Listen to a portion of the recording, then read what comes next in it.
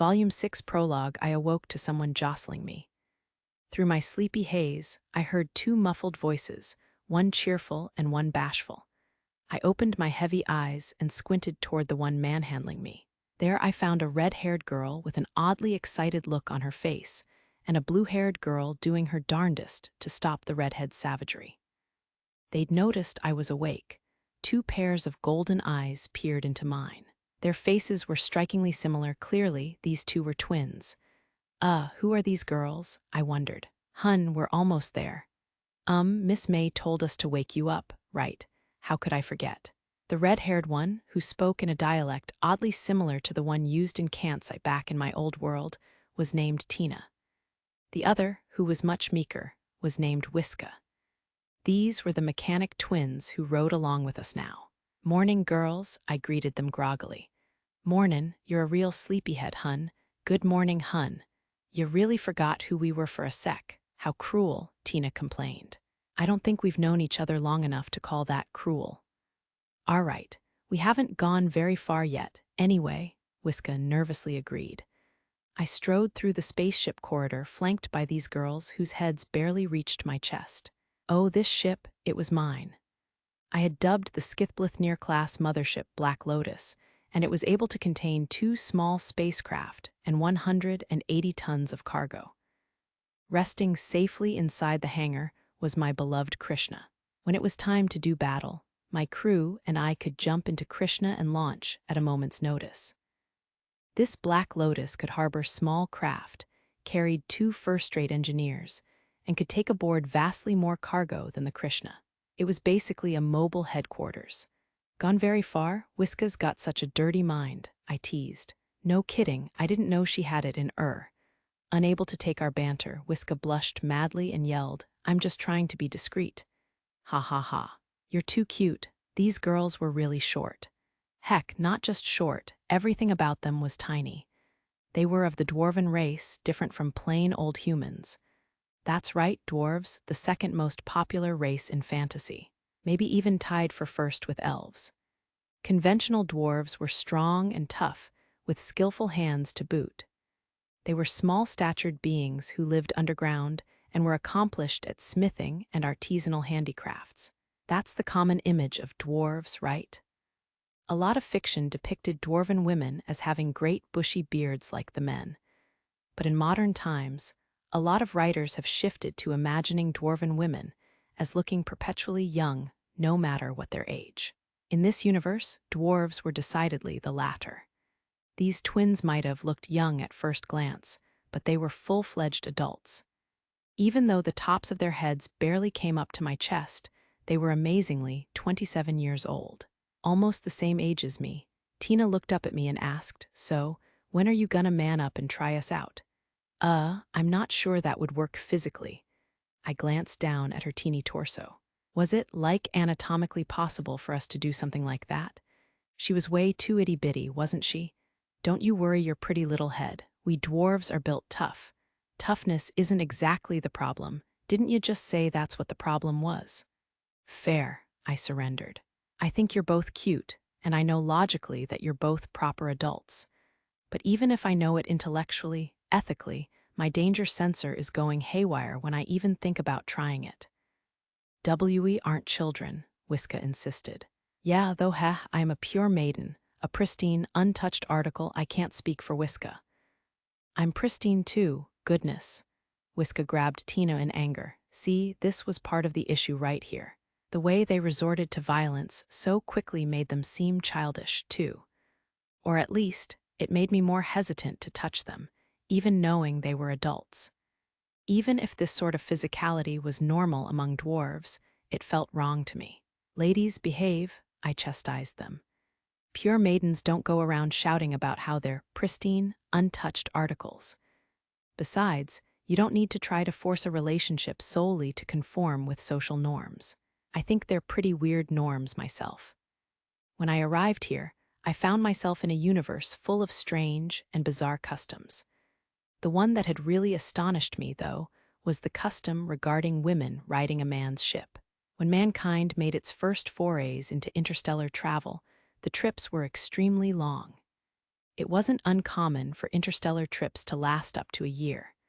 When men and women traveled together under those circumstances, well, they would naturally get closer as long as nothing crazy happened. Basically, if a woman was aboard a man's ship, they were almost certain to end up in bed together.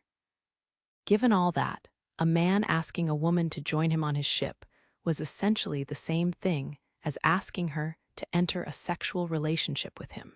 If she agreed to join the crew, she was consenting to that relationship.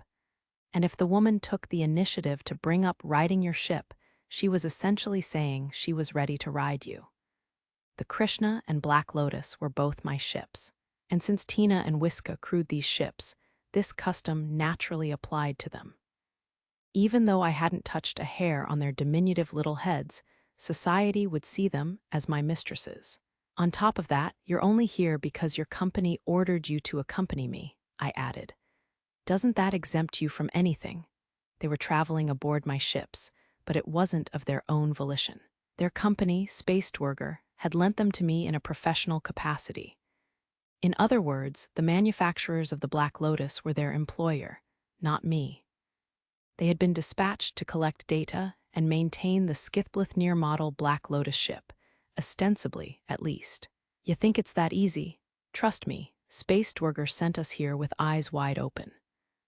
After wrapping up her fist-based discussion with Wiska, Tina smoothly grasped my right hand and began walking down the corridor. Soon after, Wiska took my left hand and did the same. It seemed the older sister had been the victor this time. Are you two really okay with that? I asked them. If I'm into it, I know how to say no, Tina answered. Now the question is, do you have a problem with us? You sure are direct. Was I really against a more intimate relationship with them? If I had to say, I honestly wasn't opposed. I was the kind of guy who ate whatever meals I was given. It just wasn't my thing to take advantage of my position or someone's sense of duty to force it. How about when the time feels right? I suggested. As long as you're not just saying yes out of social obligation, I have no reason to refuse. For real, guess it's all about the right timing then. Yeah, and setting the mood and all that, I added. I'm not good at that kind of thing. What about you, Wiska? Tina called to her sister. Wiska's shame meter must have hit its limit from hearing us talk like this. She blushed even harder and walked hand in hand with me without saying a word. I think your little sister's overstimulated, I chuckled. Told ya, she's got a dirty mind. I am not dirty, okay? With her face bright red and tears shining in her eyes, Wiska started jerking my hand around and whacking me. Ow, ow, why are you hitting me instead of her? Small though she may have been, dwarves were strong, that hurt. Please stop. I did my best to console Wiska as we made our way to the Black Lotus's bridge. When we arrived on the bridge, after much pulling and smacking from Tina and Wiska, 3 women awaited us. Well, they weren't really waiting. They were sitting at their stations as usual. Mimi turned and greeted me with a smile. Master Hero, we're almost there. Mimi was my first crew member, a normal girl who had grown up on a colony. Though she was petite, she had a bountiful bosom. Nowadays, she was our operator and quartermaster, and she was even learning how to manage buying and selling our loot and other goods all on her own. It was also Mimi who first taught me about this universe's peculiar customs. Elma, our resident silver-haired, long-eared beauty, was the next to speak. I can't imagine you slept very long, said the elf. When we arrive at our destination, let's wrap up our business quick and get some shut-eye. Though Elma was a veteran mercenary, a little blunder had landed her in hot water. Fortunately, I happened to be there to lend her a hand, and she ended up coming aboard as my second crew member. And yes, she was an elf. When you think fantasy, you think elves. When you think elves, you think fantasy. That's just how entrenched they are in the genre. Beautiful men and women, long pointy ears, magic, extended lifespans. That's the elven race for you. You might be wondering why elves were here in a science fiction universe full of spaceships, laser beams, and railguns. But what do you want me to do about it? Also, though they didn't use it often, elves really could use magic. The last of the trio was May, a long-limbed maid with an intelligent visage and black hair that flowed down to her waist. Master, we will warp out into regular space in approximately 15 minutes. May might have looked human at a glance, but the antennae and other mechanical parts around her ears proved she was an android. Specifically, she was a Maydroid, an android manufactured to serve a master. Androids had miniature positronic brains, making them bona fide machine intelligence. Because of this, imperial law conceded them some human rights, although they weren't quite airtight. I'd be here forever if I started telling you the whole history of machine intelligence in this empire. Basically, I'd purchased her to serve me. Before buying her, I'd customized her with the most powerful materials and parts, sparing no expense, so her specs were unprecedented for a Maydroid. She was so strong that, truthfully, I wasn't sure I could beat her in a fight, even if I wore my power armor. When it came to unarmed combat, she was far and away the strongest being on the ship. Maybe Mimi, Elma, and I should stand by on the Krishna for now, I suggested. I think so too, Elma agreed, rising from her seat. Mimi did the same. The Imperial fleet is stationed there, but you can never be too safe. May remained seated. She would stay here and man the helm of the Black Lotus. How do you like operating the Black Lotus? I asked Elma. Can't say much yet since I haven't had long with it. You'll be the one doing the real work, hero. Agreed, Mimi chimed in. I only need to read the radar and sensors, and they aren't much different from the Krishnas. Piloting will probably be quite different though, won't it? Yeah, I'm sure it will. May, I'll have you handle the Black Lotus for now. Yes, sir, leave it to me. I took Mimi and Elma down to the Krishna. Tina and Whiska walked with us, probably planning to return to their own rooms near the hangar. I doubt I'll need to pilot it often, but I'd better practice just in case, I mused. Yup, you never know when something might prevent May from piloting the Black Lotus. Up until now, I'd left pilot duties on the Black Lotus to May and her machine intelligence, but Elma was right. If anything happened to her, it was totally plausible that we would have to pilot it ourselves. To that end, I'd been practicing in the cockpit simulator whenever possible. We are heading to the front lines against the crystal life forms, right? You can never be too cautious in a place like that. Yep, you can never be too cautious. Last thing I want to do is underestimate them and end up assimilated or whatever. The Isuluk system, which we would soon warp into, was the front line of defense in the war between the Imperial fleet and the aliens known as crystal life forms. Crystal life forms were pretty annoying enemies. They reproduced quickly, and even the Empire often found itself on its back foot when up against their offensive capabilities. Though they weren't that strong one-on-one, they attacked in swarms. They were most dangerous when they were breaking down shields and eating into plating and hulls.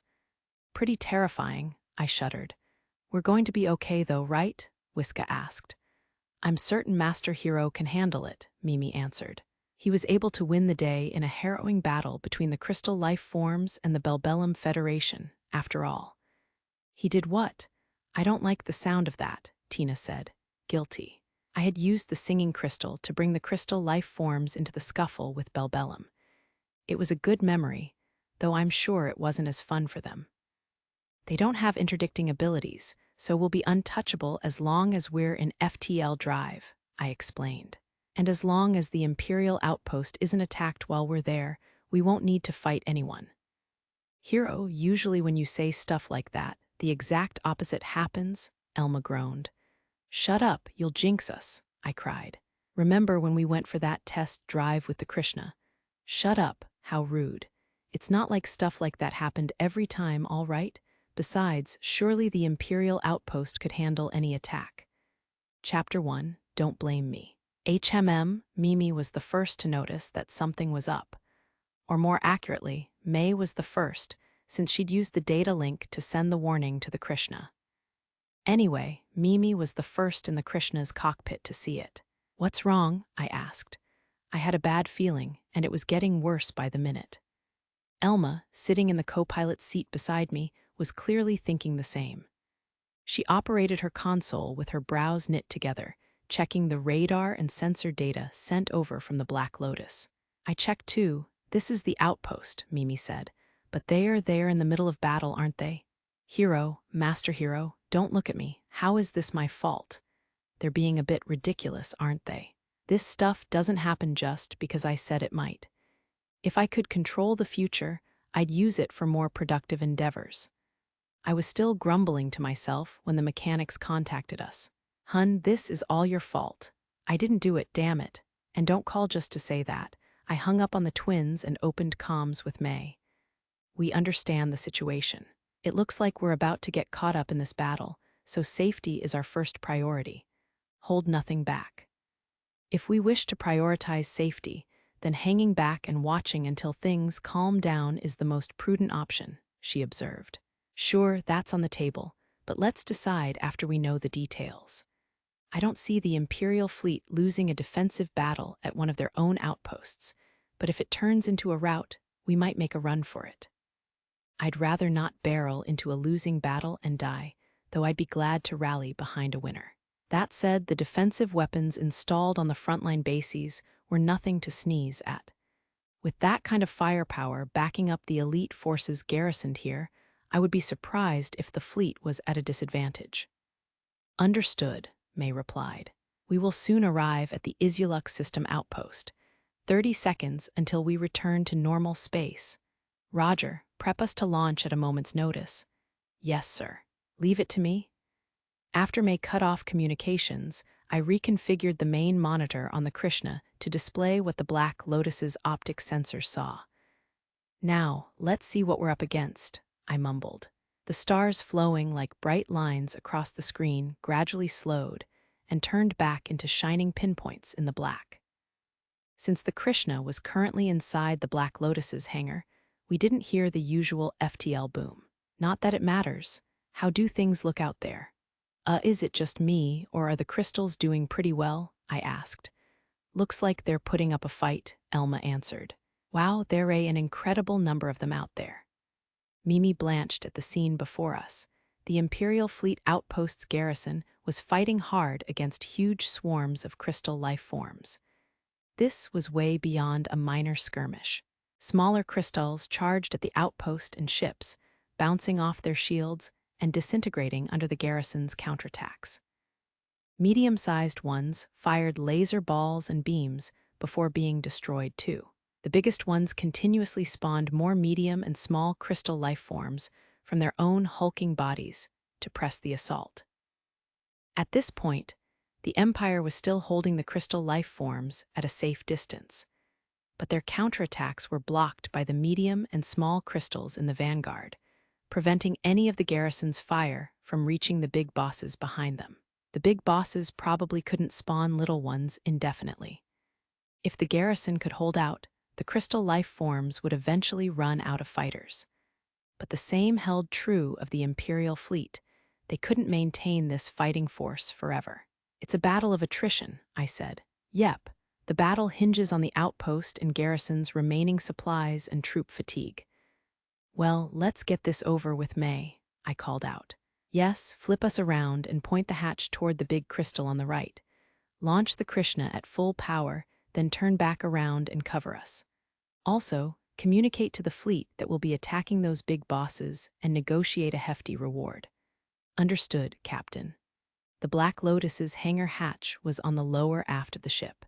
If we wanted to launch a small craft at maximum speed, we would have to turn our backs to the enemy.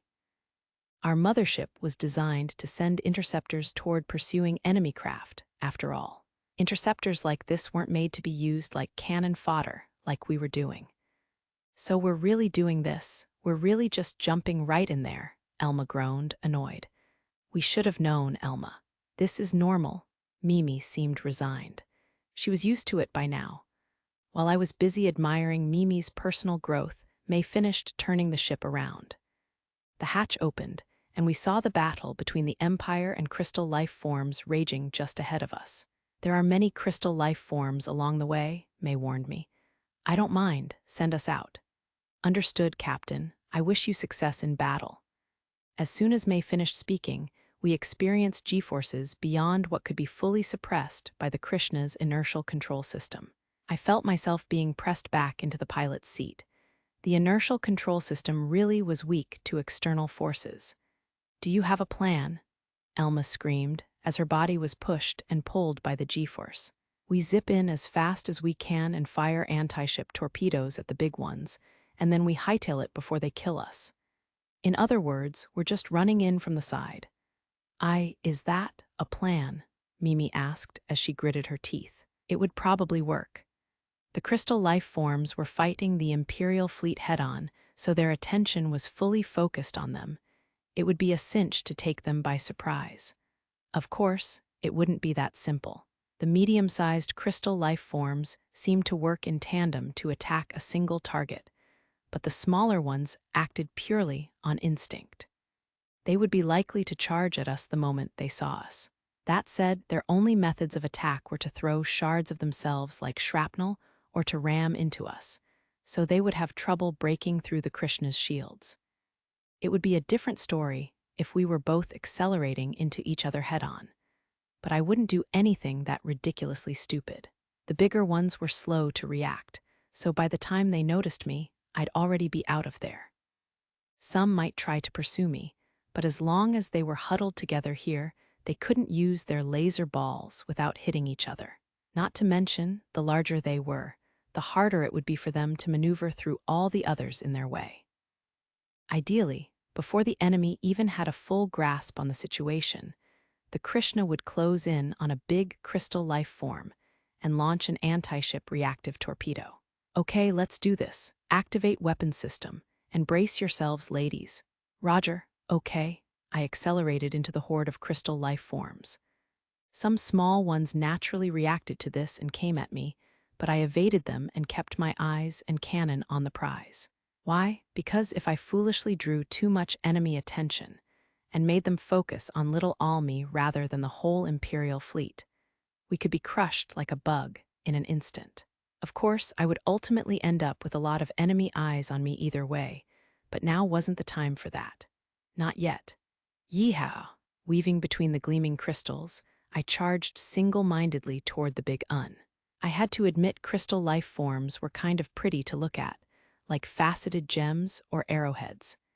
And given their myriad colors, well, they were honestly beautiful. Even though we're in such a dangerous situation, there's not much for me to do right now, Elma mused. Me neither, Mimi added. There's no way for me to support in a melee like this. The crystal's shard throwing didn't make much of a dent in the Krishna's shields, so there was no need to use a shield cell. And if we deployed chaff or ECMs in a mob like this, we would only draw their attention. Even Mimi had little to do, as I'd already pulled up my short-range and mid-range radars in my periphery. Heck, even if she tried to warn me of something, at this distance, it would be too late by the time it was out of her mouth. The ship's near-field sensors would activate sooner than she could physically react. Get over here, you little. I finally passed through the wall of small and medium crystals and was now closing in on the large one.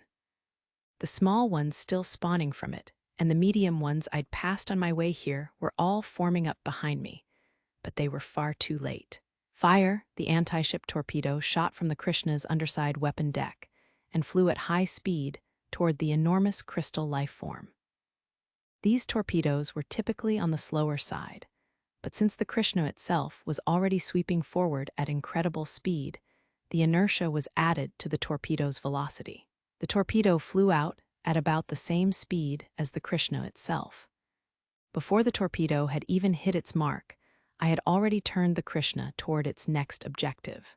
A few seconds later, the torpedo burst into a glorious ball of fire behind us. In the back monitor, I could see not only the big crystal life form, but also its smaller friends trapped in the explosion. They had no shields deployed, so when they shattered into shrapnel like that, they often ended up hurting their allies as well as their enemies. All right, on to the next one. Yeah. I'll maintain our shields, so go wild. I'll report if there are too many enemies following us. After dropping the first big one with gusto, I skulked toward my next prey, elated. It was time to really make a mess of these guys. The state of the battle wasn't good, though I wouldn't call it precisely bad, either. Both sides still had a chance to eke out a victory. Some of our vessels might end up devoured before the enemy was destroyed. But as long as the crystals didn't damage our outpost interceptor weapons, victory would eventually be within our grasp. However, the situation is becoming increasingly unmanageable. We still have time, but not for long. What are our options here?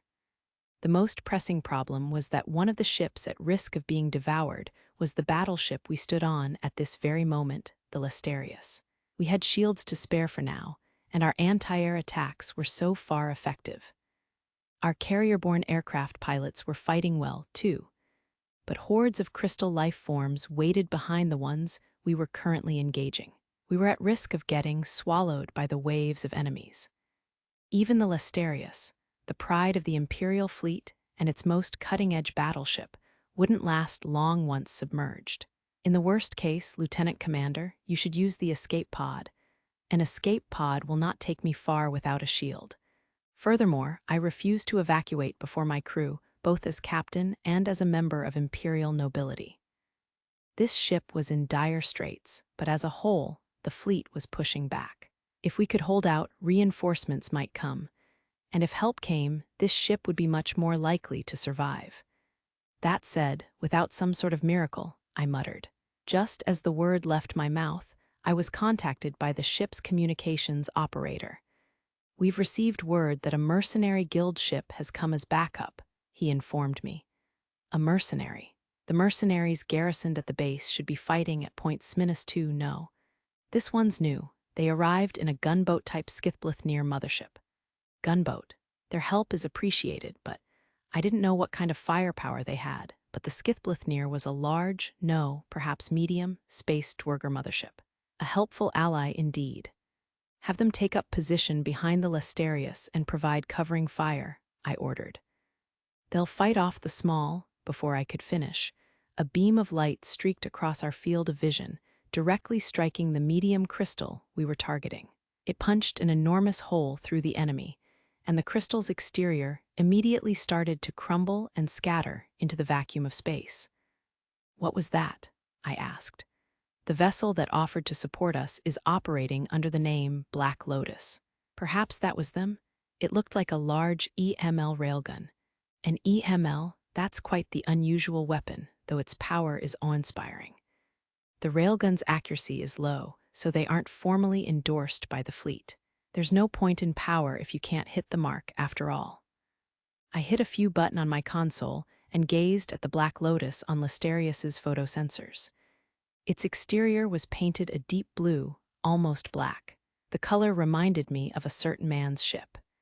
He had used a gateway to flee while guarding Count Dalenwald's ship, so I'd had to give up pursuit. I wondered, was he doing well now? "Incredible firepower, indeed," I murmured. "You can say that again. You don't see a mercenary with a ship of that caliber every day." Plating slid back, and the Black Lotus deployed hidden weapons, madly firing lasers and seeker missiles. 12 laser cannons, 10 missile pods, and an EML mounted on the ship's bow. If these weapons were normally concealed, it was clear that the mercenaries aboard this ship meant to hide that they were heavily armed. Hide from whom, though? Since it was a mercenary ship, they were clearly trying to hide their weapons from pirates. Pretending to be a transport ship, yet carrying the armory of a heavily armed gunboat. When pirates carelessly approached this Lotus, they would find it to be a poisonous flower. "Wait," I muttered. That man had taught us the very same bait tactic, and we'd learned it well. We'd even hired other mercenaries to observe and advise us. Those mercenaries had called the fleet scary and underhanded for using such a tactic, so was it not strange for that ship to be using the same tactic? And the large EML on their bow was also exceedingly suspicious. As I recalled, that man's ship also had a flak cannon used for extreme close-quarters combat. Both of these were similarly niche weapons. "Find out everything you can about the owner of that ship," I demanded. "Huh, wah," my adjutant next to me gasped. Right now, despite his protests, he was devoted to his work. He turned to his console and began searching the database. "Lieutenant Commander, yes, we've received a communication from the Black Lotus. Report it immediately in full." I'm finding this hard to believe, but they claim that a small mercenary battleship will plunge into the swarm and throw the enemy into disorder. The question in my mind gradually turned into conviction. There were only 2 idiots in this vast galaxy who would so easily do something so stupid. Lieutenant Commander, it's him, isn't it? Yes, ma'am, it is him. I turned my eyes to the bridge's main monitor. Several large crystal life forms hung unmoving in the depths of the swarm. As I watched, one was half destroyed in a flash of light. The enemy forces are falling, push them back. Yes, ma'am. On my orders, the crew sprang into action. It seemed this man would save our lives today. Shit, shit, shit, shit, shit. Ha ha ha, I'm not done yet. Let's keep going. No, we can't. Elma and Mimi were crying, but I had every confidence we'd be fine. So many small crystals were chasing us that the radar display was almost solidly red, but that was within expectations. Gah, forward, forward. Alley-oop, eep. Medium-sized crystal life forms tried to block the Krishna's path, but I weaved through with a hair's breadth to spare, grazing past their gleaming forms and slipping between them. The small ones tried to chase me through the gap and slammed into the medium-sized ones and each other, creating a multi-crystal pileup. This, too, was as expected. Now what do we do? Elma asked, regaining some of her composure. Well, we did use up all our anti-ship torpedoes. Keeping an eye out so as not to get caught among the medium-sized ones, I smashed up a few small crystals with flak and pressed onward. I had dealt major damage to several of the large ones with anti-ship torpedoes, and their command structure was crumbling. That meant these little guys were free to attack as they pleased. But I couldn't think about that. The main thing was, I had to keep moving or I'd be crushed by sheer numbers. I continued pressing forward to draw their attention. Now all we could do was pray that the Imperial fleet and the Black Lotus could clean them up for us. We just need to focus on escaping and whittle down their numbers while we hope for our allies' success. So your plan was to leave it to them. That's the same as no plan. You might think so, but no. What I've done here is throw one side of an even battle into disarray. If the Imperial fleet is worth their salt. Suddenly, several large-bore laser cannons fired lasers this way, obliterating in an instant the whole cloud of medium and small crystals I'd been facing. See, now we just have to zoom around and keep out of the way of the fleet's fire. Master Hero, the Imperial fleet is sending us data on their bombardment plans. For real, throw it up on the radar and HUD. I'll lead the enemies right into it. Yes, sir, was May behind this. Even if she wasn't, they had adapted to my interference almost too fast. It was almost as if they knew how I know. I shuddered. Hey, get your head out of the clouds. I know. We'll find out after we survive this. The face of a certain blonde-haired lieutenant commander surfaced in my mind, but the pirate hunting unit wouldn't be deployed on the front lines against crystal life forms, right? No, this must have all been May's doing. After firmly convincing myself of that fact, I continued to sweep through the battlefield, dragging the train of crystal life forms in my wake. Hoo boy, that was a thrill. I'm a little worried about how the reward will turn out, though. In the hour since my grand entrance, the crystal life forms had been chased out of this sector. Once I broke the stalemate between the two forces, things had gone swimmingly for the garrison. Medium crystals were destroyed one after another. With their shielding vanguard eliminated, the already damaged big ones were destroyed under the focused fire of the Imperial fleet.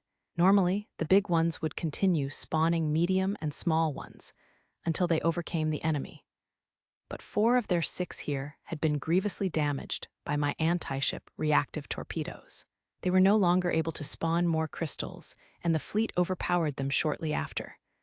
I'm wiped, said Elma. I want to take a nap. Me too, Elma and Mimi were beaten down. Mentally, that is.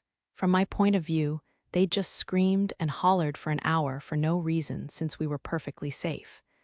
But it must have been scary for them. I decided to graciously forgive their panic and subsequent exhaustion. What's with the smug look? Elma asked. You want to get hit? Please know I'm gonna die.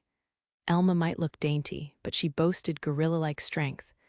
I'd arm wrestled her once before, and she wrecked me. How could such slender arms hide such muscular domination? Maybe she was using magic to power herself up or something. That was the toughest battle yet, Mimi sighed. Thrilling, right? One misstep and bam. Your history, you're way too calm about it. Elma glared at me, but I'd always messed with crystal life forms like this in Stella Online. Large-scale battles with them were a kind of raid, so I'd done it countless times. Playing chicken with flying crystals was basically muscle memory at this point. Still, in this world I couldn't be overconfident, so I'd planned my moves with an ample margin of safety. Mimi, we're docking in the Black Lotus. Okay. I'll contact May. As we made our way back to our mothership, I spotted a rather familiar battleship waiting next to it. Master Hero, that battleship, Mimi stammered. Ha ha ha, that's a laugh. It must be the same model. Confirmed, it's the Lesterius, said Mimi. Why? How could such a big universe be such a small world? This sector shouldn't be of interest to the pirate hunting unit. Also, I'd gone through a gateway. How could that lieutenant commander be here? Excuse me, Master Hero. Yeah, we have a communication request from the Lesterius. Yeah. I couldn't refuse communications now. At the very least, I'd have to go through the fleet if I wanted to my reward. I had battle data, so they wouldn't refuse to pay me, but having the lieutenant commander's backing would ensure I got my payday. Greetings, Captain Hero speaking, I greeted Serena. Long time no see, Captain Hero. You certainly saved the day today. Thank you. I'm truly quite honored. Keep up the fake politeness, and I'll make the rest of your life an unhappy one. Please know I'm gonna die. Elma and Lieutenant Commander Serena both had a way of threatening violence whenever I joked. It wasn't very friendly of them. Yeah, I know I'm one to talk, but I mean, I don't use direct violence all that often. The most I've personally done is slap people with wads of bills unless they started it. Serena sighed. Never mind. We'll need you to follow the Lesterius until we have the situation under control. We have your battle data, and you have my word that you'll be treated fairly. Aye. Do you need any help? Not at all. You may rest in your mothership. If we need anything, we will contact the Black Lotus. Understood. Elma and Mimi heaved a sigh of relief. They were both exhausted, so I decided I might as well be obedient. All right, let's dock. Roger. Okay. I flew the Krishna into the Black Lotus hangar. She said we'll be treated fairly, but who knows how much I can trust her. I've got a bad feeling about this, Chapter 2. Center stage, I docked in the Black Lotus and climbed down the Krishna's ladder and onto the hangar deck, where the twins greeted me. Heya, welcome back. Good to see you girls. They were both wearing their mechanics jumpsuits and had maintenance bots lined up behind them. It seemed they were ready to get cracking on the Krishna right away. Where are Elma and Mimi? They're resting in their rooms on the Krishna. The battle took a bit of a mental toll on them. I can imagine. Whiska looked up at the Krishna sympathetically. I didn't think it was that hazardous, I shrugged.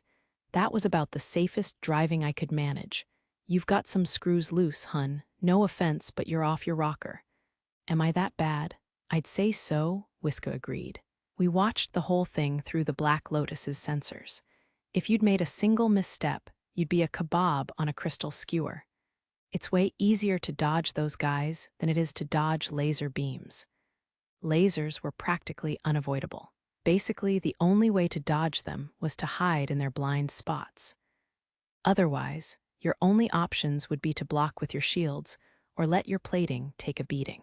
Why would you compare them to laser cannons? But anyway, that's not the point. Aren't you afraid of making that one tiny mistake and biting the dust? I guess I can't say I have no fear at all, but it's more a question of how accustomed you are to it. Accustomed? Yep. I'm used to that level of risk, so I'm fine. That was all I could say, really. It would be a lie to say I wasn't scared of making one fatal misstep, but you could say it's a lot like driving a car back on Earth. One wrong turn of the wheel on a mountain road, and you could break through a guardrail and wind up upside down at the bottom of a ravine. Huh, Tina shrugged. Well, anyway, we're gonna get to fixin' up the Krishna. Yeah, thanks. The hull hasn't sustained any damage, so I figure it should only need maintenance on the suspension, generator, and shield generator. More or less. But knowing the enemy, We're gonna give it the full inspection. Fair. Safety first and all. If you find any shards of crystal on there, make sure you don't touch them with your bare hands.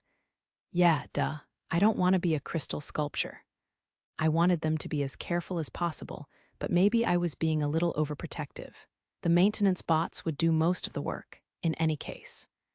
It really was convenient to be able to have the Krishna maintained right here without needing to stop at a port, even if our cargo capacity limited what materials we could carry for repairs.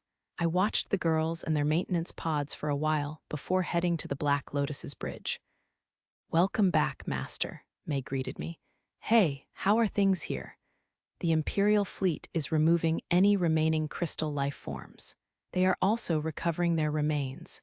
That must be a lot. Indeed, but it would be dangerous to cut corners.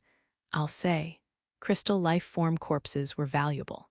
Their rare crystals could be used as material for laser cannon lenses, as an energy source, and some other things. However, it was extremely dangerous to touch living ones carelessly. If you touched one barehanded, it could infiltrate and steal away your whole arm. And if enough living crystals combined together, they could start acting as crystal life forms again.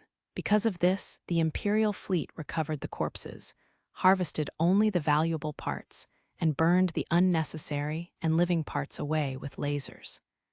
How would the loot here be distributed? Would it be used to pay the soldiers, or would it be added to the military's budget? Not that any of that was really my concern. Looks like it'll be a while, I mused. I would estimate around 2 hours. Rough work for those military men and women. I'd really like to drop the cargo and leave, but I have informed Lieutenant Commander Serena about the cargo delivery as well. I expect we will receive communications soon. We created a report based on the Krishna's battle data, as well as the data recorded between the Black Lotus and Lesterius, and sent it to headquarters. We included a note that we would pay out special rewards to the Krishna and Black Lotus. When we received a response, it contained only one word: psycho. The report was shared to all squadron commanders in the Isulux system, and they all responded in much the same vein. I could see why they thought so, but that was just the way he was. I noticed the big ones getting destroyed and the whole swarm turning weird, so this guy was behind it all. Can we even use this battle data for anything? You want us to analyze it and use it to counter the enemy. Machine intelligence might be able to use it, but I'm sure they'd refuse. Crystal life forms assimilation is fatal to machine intelligence, and they're certainly not lacking a sense of self-preservation. We can't prepare such a specialized ship anyway, and it would be a suicide attack machine even if we did. Well, I say it's better than a useless suppression ship. Can you quit grumbling about that? More bloodthirsty nobles might cut you down. The suppression ship discussion was indeed a dangerous one. I wasn't that brutish, but some nobles among the fleet had itchy saber hands. I believe it would be in our best interest to simply accept the victory handed to us and pay out a suitable reward, I said to the group. A few people agreed with my assessment. One should always reward good deeds. We must pay out the appropriate reward for this service. By our own analysis, the mercenaries' work was a major factor in our victory. I am in full agreement. We must accept the truth. Anyone can tell who won us the day. I will inform accounting. Thank you all. With this, I had fulfilled my promise to him. I could breathe a sigh of relief for now. Will he remain at our base for the time being? I wonder, I replied. I've been informed that he's here on a transport request. Keep him here if you can. We need all the firepower we can get right now. I'll try, but they had tasked me with the impossible. I tried so many times by now to seduce him to our side, but he never budged an inch. I could only think of one way to tie him down. If we really want to keep him here, then I'll need assistance. We spent an hour of watching the Imperial fleet hard at work from the Black Lotus's bridge before Lieutenant Commander Serena contacted us from the Lesterius. I faced her once again through the holo display. I've convinced Base Command and the other commanding officers. You can expect a hefty reward for your assistance in this matter. Excellent. I would have been heartbroken if we'd been stiffed for this one. Oh, by the way, can I get my ammunition replenished? I've got my heart set on 4 anti-ship reactive torpedoes. I believe we have some reserves for torpedo ships, so I'll see what we can do. The Imperial fleet will naturally bear the cost of replacing your ammunition. I appreciate that, but I hesitated.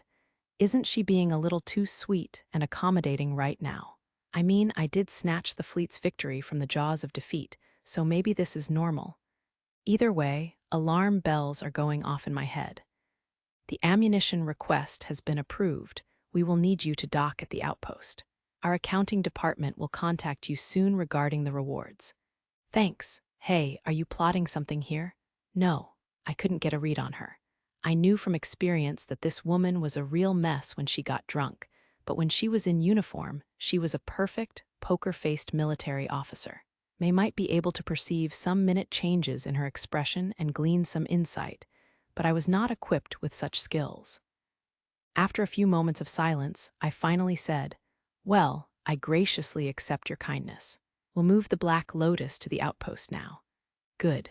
The crystal life form attack warning has been lifted, but please do be careful on your way.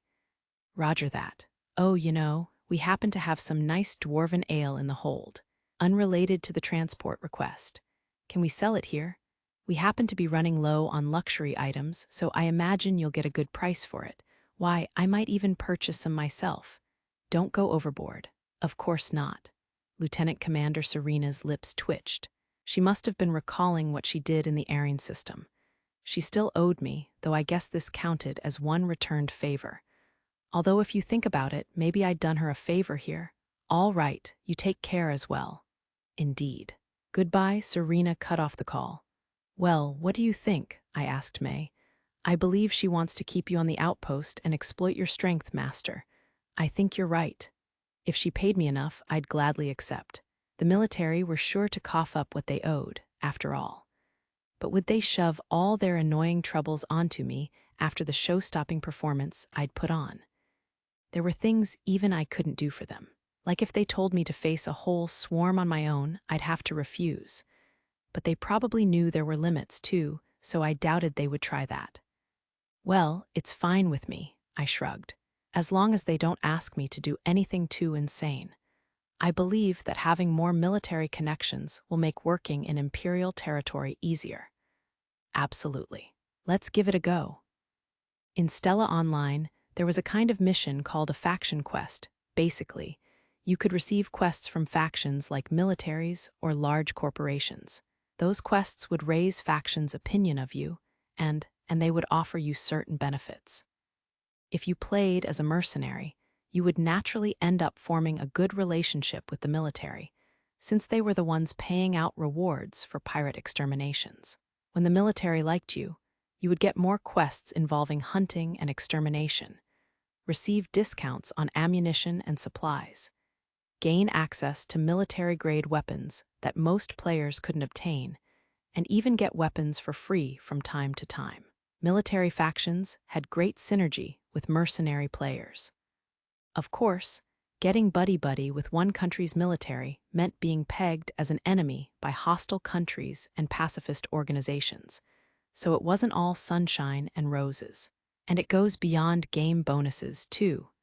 That was what Soul could offer, but I wasn't totally clear on how a relationship with the military would affect me in this world. It went without saying, but this world wasn't a video game. I might end up in some very unique, very annoying situations. I just pray we aren't getting ourselves into trouble, I said. I agree, although I'm not certain your prayers will be of much help. So basically, you think we're guaranteed to run into trouble. Honestly, I could see her point. We'd come here on a transport request, and there just happened to be a crystal life form attack on arrival. And we just happened to be reunited with a certain lieutenant commander. Of course, something was going to go down here. We would have to be cautious. We docked at the Imperial Fleet's outpost without issue. Was it because word had already gotten around, or because I'd mentioned the liquor on board to the port authority? Or was it simply because Space Dwerger's new weaponry in our cargo hold was just that important to them? Well, I didn't worry too much about the why. I was just glad that we were able to avoid a long wait. There's not much for us to do, huh? I mused. Yeah, Elma agreed with a sigh. Elma and I relaxed in the Black Lotus's lounge. Mimi and May were currently reporting on our transport request and selling the luxury items we'd brought, so we were idle for the moment. The twins were currently occupied performing maintenance on the Krishna and Black Lotus. After the Krishna's wild maneuvers and the Black Lotus's non-stop fire as a backup gunship, they were taking a close look at the weapons. "If you're tired, you can sleep for a while," I offered. I think I'll take you up on that." Elma leaned on my shoulder and soon dropped off. "Hey, I said you could sleep. You don't have to do it right on me. Not that I have anywhere else to be, I guess." While Elma got some shut-eye, I used my handheld terminal for a little intelligence gathering. May was doing a bang-up job at it, but I couldn't leave everything to her. It was still important to gather and interact with this stuff myself. I first tried poking around for info regarding the war against crystal life forms. It seemed the aliens sporadically assaulted this base. The conflicts gradually grew in scale, and now there were reports that the Empire was transferring their forces to this star system in order to defend it. At the same time, they were trying to pinpoint where the crystal life forms were spawning from. So far, they had failed to locate it. But wasn't that a little strange? As far as I knew, crystal life forms had set spawn points. They usually hold up in star systems with pulsars. I didn't understand the minutiae, but basically, they fed off these stars radio waves or X-rays or whatever, then infiltrated and reproduced on nearby asteroids. There had been many updates after the addition of crystal life forms in Stella Online, and pretty much the whole player base had carried out investigations, quests, and defensive quests related to them. Ultimately, we figured out the biology of the crystals. That was when I started playing as a mercenary, so I had mostly fought off crystal life forms and retaken star systems that had fallen under their control. The Explorer players were the ones to thank for our current level of knowledge about their inner workings. Has research on crystal life forms not progressed much in this universe? I muttered to nobody in particular. It wasn't inconceivable. Although this world was similar to Stella Online, it wasn't entirely the same. My knowledge from the game wasn't all applicable, though some of it was. For example, I knew what kinds of materials a star system producing particular items might need. Ships I encountered here that had appeared in-game also had the same specs I remembered, so that hadn't changed much either. But there were smaller shipmakers and other elements in this universe that hadn't appeared in the game. For example, Maydroids like May didn't exist in Stella Online, and I don't think there were any hints of machine intelligence back when I was a player. When I thought about it, there were countless small discrepancies like that. I decided to set the mysteries of this universe aside for now, and used my handheld terminal to activate the lounge's holodisplay, bringing up the galaxy map and displaying the area around the Isulux system. The closest pulsar system to Isulux would be this one, I guess. And maybe this one. I was still checking for neighboring pulsar systems when I heard the call tone blaring from my terminal. Elma was still snoring on my shoulder, and I didn't want to wake her up, so I quickly accepted the call without even reading the caller's name. "My, you picked up fast. Were you waiting for my call?" Lieutenant Commander Serena joked with a grin. "No," I replied shortly, and turned my terminal to show her Elma slumped against me. When I turned the screen back, her smile had turned stiff. "Enjoy showing off your conquests, do you?" "That's not what I meant. I'm just saying someone is trying to sleep here. Also, I just picked up right away because I was already using my terminal. How can I help you, Lieutenant Commander?" "Let's get down to business then. I have a request. Related to the crystals, I presume. I'm glad you're quick on the uptake." She smiled again. "I'll get to the point. I would like you and your ships to participate as mercenaries in any coming battles. We are asking to retain you for 30 days at minimum, 90 at maximum. I'd really rather not be stuck here. Of course you have the right to refuse. You are a free mercenary, not a military man.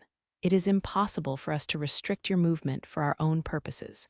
Besides, we must be considerate of the mercenary guild." "I see. And how about the reward?" That was the biggest factor here. We are currently calculating your reward. I can't give you any hard numbers, but you may assume it will be quite a large sum. Okay, then I'll decide when I see the reward and get the exact details of the request. I didn't come cheap. When all was said and done, my power was limited, and there were significant risks involved. I couldn't fight off a huge swarm of crystals without the Empire's support, and I didn't want them thinking I could. And most importantly, the lives of Elma, Mimi, and the dwarves were in my hands. I would never carelessly take on any request that put them in harm's way. I expected you would say that, Serena responded. I simply wanted to inform you ahead of time that we intend to request your support. Of course, as this is a direct request from us, we will compensate you in more than just Ener. Such as, we are prepared to provide you with military-grade weaponry. Naturally, though, there are some limits on what we can offer. That is an attractive proposition. I was especially attracted by the part where I wouldn't have to grind faction missions to get access to the good stuff. It'd kill me if I had to do a whole list of annoying missions just to get my hands on some powerful weapons. Isn't it? Please consider it seriously. I'll think about it. As enticing as it was, I couldn't give her my word on the spot, no matter how brightly she smiled. Rewards aside, what exactly am I being asked to do? So it's related to crystal life forms that doesn't give me much to go on. Specifically, we are asking you to search for the system where they're spawning. The military has sent recon missions to neighboring star systems, so your job would be to join those missions and protect our personnel from crystal attacks. I see, recon missions, huh? They must not know the crystals make nests in pulsar systems. If they did, they wouldn't waste all this time and effort. Well, it's not a total waste. Crystals do reproduce by moving to neighboring systems. They'll have to be thorough if they want to wipe them out for good. But in my experience, if you couldn't take down the mother crystal right away, most nests became an endless mob-killing battle. Is something wrong? Serena asked me. Oh no. It's just that I heard a rumor that crystal life forms typically nest in star systems with pulsars. Her expression changed immediately. Well, that was expected. Anyone would be stunned if they had that kind of information dropped in their lap. Knowing this would change everything about their ongoing search. Is that true? She asked gravely.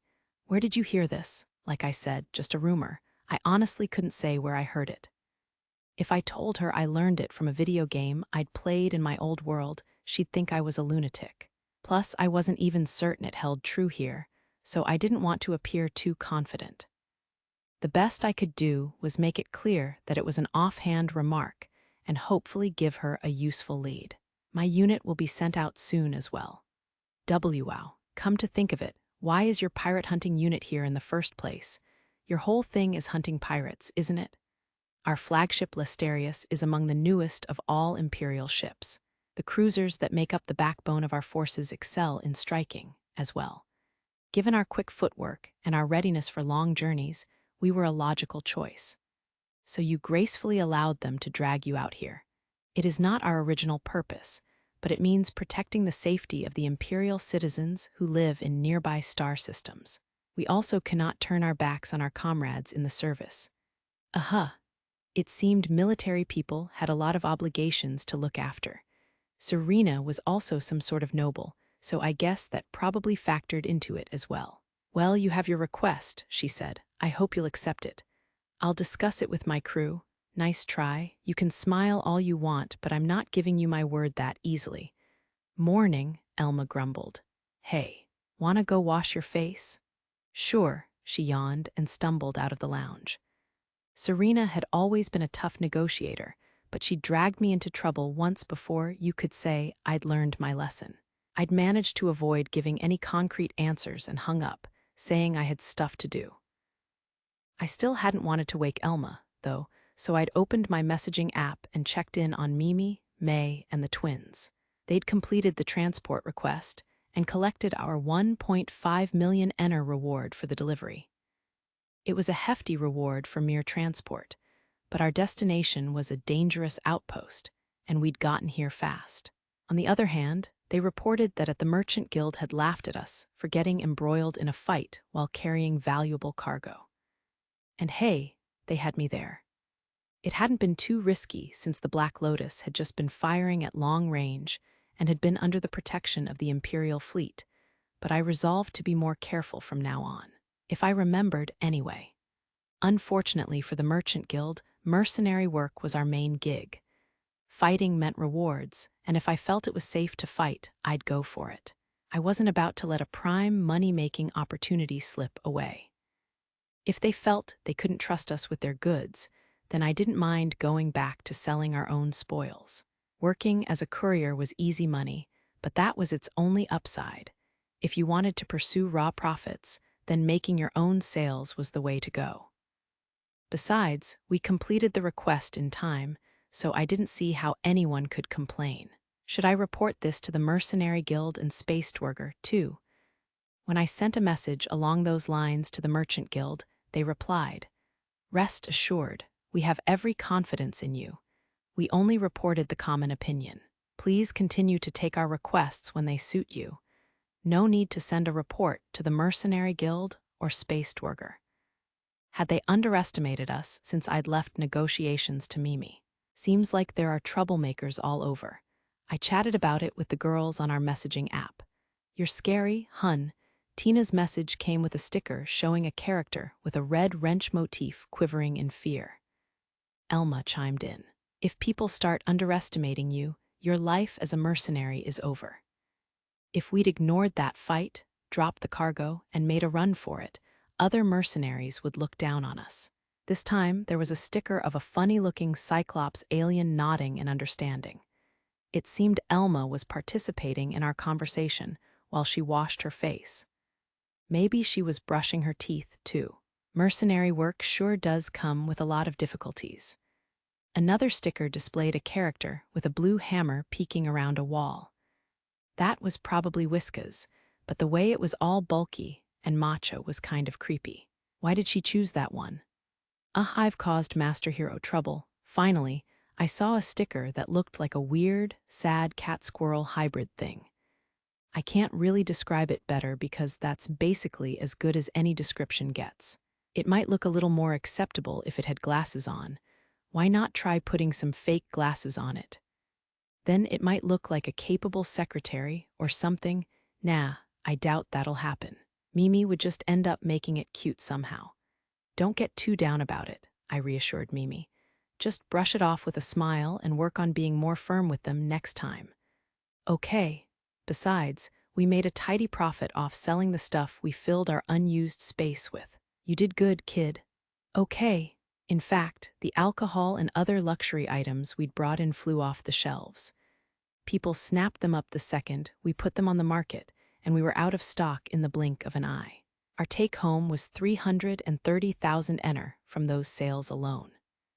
Mimi and I had settled on a 3% commission for her, so she would make 99,000 ener, while my cut was about 320,000. We also decided to divvy up our 1.5 million ener shipping reward the same way we did for normal rewards. So Mimi got 15,000 ener. Elma walked away with 45,000, and my remainder would be 1.44 million. That left me with a total of 1.76 million ener. From there, we would subtract ship maintenance fees, docking fees, and living expenses. Docking fees were especially steep. Since the Black Lotus was much bigger than the Krishna, it cost exponentially more to dock. The dwarf twins received no cut from this, by the way. Their bonuses only came from profits from harvested pirate ships and parts, which they did the bulk of the work on. And as for the lieutenant commanders, well, the Imperial fleet's request, I said to the girls. "Depends on the reward, right?" Elma asked. "It always comes down to that, doesn't it? I don't believe we've received word yet." "Right, May?" I turned to the Maydroid, who stood behind me. "Correct. No word from the Imperial fleet yet." So we were still waiting on the Imperial fleet's accounting department.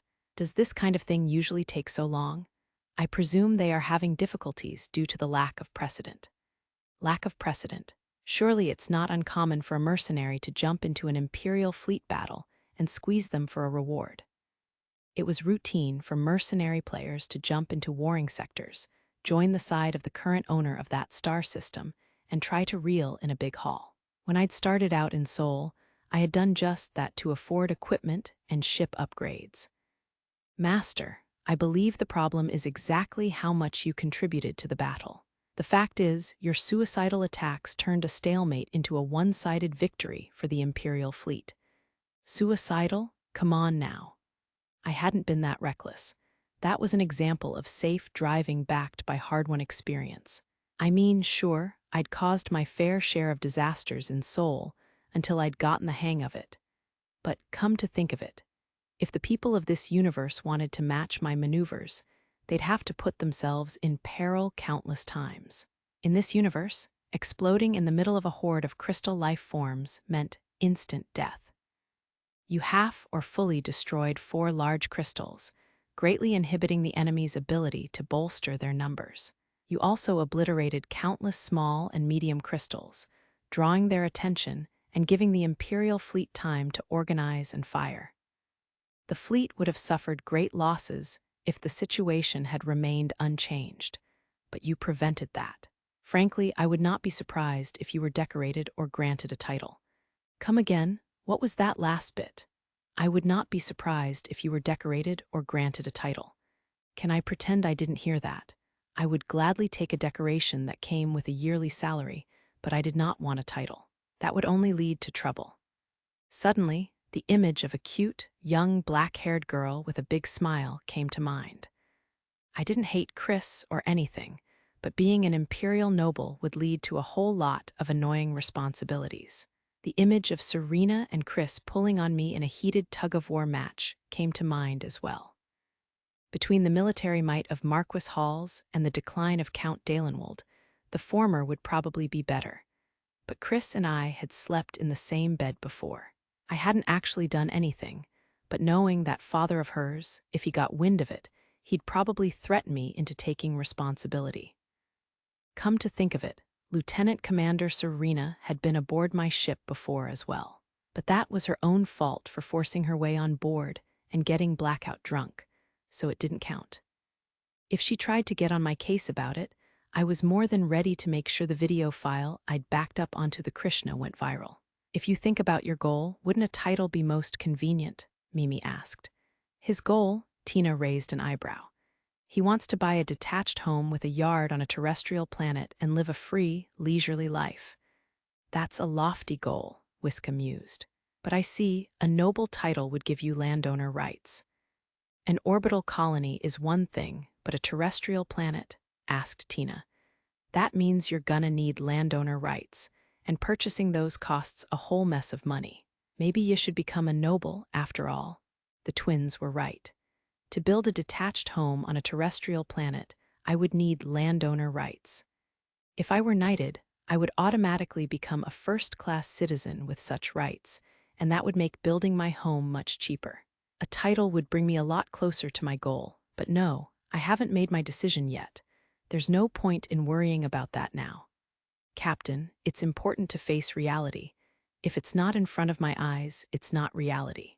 It's silly to get all worked up over hypotheticals, right? Besides, Serena knows I have no desire to be tied down. She should be able to figure out that being too pushy over it will only grind my gears. Actually, I agree with the master hero. Mimi sided with me.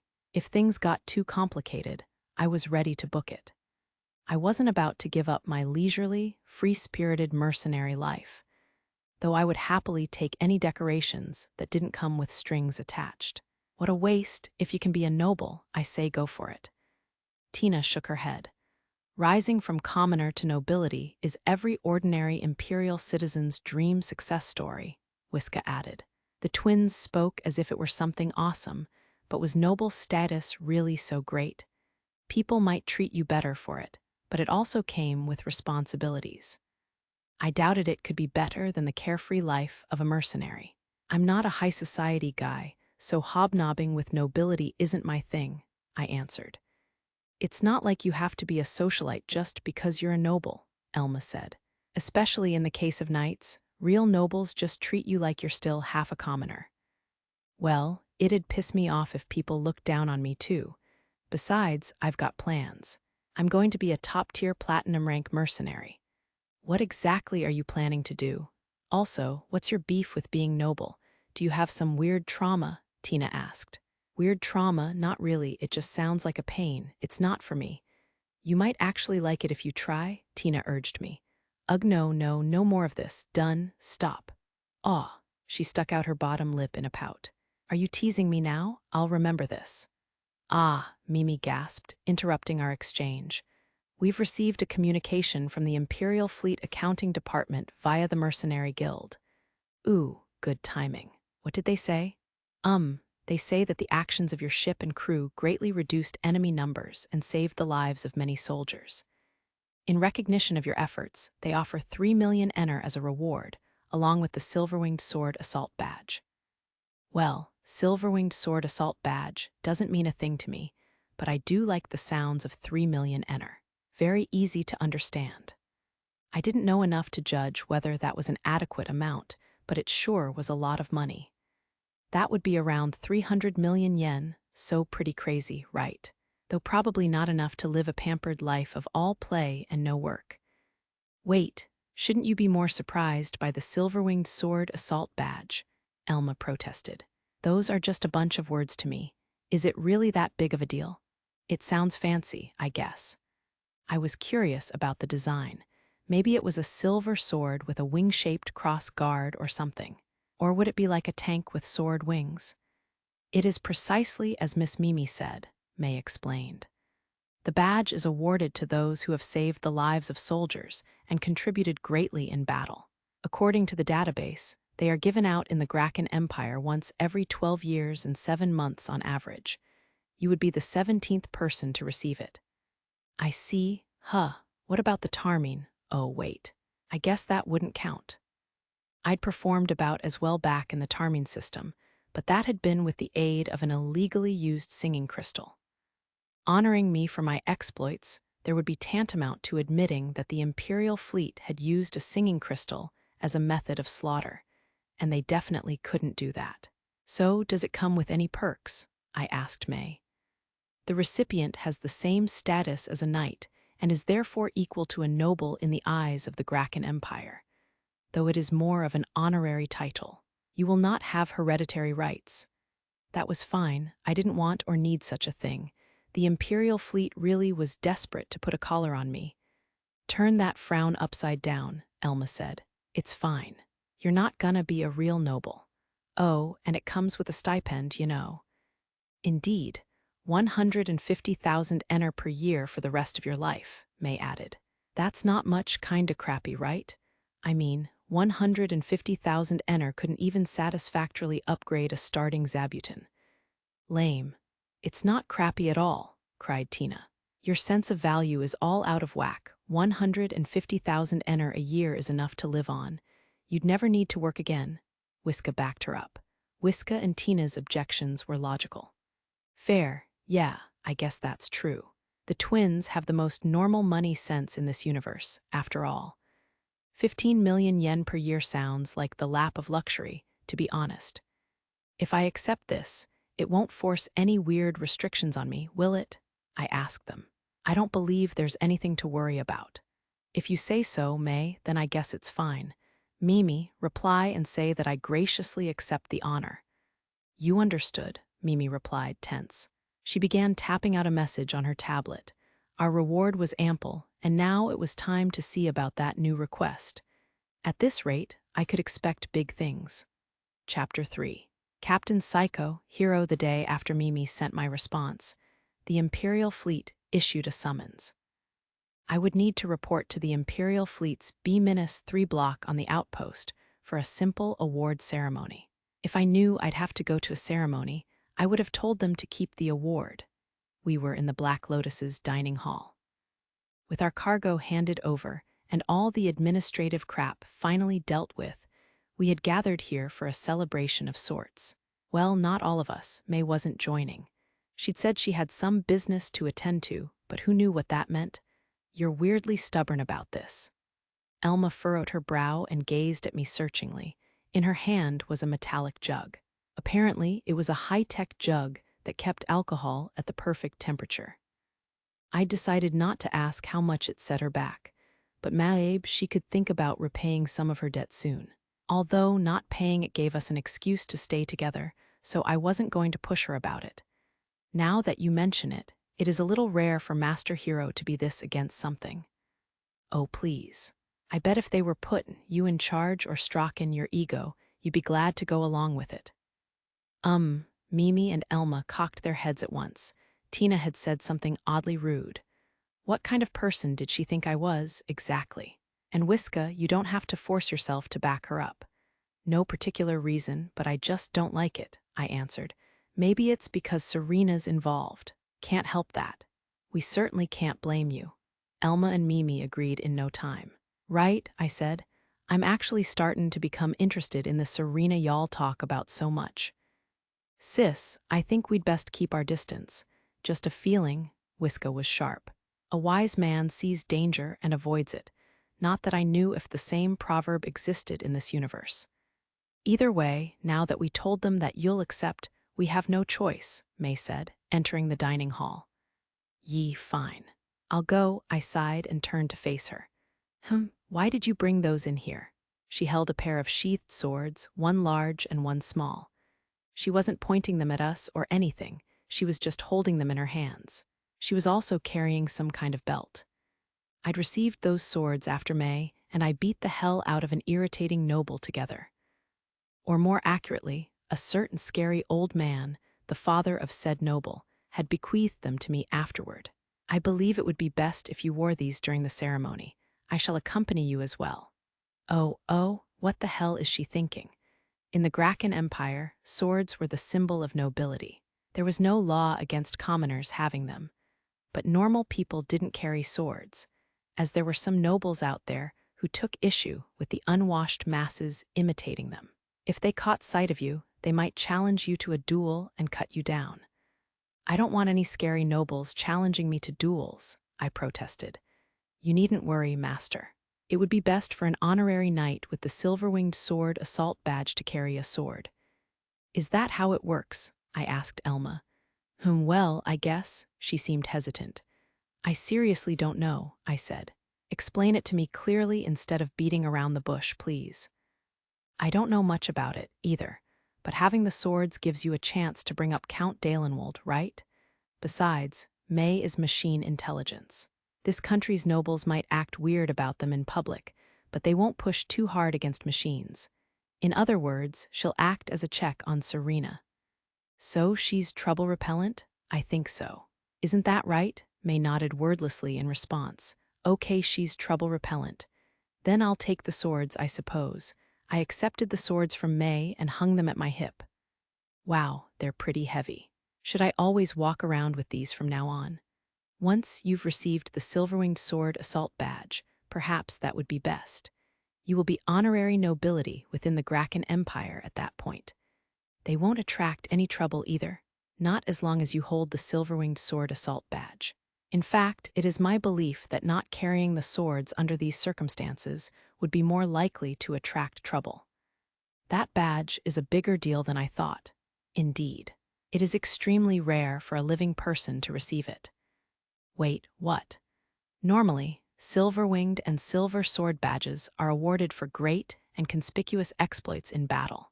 The silver-winged sword assault badge, however, is awarded only to those who charge into the fray alone, going above and beyond the call of duty, typically dying in the process. What happens if a living person has it then? People will believe you are a deeply bloodthirsty person who should be maintained as an ally at all costs, Elma chimed in. Like a double-edged sword? Why would anyone want a double-edged sword? Ooh, now there's the comeback I've been waiting for. Thank you, Elma. I'll treat you to some nice juice later. Or I guess you'd prefer liquor, huh?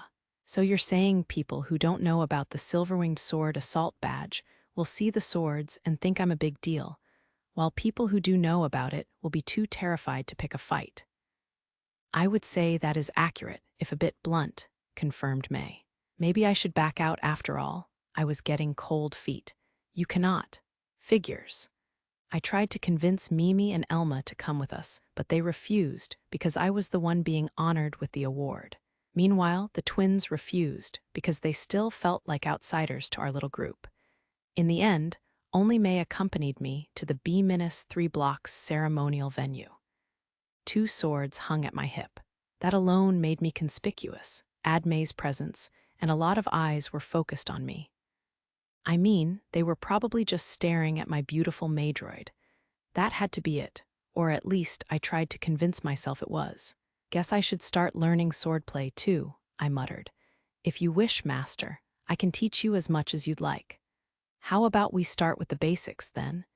It would be pretty lame if I couldn't use swords I carried around all the time. Apparently you can't just swing wildly and expect results. I'd read in some book that if you didn't have real technique, swords were essentially just blunt weapons. But maybe they were easier to use in this universe. They were far sharper here, at least. Of course, please leave it to me. May sounded a little more cheerful than usual. She must have been excited to teach me, though if she used her specs to the fullest, I'd be a red smear on the wall in no time. Hopefully, she knew how to hold back. While I tried to figure out a way to tell May to go easy on me, we walked steadily toward our destination.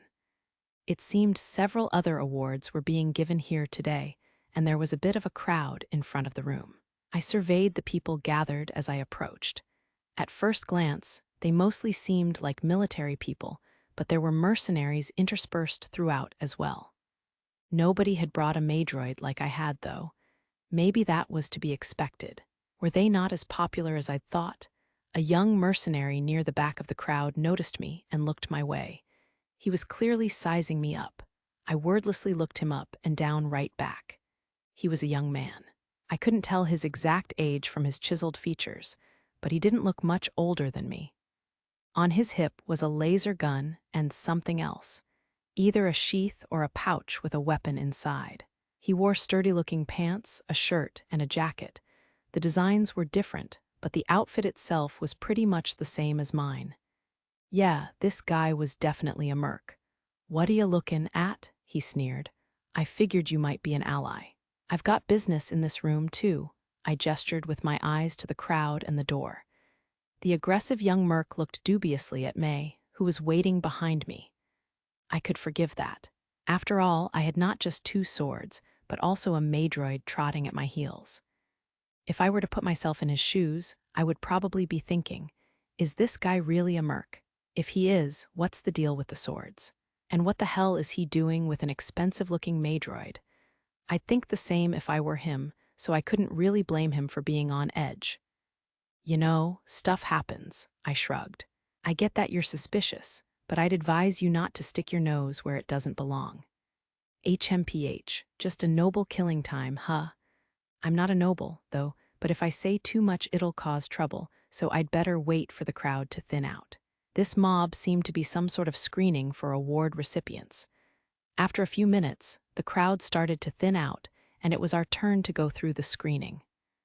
"May I see your ID?" a soldier asked. Sure, I placed my handheld terminal on top of the soldier's tablet and sent my ID. The moment my information was displayed, the soldier looked up at me in shock, then glanced back down at the tablet, and then looked up at me again. Was it shocking enough to warrant a double take? Don't look at my feet, I'm not a ghost. Wait, do ghosts have feet in this universe or not? My apologies, sir. Right this way? After checking my ID, the soldier struck a crisp salute and led me inside. When I entered the venue, countless eyes were on me. These gazes were all from the military personnel running the ceremony. The recipients were all seated facing away from me. The venue was fairly small. I stood out a lot with the nervous soldier ushering me in and May trailing behind me. And when Lieutenant Commander Serena saw me with the swords at my hip and May at my side, she made one hell of a face. Come to think of it, Serena had never met May in person, had she? Maybe they had interacted without my knowledge, but I had no recollection of it. "You want me to sit here?" I asked. "Yes, sir, that's correct." For some reason, I was led to an isolated spot to the front left of the other attendees. I guess it was more like a visitor's seat. And it was angled in an odd direction, facing the other attendees. Is this some form of bullying? Across from me, I could see some military VIPs who were clearly here to conduct the ceremony. Serena was over there too. Let us begin the award ceremony. The biggest shot soldier of them, all of them spoke up, and a large holo display turned on to show a three-dimensional map. It looked like a bird's-eye view of a battlefield. Kinda looks like a screenshot from a strategy game, I mused. The battle was reenacted on-screen, with highlighted shapes on the map symbolizing the people who would be recognized today. The presentation made it easy to see who had contributed. Maybe this award ceremony was part debriefing. From the start to about halfway, the battle was not looking good for the Imperial fleet. The fleet was fighting bravely on all fronts, but the crystal life forms were gradually pushing them back. I focused my attention on the Lesterius, Lieutenant Commander Serena's ship, and the pirate hunting unit under its command. They were performing quite the tightrope-walking act protecting their allies. They must have been in real danger. Eventually, a piece symbolizing the Black Lotus appeared. Another piece shot out of it at high speed, the Krishna. Seeing it like this really brought home how fast my little ship was. Oh, it's glowing to draw people's attention to it. It plunged into the crystal life forms, and murmurs swelled in the venue. Part of the large holo display zoomed in on a smaller map showing the immediate area around the Krishna. My ship weaved between small and medium crystals and lobbed reactive anti-ship torpedoes at the big bosses. At the same time, the original large 3D map began to show a change in the enemy's movements. The large crystals damaged by the Krishna's torpedoes spawned far fewer minions, and all the crystal life forms began to focus on the Krishna. The reduction in enemy numbers gave the Imperial fleet, who had been waging a defensive battle up to this point, enough breathing room to begin launching attacks at the crystal life forms. While they culled the enemy's numbers, the Krishna continued to draw the enemy's attention. Finally, the large crystal life forms were destroyed by the Imperial fleet, bringing the battle to an end. The room exploded with voices. Huh, is that guy still alive? I wondered why the enemy fell apart all of a sudden. Even I couldn't do that. Nah, no way. You couldn't give me enough lives to try that. That guy's insane. No doubt about it. He's psycho. You guys sure have a lot of complaints. I knew a whole bunch of players in Stella Online who could do the same. Once the holo video finished displaying the battle, the award ceremony began. Another reel began to play on the holo display, showing a chronological list of the accomplishments that had earned the military officers and mercenaries their awards. They were decorated for a host of different reasons, but almost all the officers being awarded seemed to be captains of their ships. Even the Imperial fleet used small craft like the Krishna. Destroyers and bigger ships had no way of handling swarms of small crystals, so they scrambled small craft to defend the larger ones. These small craft seemed especially common in this outpost, as over half the officers receiving awards were captains of such ships. Captains of large battleships such as destroyers were recognized, as well. Serena was among them. She was receiving something called the Bronze-Winged Shield Badge, which was apparently awarded to ships that had protected allies and kept casualties to a minimum in battle.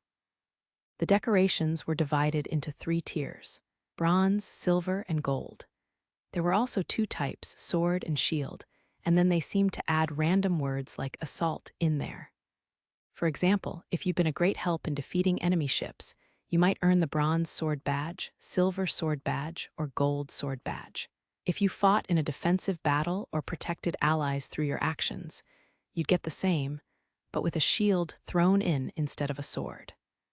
But the awards given here had the word winged in them as well. Maybe accolades from battles in outer space included that by default. Maybe you wouldn't get the winged part if you were fighting on terra firma. There were probably lots of other types of awards and decorations out there. The ones given here today were only for people fighting in battle. Resupplying, maintenance, and other important jobs probably got some kind of recognition too. But if so, it wasn't being bestowed at this award ceremony. Heck, I doubted that these were even all the battle-related awards. Also, no decorations with random extra words like the Silver-Winged Sword Assault Badge I'd receive had been given out yet. Most were just Bronze-Winged Sword badges and Bronze-Winged Shield badges. Only one Imperial Fleet Small Craft Captain and one Merc had received Silver-Winged Sword badges so far.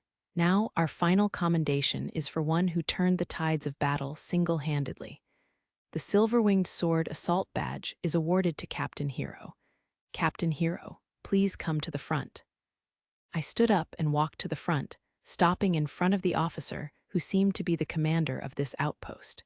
I'd seen the process, or etiquette, whatever, of accepting these awards several times by now, so I wasn't worried. It seemed like a piece of cake. Just walk up, let them pin the badge to your chest, and salute. The salute here was the same as the basic military salute used in my old world. There were some minor differences in the angle of your hand, how you raised it, and where your palm was supposed to face, but they weren't too strict about mercenaries, so I didn't think too hard about it. Captain Hero, if not for your bravery, many of the people standing here would be lost. Hundreds of our subordinates would have suffered the same fate. It is exceedingly rare to receive the Silver-Winged Sword Assault Badge during one's lifetime. We anticipate more great accomplishments from you befitting of this symbol. Upon receiving the badge, I saluted without a word and turned around. At times like this, it was best not to say anything unnecessary. Like the man said, I was the final award on the agenda. Once I sat back down, the big shots began wrapping things up. I tuned out most of their closing speech. I probably should have listened more carefully, given that this was a briefing from the higher-ups of this outpost, but it didn't seem all that relevant to me. I hadn't fought for the glory of the Empire, anyway. I just did it because I figured it would be good money. Blah blah, the fate of the Empire, protecting the lives and property of its citizens, etc. I pretended to listen, but only about a fifth of it actually entered my brain. While the official droned on, I sized up the officers and mercenaries in the room. The officers were listening attentively to the official's speech, but most of the mercenaries were ignoring it like me. If you're wondering what they were doing, well, they were sizing me up.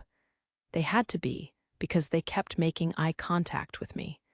I didn't recognize any of them, of course. I hadn't spent long on any colony, so I wouldn't know any mercenaries by sight. Maybe it would be a good idea to pick a colony as a home base. A place with lots of assets, ammunition, and food to supply us, along with a space Dwerger office and a few boatloads of pirates to hunt. Now, that would be nice. Honestly, the Vlad system wasn't bad as far as it went. It was great for shopping, replenishing ammo, and ship maintenance. But the colonies were made for dwarves, so they were really cramped. I also didn't like the thought of those overzealous engineers stalking us to get a better look at the Krishna.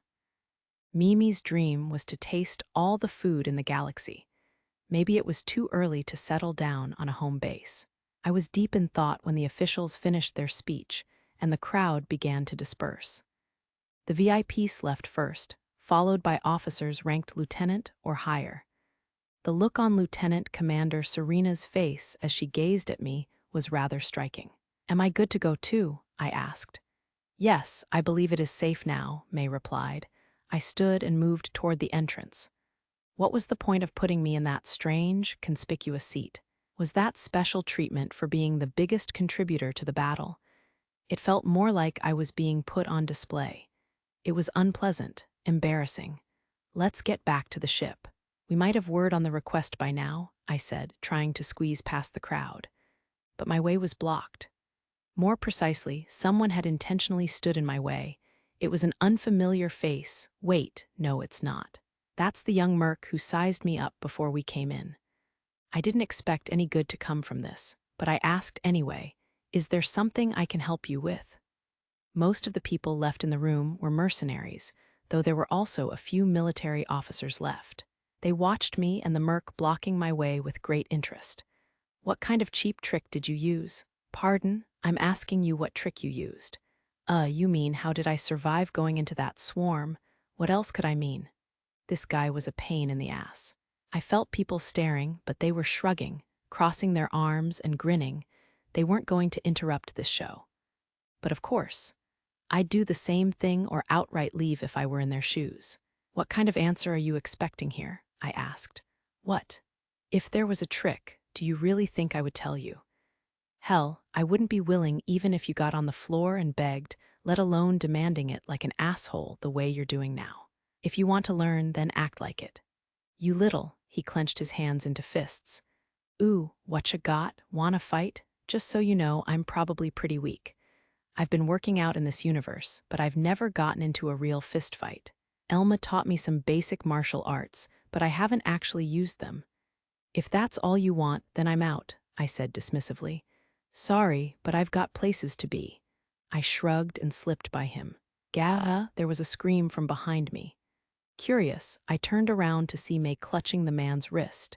Based on his position, he'd tried to grab my shoulder as I passed. That was when May had stepped in. Please refrain from touching my master with your filthy hands.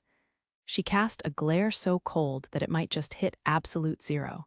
She continued squeezing his wrist, and I heard his bones creak. Oh, okay, fine. I get it, just let me go. May released him. Oh, is he okay? Did she break his wrist? May was made with special metal alloy fiber muscles, so her grip was as strong as power armor, maybe even stronger. If she'd been serious, she could have splattered the walls with his blood. If you've got time to pick fights, then spend that time in simulators training instead. Also, save your money and upgrade your ship. That's how I got better. The reason I could charge in and come out safe was because I trained a lot and gained experience. There's no trick to it, I mean it. I was being totally sincere, but he just held his wrist and glared at me. Maybe he's hopeless. Anyway, there you have it. Good work out there. That goes for everyone else, too. I waved to all the people still in the room and made my exit. After a few minutes of walking, I couldn't hold it in anymore. Hoo boy, that was a close one. Mercs are scary guys. I could never handle an actual fist fight. Really? May cocked her head in confusion, a rare sight. She was as expressionless as ever, but she very rarely showed emotion via body language. When I saw you in action on Vlad Prime, I thought you must be quite the fighter, master. In actual combat, sure, but a fist fight is different, right? Is it? May seemed befuddled. But they're totally different, aren't they? At least they're different to me. It's like you have to approach it differently, or you have to be in a different headspace. Forget it, it doesn't matter. But really, what was with that guy? What a bizarre way to pick a fight. I have to assume he was unhappy with a newer mercenary receiving the silver-winged sword assault badge, and he wished to intimidate you. Intimidate me? This is apparently common behavior among mercenaries who believe might makes right. Should I have accepted his challenge then? Having a companion like me by your side is, in itself, a display of strength. I think you're fine besides, I urged her on. You could have beaten him down easily if you wanted to, no. I wonder, well, if I hold my breath, I guess I can handle anything. But I try to avoid using that because I have no idea how it works. Ever since I arrived in this world, I'd been able to do some weird super speed moves just by holding my breath. Convenient as it was, I didn't want to rely on this method as long as I didn't know why it was happening. Back when Dr. Schauko examined me, I'd been too afraid to even mention it. All she'd said was that I had unknown genetics.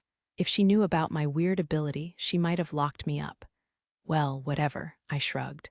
We won't be here long regardless, forget about it. Depending on the fleet's request, we may end up staying at this outpost for some time. Reite. What a pain, what if we pretended we never heard about any request? Would that not earn us Serena's wrath? That sounds like a pain, too, man. I'm between a rock and a hard place now.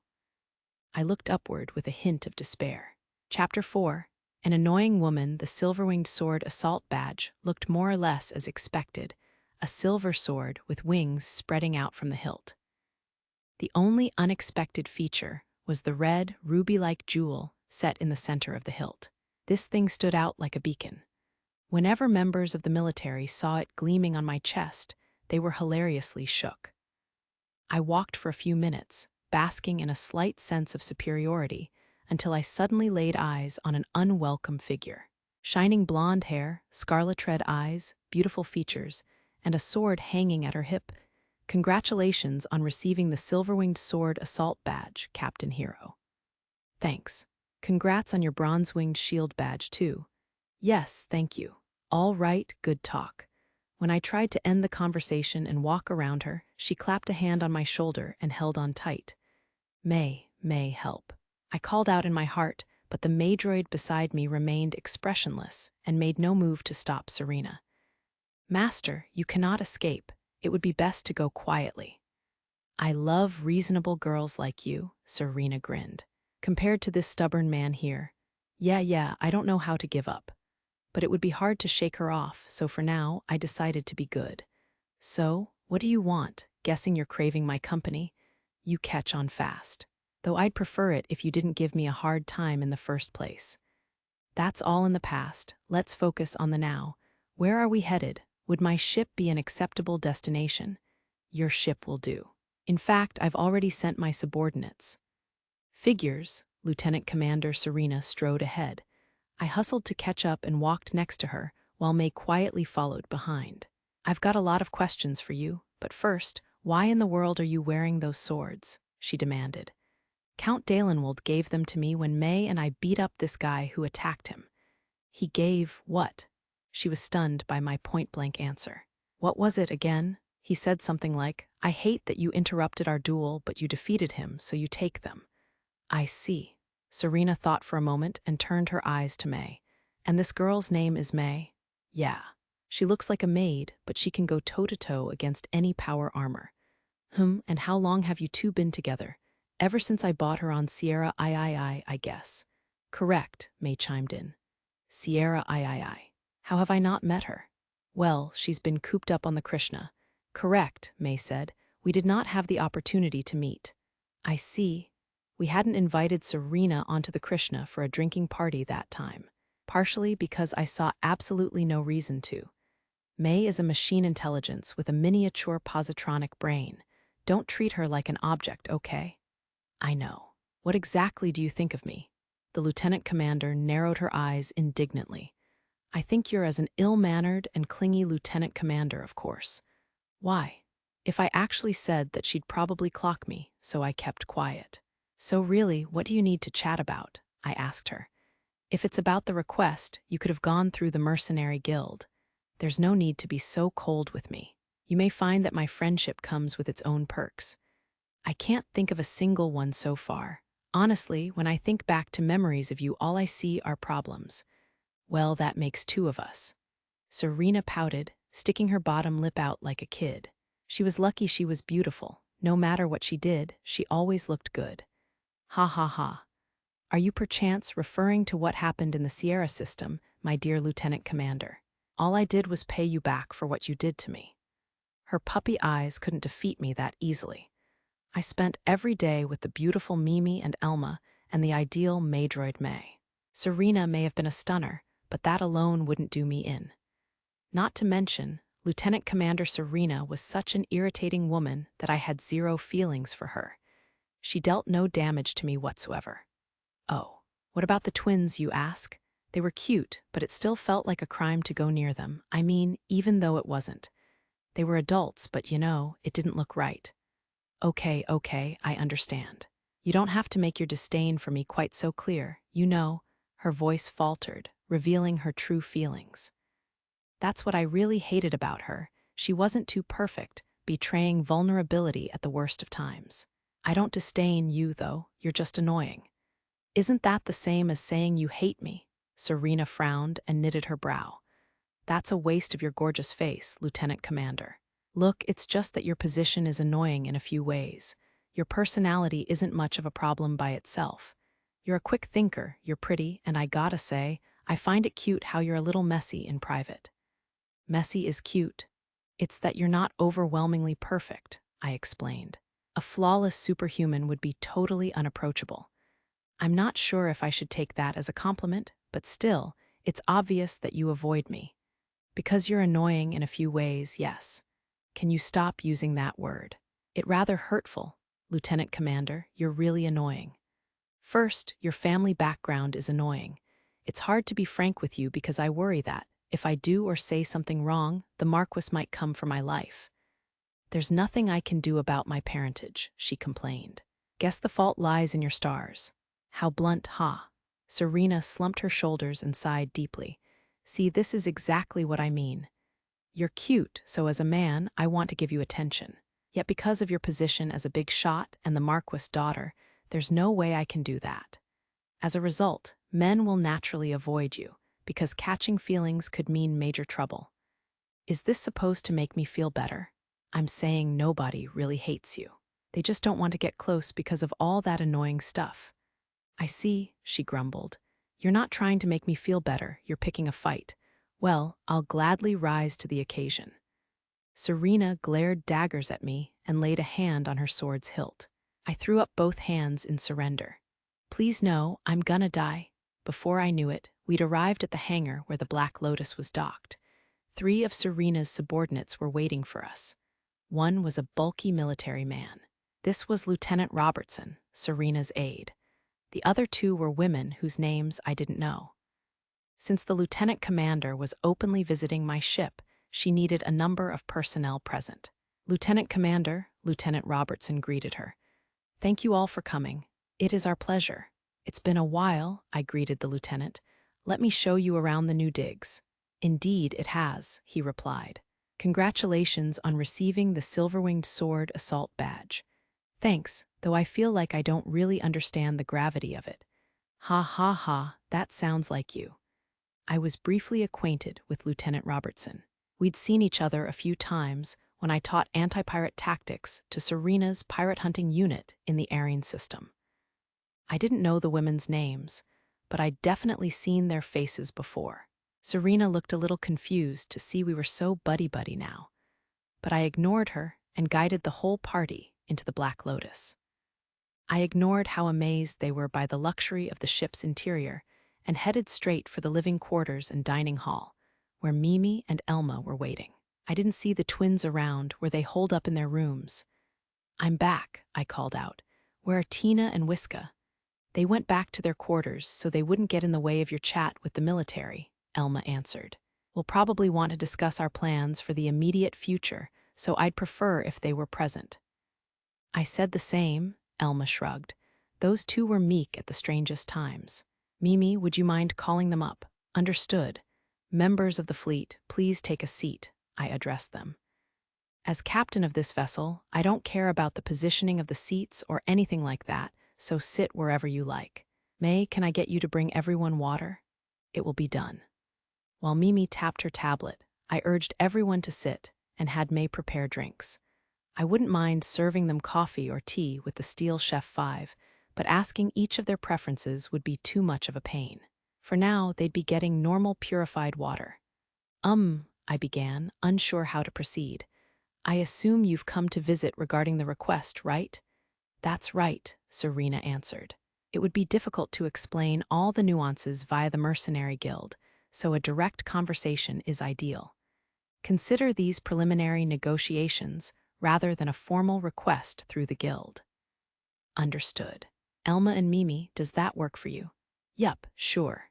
There you have it. Oh, but I'm gonna ask you to wait just a moment. We have 2 Sortov crew members on loan from Space Dwerger, and I want them to hear this. Is that so? More girls, I presume? Serena cast a cold glare my way. I shrugged. I don't know why you're glaring at me, but yes, they are women. Just as I replied, the dwarven twins came sprinting into the dining hall. We're deeply sorry for making you wait for us. We're so sorry. Please forgive us. Tina and Wiska bowed so low that they looked practically ready to fling themselves on the ground. After staring at them for a few seconds, Lieutenant Commander Serena turned back to me. Don't tell me, she groaned. I'm not gonna ask what you're imagining, but no, I haven't touched them. Also, they're dwarves. They may be small, but they're grown women. Please understand that, please. Why was I defending myself so feverishly when we were supposed to be talking about work? Damn, this lieutenant commander is annoying. May supplied bottled water for everyone, and our so-called preliminary negotiations began. I'm using some 10-enter words here, but basically, it was time to hash out our conditions before we actually did anything. First things first, Command has approved my proposal to hire your vessels as bodyguards for mine, Serena informed us. Great, I replied. That's way better than being stuck guarding a bunch of unknowns. Agreed. It will also be much easier for us to strategize since we are familiar with your skills and firepower. So what insane thing are you asking us to do? Elma asked. Serena raised an eyebrow. It's hardly insane. We've simply been entrusted with the investigation of a rather dangerous sector. Rather dangerous? Mimi asked. She looked tense. I found Serena's choice of words pretty sketchy, too. Indeed. The Isulux system is a hyperlane hub system. Hyperlanes from 5 other systems converge here, and 4 of those 5 are in Imperial territory. The last is connected to the frontier sectors. Frontier sectors, have you sent any research vessels? I asked. We sent one group some time ago, but they've yet to return. Even the Empire does not have limitless resources, so we've positioned our frontline outpost here and allocated resources evenly on other fronts in order to continue developing our territory. I see. What about private research vessels? Many have yet to return. However, that doesn't mean none have. Thanks to reports from surviving private research vessels, we have confirmed the presence of crystal life forms and bolstered our forces at this outpost to prepare for the worst. I can tell. That's how you ended up here, right? Not quite, said Serena. We were the additional reinforcements requested after the crystal life forms became even more active.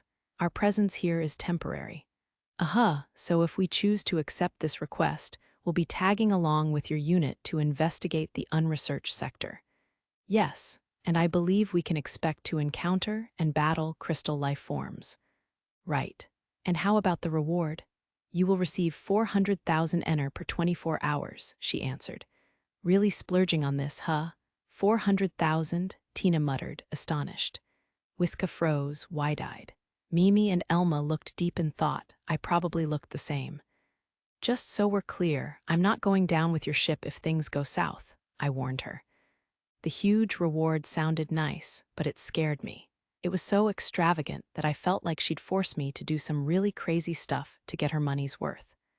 We wouldn't willingly do that ourselves, to be frank. The reward is reasonable given your abilities, and it comes with the expectation that you will continue to provide us with exemplary work. Exemplary work, huh? I was terrified she'd wring me dry, but there wasn't really any point in complaining now. And you said you wouldn't willingly go down with your ship either, right? Yes, I did say that. Then promise me now that we'll run away if things get too hot to handle, and that you'll listen to my warnings. This can be a private, personal agreement between us. We don't have to put down in black and white on the contract that it's okay to flee from an unwinnable battle. Promise me that, and I'll accept. HRMMM, Serena laid a hand against her delicate jawline, pondered for a moment, and finally agreed. Very well, you have my word. I promise to heed your warnings and to prioritize your and your crew's safety. Will that do? Works for me. Girls, any thoughts? No, I agree with everything you've said, Master Hero, said Mimi. No complaints from me either, agreed Elma. Tina and Whiska, we don't have much to say. Sis, the report, Whiska piped up. Ah, yeah, say, Miss Lieutenant Commander. Tina turned to Serena. Yes, she cocked her head. Sorry. Whiska and I have been keeping a data log to report to our company.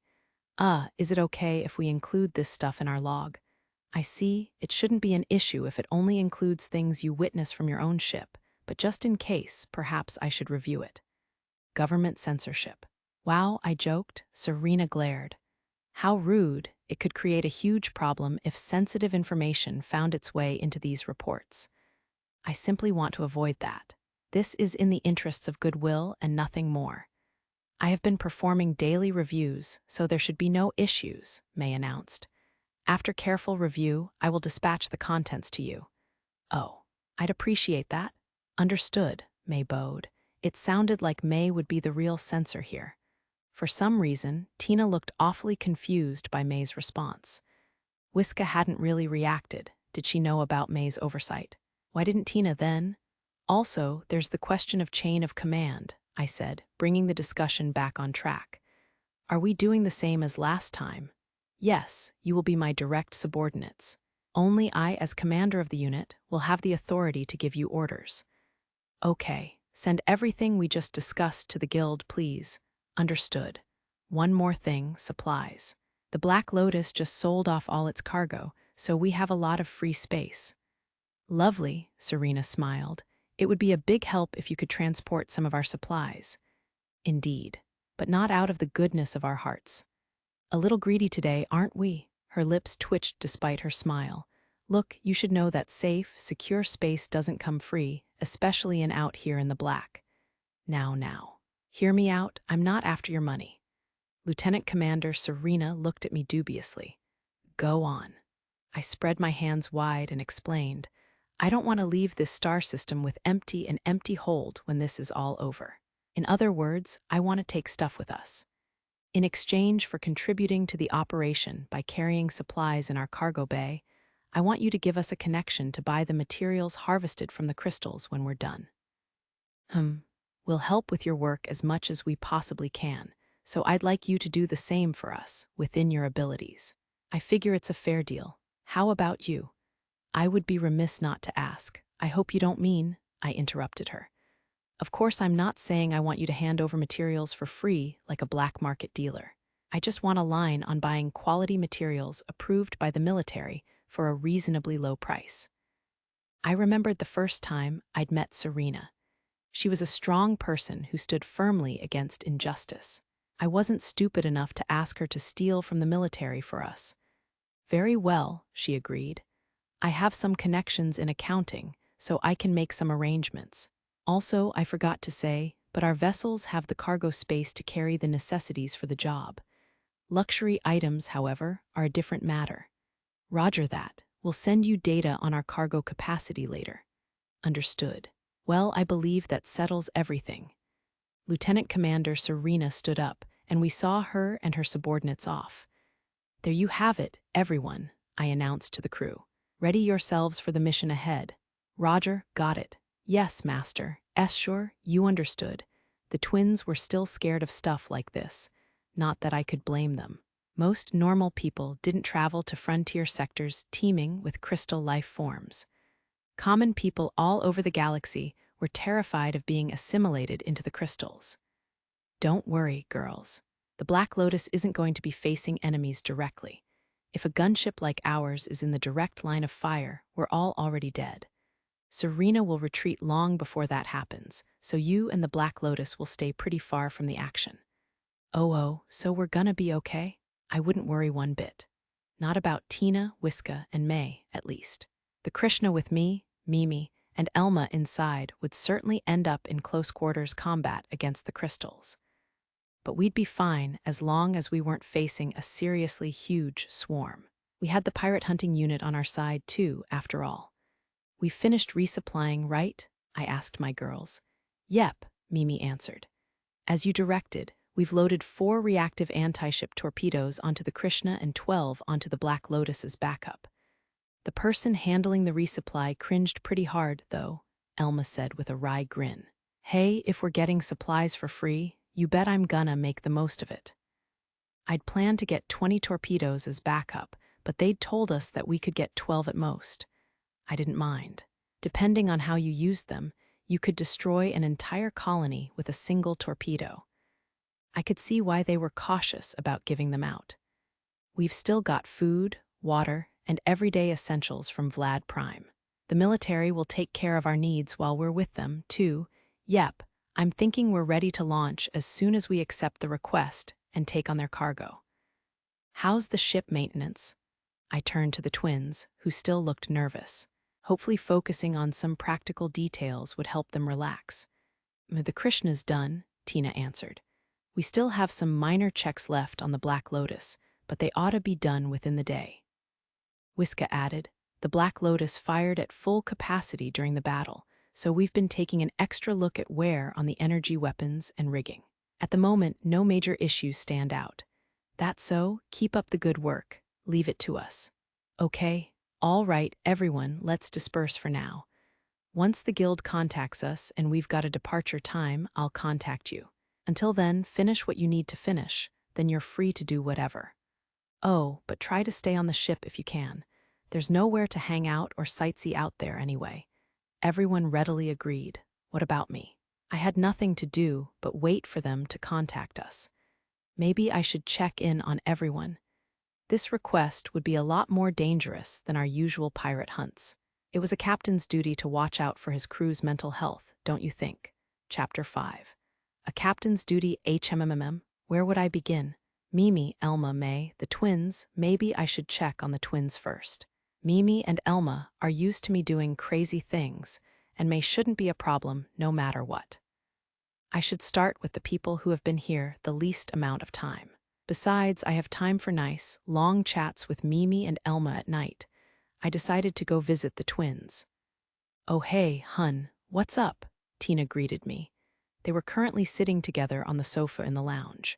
They weren't even doing anything, they just sat leaning on each other, staring at the terrarium full of extraterrestrial plants.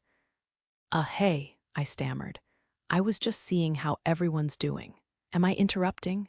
If they were relying on their sisterly bond to calm down together, then there wasn't much I could do here.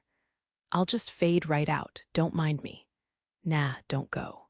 Come sit with us." Tina parted from Whiska, scooted away from her sister just enough for me to fit, and patted the space between them. "You want me to sit right there? Are you sure?" Inserting myself into a Yuri-type situation felt like an easy way to get killed, in more ways than one. I mean not that that term would apply to those two. "What do you mean? Come on and sit." "Okay, you're so weird," Tina cackled as I plopped down next to her. Naturally, that meant sitting snugly next to Whiska too. "Huggies? Whoa." As soon as I sat down, Tina nestled in to hug me. "Come on. You do it too, Wise." "Okay, Huggies." Tina had managed to goad Whiska into following her lead. What was going on here? "I'm just kind of in a touchy mood, you know," Tina said. "Oh, but not in a sexual way." "I'd be concerned if it was in a sexual way." "Why? You don't find Lil Tina cute, and Wise is plenty adorable too." I could see Tina was starting to get mad, even as she clung tightly to my arm. "Look, I can accept that both of you are cute, but whether they gave off a cute vibe or not was one thing.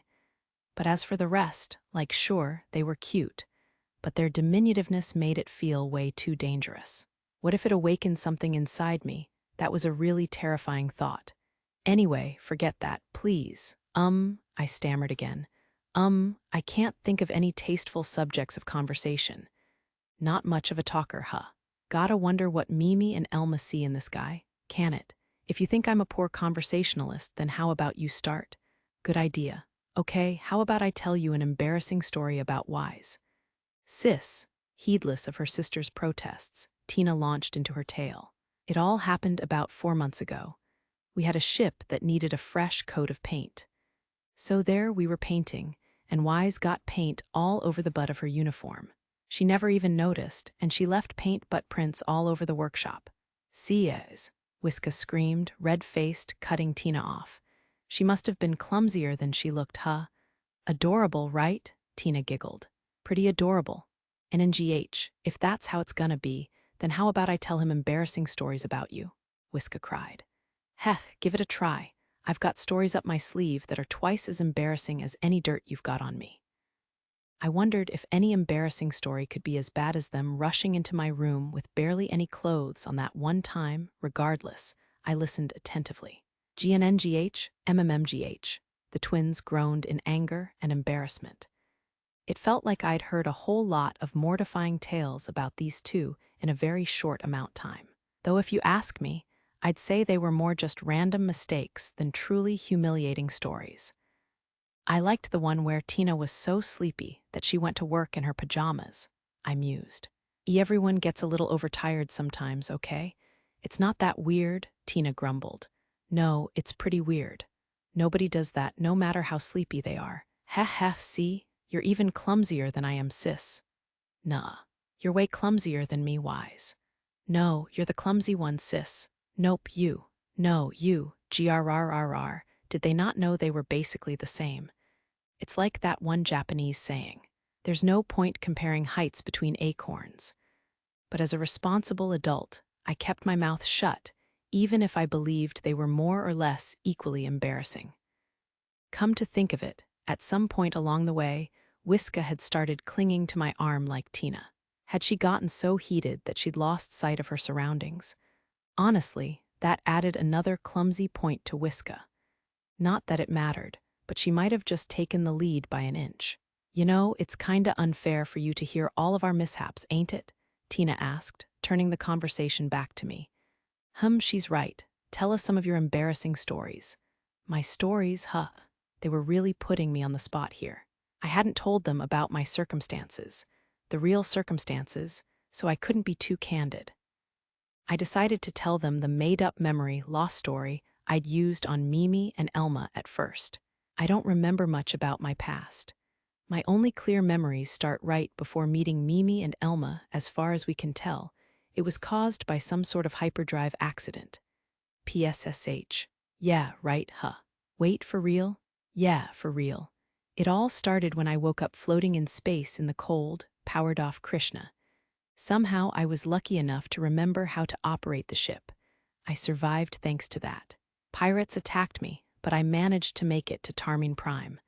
They were immediately suspicious of me because there was no docking record of my ship at all. Wait, so you don't remember your family or siblings? Nope. But I'm not worried. I tried to say I wasn't worried about it, but the twins looked up at me, wide-eyed from both sides. What? I cocked my head.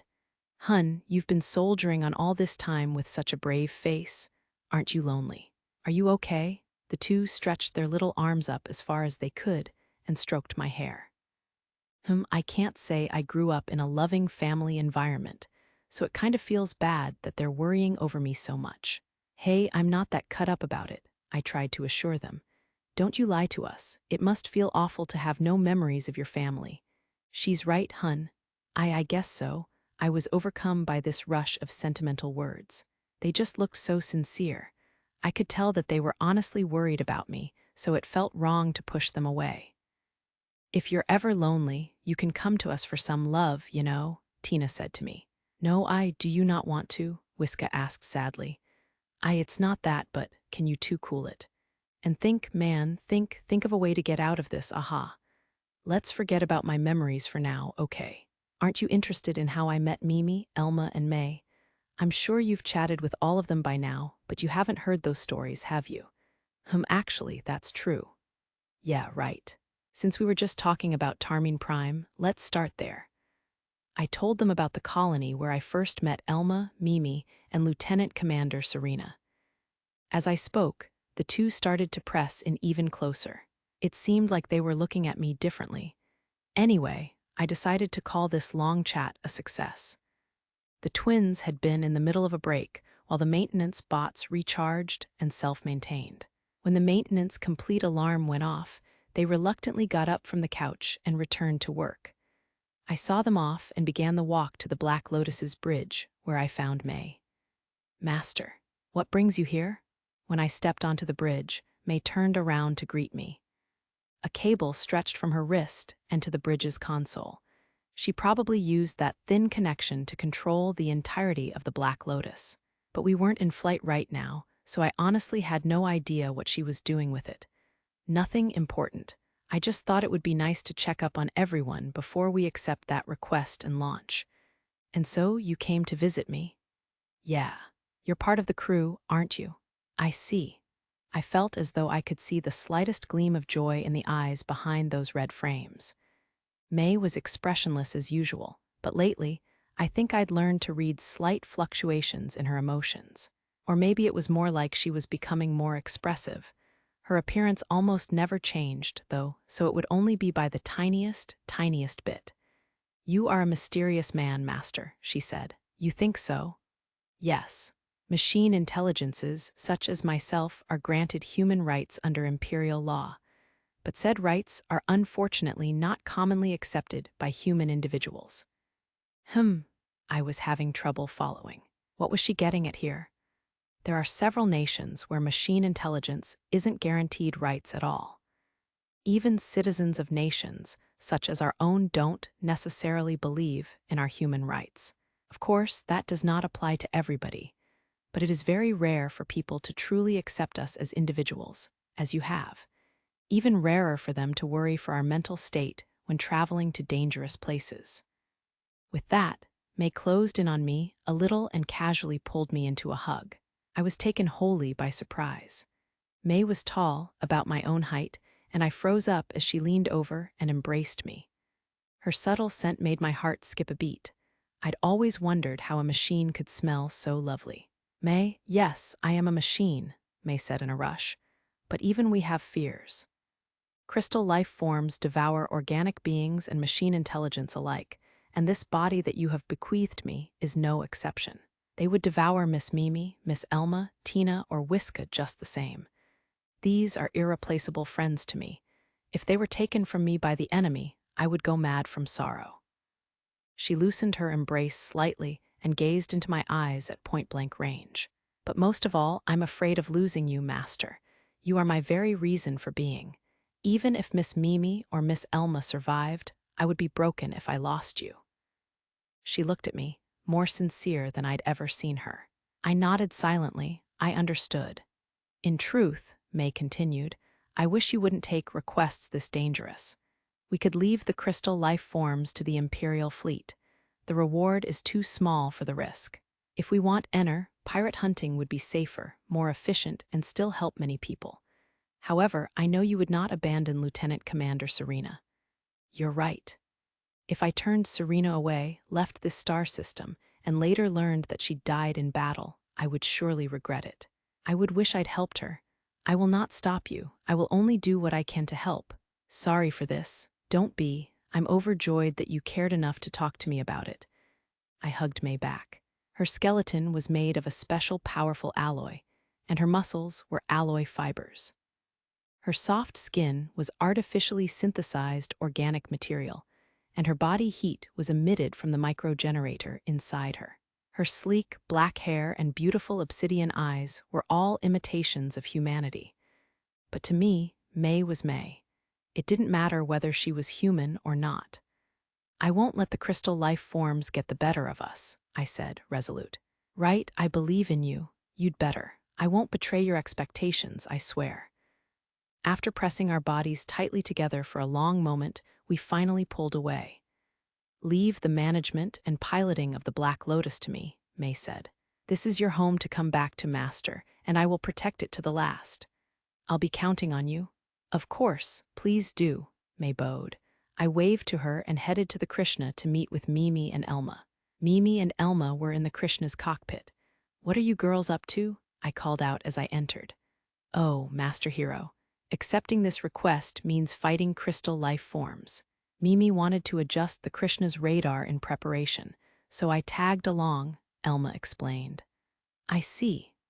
I doubted it would make a drastic difference, but it was possible to raise the radar sensitivity to certain targets. By specializing it toward crystal life forms, we could slightly boost the radar's capabilities. Of course, that meant that, in exchange, it would be less sensitive to other targets. Once you adjust it, you can program it as a preset and switch modes at a moment's notice, Elma added. While we're here, I figured it'd be a good idea to program a few presets. That's a good idea. Use it well and you'll be a cut above other operators. I'll do my best, reinvigorated. Mimi continued tapping buttons on the console. I watched from the cockpit entrance. Seeing her here, looking for all the world like she was born to operate ships, reminded me of the day I first brought her aboard. Back then, she'd been so nervous and tense. Now, she was a full-fledged operator. How long had it been since we'd met? It was hard to maintain a sense of time on ships, so I couldn't say for sure. But it couldn't have even been a full year yet. She must have had real talent hidden away to improve this much in less than a year. Of course, it was also the result of her hard work. She'd spent every free moment using her tablet to study operator work. While I was lost in thought, I realized they were both staring at me. Something wrong? Elma asked. You're just standing there vacantly. Are you worried about the request? Mimi asked. Nah, that's not it. I'm thinking about how great you've gotten at your job, Mimi. Wah, That's not true. I'm still just a novice. Mimi blushed and waved her hands vigorously. She was still a novice in a few ways, sure, but she'd never lost her cool in the middle of battle. When she did her operator work, she looked cool, collected, and confident. He's right, Elma agreed. You're nothing like how you were in the Tarmine system. Oh, even you, Elma, Mimi pouted from embarrassment. She thought we were teasing her. I don't know about Elma, but I'm serious. Excuse me, I'm totally serious, but I guess if you're gonna fly on Hero's ship, you gotta learn fast. Agreed. It's all thanks to you, Master Hero. Mimi suddenly turned the conversation back on me. Me? Yup. Getting the level of experience we get here, she's bound to grow fast. Mimi nodded along to Elma's words. To be fair, we did take down a lot more space pirates than other ships. That meant she'd been through tons of battles in a relatively short time, just as Elma said. Maybe real experience was linked to fast growth, but this wasn't a video game. That couldn't be all it took to make her a better operator. I disagreed. I think it's more because of how hard you've studied, Mimi. That's totally part of it. Mimi's efforts, combined with Hero's basic training environment. I wouldn't discount your guidance, Elma, Mimi said, now piling praise on Elma as well. Yeah, I agreed. It's all of those things combined, for sure. Well, maybe so. What were we talking about? Elma flushed a little and tried to change the subject. About how cute you are, as I recall, I smirked.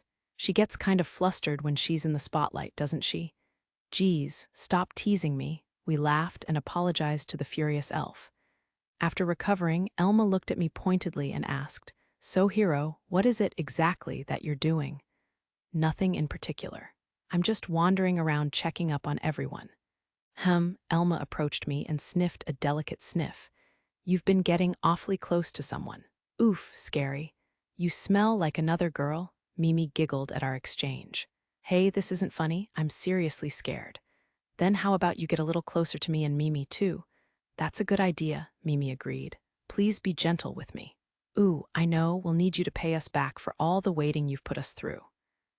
Elma took my left arm, Mimi took my right, and they began hauling me out of the cockpit. First, let's have him feed us in the dining hall, Mimi said. Good plan, what should we do after? Elma wondered. How about we make him give us a massage? Yeah. Your wish is my command. I grinned wryly as the girls dragged me away. Hey, might as well enjoy being taken advantage of a bit. Once we accept this request and launch, there won't be much time for flirting. Chapter 6. Recon Squad. Early the next morning, we received a direct request through the Mercenary Guild. It was just as we'd discussed. We'd be paid 400,000 ener per day. The Krishna and Black Lotus would accompany Lieutenant Commander Serena's pirate hunting unit and support her in battle. The Imperial fleet would bear any resupply costs we faced. The Black Lotus would store what provisions it could, working as both a gunship and a supply ship. The contract had a maximum length of 3 months or 90 days. 3 months max, Mimi said rather dispiritedly, gazing at her tablet. 3 months was just the outer limit. The job might end much earlier, depending on how things went. But there was no doubt that we'd be tied up for a pretty long time. I'd say it's reasonable. That includes hyperlane travel time, after all. I replied from atop the Krishna's ladder, as I watched Imperial fleet supplies being hauled into the Black Lotus's cargo bay. This labor was being performed by the Black Lotus's AI-controlled intake system. Its carrier drones were brought the items through in a seamlessly efficient cargo-loading dance, so it was kind of fun to watch. Yup, Elma said. I don't know how many systems we'll be crossing through, but it could be many days of travel. Elma watched alongside me, but she didn't seem as interested. She wasn't that into watching machines at work. But as for me, I never got tired of watching industrial machines working in perfect, unbroken order. We haven't had a request with a long retainer since the airing system, have we? Mimi asked. That's right. It's gonna be a long one, so let's take it easy. Mimi wouldn't hold up long if she was always on edge. And if you exhaust yourself worrying before the main event, then you've already lost the battle. Still, I doubt it'll be too long. Do you think so? That so? Well, I can't say for certain. I'd hinted to Serena that pulsar systems were most likely to be the crystal's spawn points. I was just a mercenary, so they had no reason to take my offhand remarks seriously. But on the other hand, the Imperial fleet and Serena had close to zero information on where the crystal life form's base could be. I wouldn't be surprised if they sent the recon team to a pulsar system near the Isulux system, if this was their only lead. And there weren't that many pulsar systems around here. I'd only taken a quick look, but there seemed to be no more than 2 candidates in the general vicinity. I couldn't guarantee that the crystal nest would be in a pulsar system, but since the behavior of the crystal life forms and properties of singing crystals were the same as in Stella Online, I had to assume I wasn't too far off. Tina jogged over with her tablet in hand. For someone so small, she was a pretty fast runner. We'd worked out together in the training room a few times, so I knew her muscular strength was equal to Elma's. And more than mine, of course. Her endurance wasn't bad either. When it came to any workout that involved carrying weight, she could handle 3 times Elma's limit, 5 times mine. Where did she fit all that power and toughness in such a tiny frame? Did she store alcohol inside her body and somehow convert it into energy? Surely not, ha ha ha. Loden is almost done. I'd give it 15 more minutes. It's mostly just food and water and stuff. Some other odds and ends, too. All right, once it's done, stand by. I think we'll be launching shortly. Got it. Safety first, I reminded her. Yeah, duh. You rest your body and mind before launch too, okay? Tina waved and went back to work. Mimi and Elma watched our conversation, then gazed at my face. What? Tina's acting a bit different, isn't she? Elma asked, narrowing her eyes. I think so, agreed Mimi. She seems softer. Or rather, she was always genuine and approachable, but now her aura seems more warm. Nothing happened between us except a little chit-chat in the lounge, I guess. What you talk about? Mostly about how I met you two in the Tarmine system. Ah, but I told her the memory loss story when she asked about my background. That's about it. Oh, Mimi and Elma cocked their heads. I figured they were just imagining things. It was true that Tina was being weirdly nice. I suspected she'd taken my lie seriously and was genuinely worried about me. Now that the other girls had noticed, it was starting to get to me too. I shrugged. Anyway, we'll have plenty of time together after takeoff, so we can ask her. Sure, good plan. Everyone agreed, and the girls seemed to put aside the slight change in Tina's attitude for now. Just as Tina had predicted, the cargo loading was completed exactly 15 minutes later. Soon after, we were given the order to launch. Mimi, Elma, and I stood by in the Krishna. Just because we launched doesn't mean we have to be all tense, I reminded my crew. Not yet, at least. Right, true, but we can't slack off too much. As long as we didn't encounter any hostile forces, the Krishna would have no reason to launch. I'd left the Black Lotus's operation to May, so we didn't have much to do while en route. Elma was right, though we couldn't slack off. We had to be ready to fight at a moment's notice. Keeping up morale is important, you know. Yeah, people are gonna look down on us if we can't act when the situation calls for it, so don't get too comfortable. Okay, Mimi saluted. I'll keep that in mind, I said. It'd be best to maintain a constant view of what was going on outside in order to keep up my concentration. So I used my console to display the Black Lotus's sensory data on the Krishna. It's a hell of sight, all these ships out together, I mused. It really is. Serena's pirate hunting unit wasn't the only group on the monitor. I saw quite a number of mercenary ships as well. We weren't the only mercs accompanying her for this mission. She had a whole crowd of us tagging along. Just from looking at the ships, you can see there are all kinds of mercs here, I said. Is that so? Mimi asked. But their ships and skills are all way better than any crappy space pirates. Rank will only tell part of the story. Our skills and equipment will naturally vary. It must be a real headache for the people who have to lead this group. Our purpose for being here was to make up for the unit's poor close-quarters combat capabilities. Typically, I continued, you have corvettes and mercenaries in front, while destroyers protect the main unit. Cruisers and battleships are the ones who really mow down enemy forces. There seemed to be only 2 corvettes in Lieutenant Commander Serena's unit, Mimi noted in agreement. Serena's pirate hunting unit was made up of 2 corvettes, 3 destroyers, 5 cruisers, and 1 battleship. The composition was designed to shoot enemies down before they could fire on the unit. In battles between nations, where cruisers and battleships were the main actors, that would be perfect.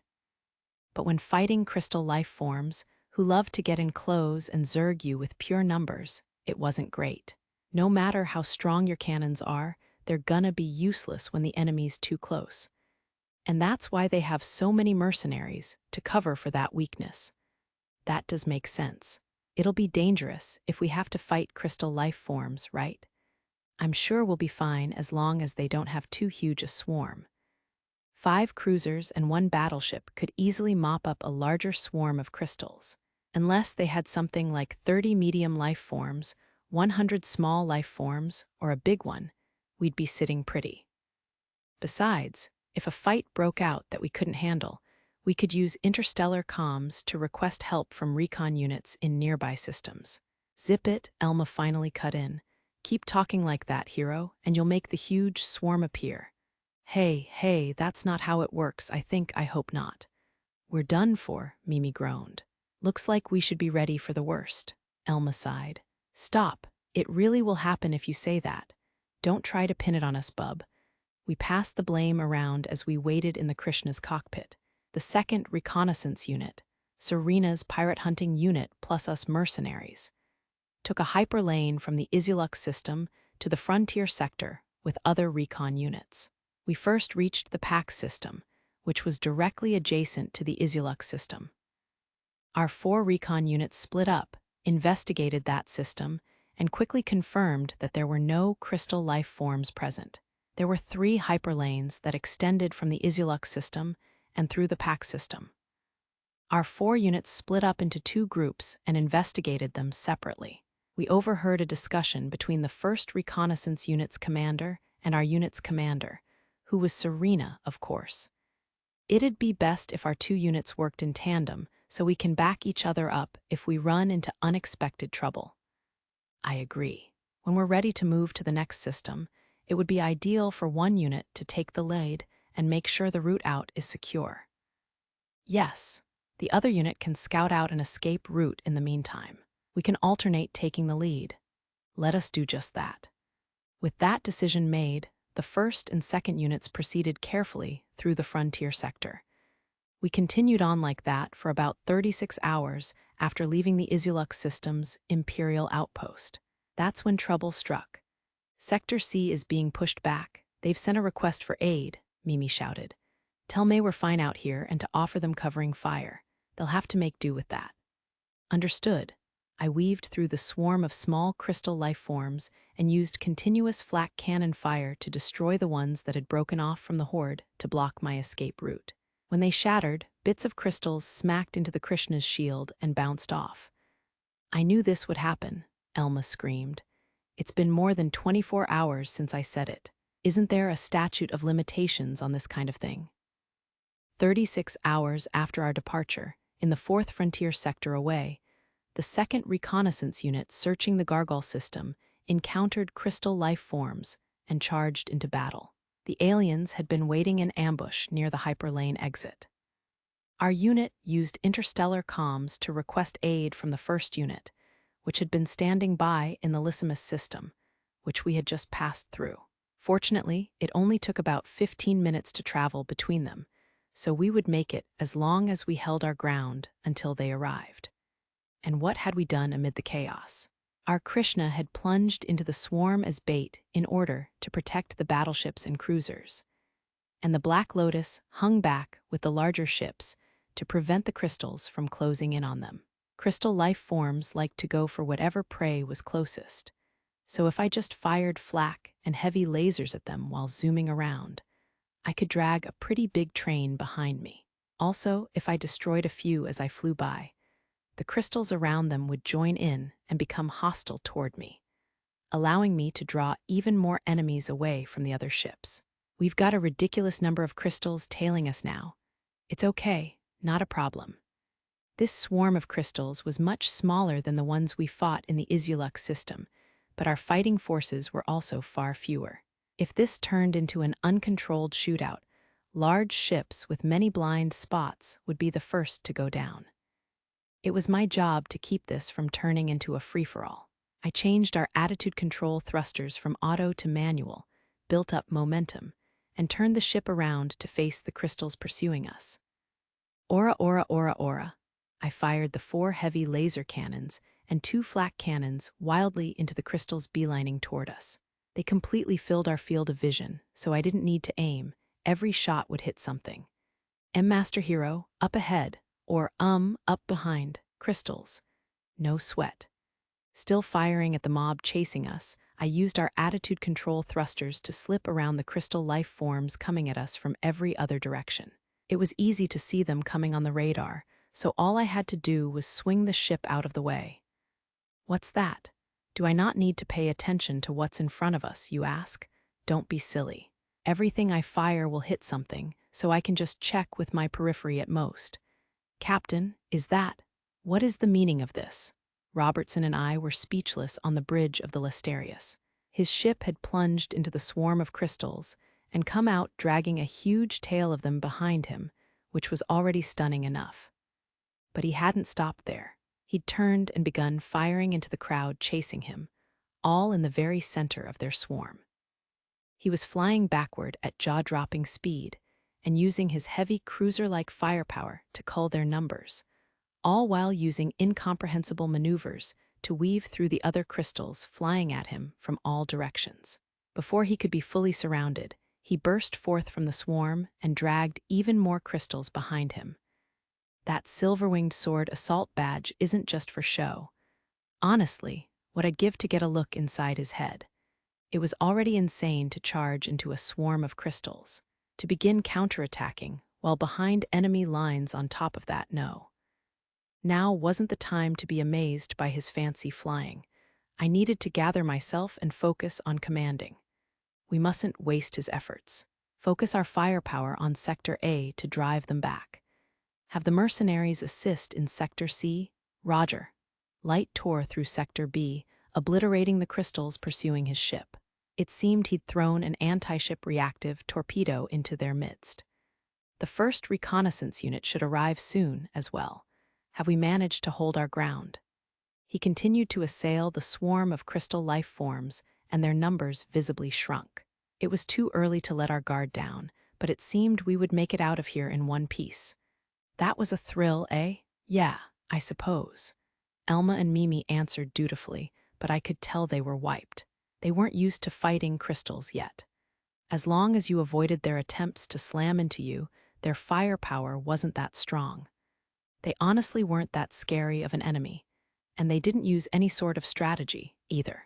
That said, it was still thrilling to fight them, since one mistake could spell your end. After that, the first reconnaissance unit arrived to help as planned, allowing us to survive the crystal's ambush in one piece. I knew I wouldn't have as much prey once they arrived, so I'd lobbed one of my beloved anti-ship torpedoes into the enemy to get in a whole bunch of kills beforehand. The Imperial fleet would pay for what I used out here, so it would be a waste to be too stingy with them. We had backup ammunition on the Black Lotus as well, so I wanted to really rack up some kill numbers on this little recon trip. We hadn't agreed on any kill-based bonuses beforehand, but if I really hit it out of the park, I could expect some kind of bonus. Probably. Pressing the lieutenant commander, a bit after this whole shebang was over, might help out in that regard. While I pondered possibly strategies, I maneuvered the Krishna to the Black Lotus's underside and activated the auto-docking system. Bring us in, May. Of course, opening the hatch.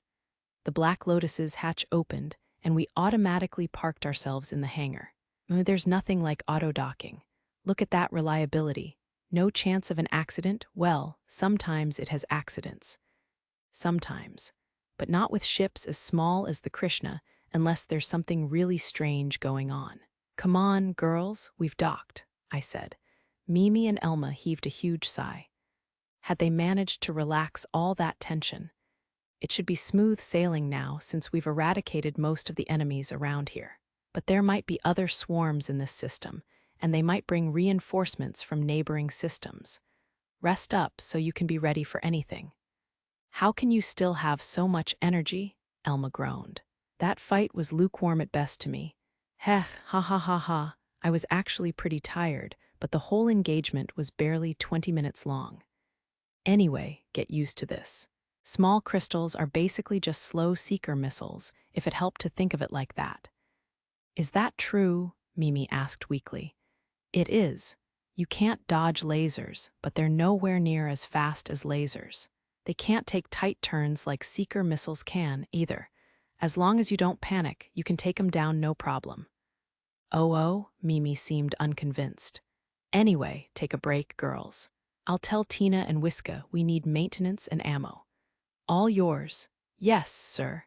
I left the two knackered girls in the cockpit and climbed down to the Black Lotus's hangar.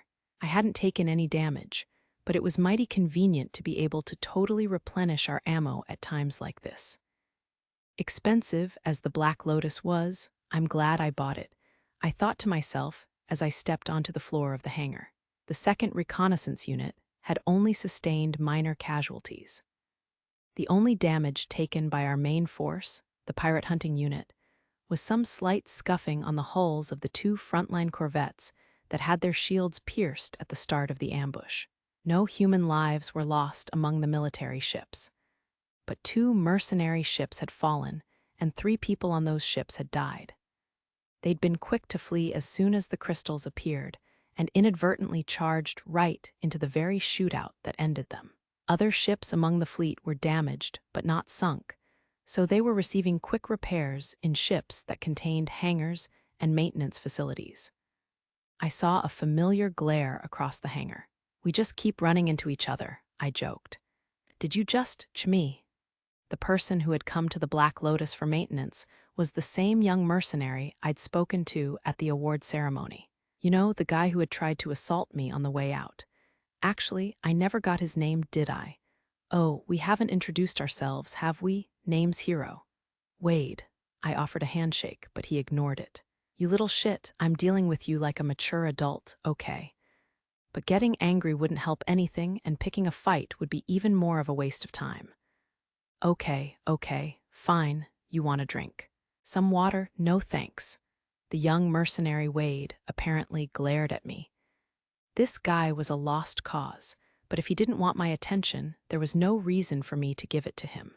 The Krishna's maintenance and resupply were complete, so I was left twiddling my thumbs until the next battle.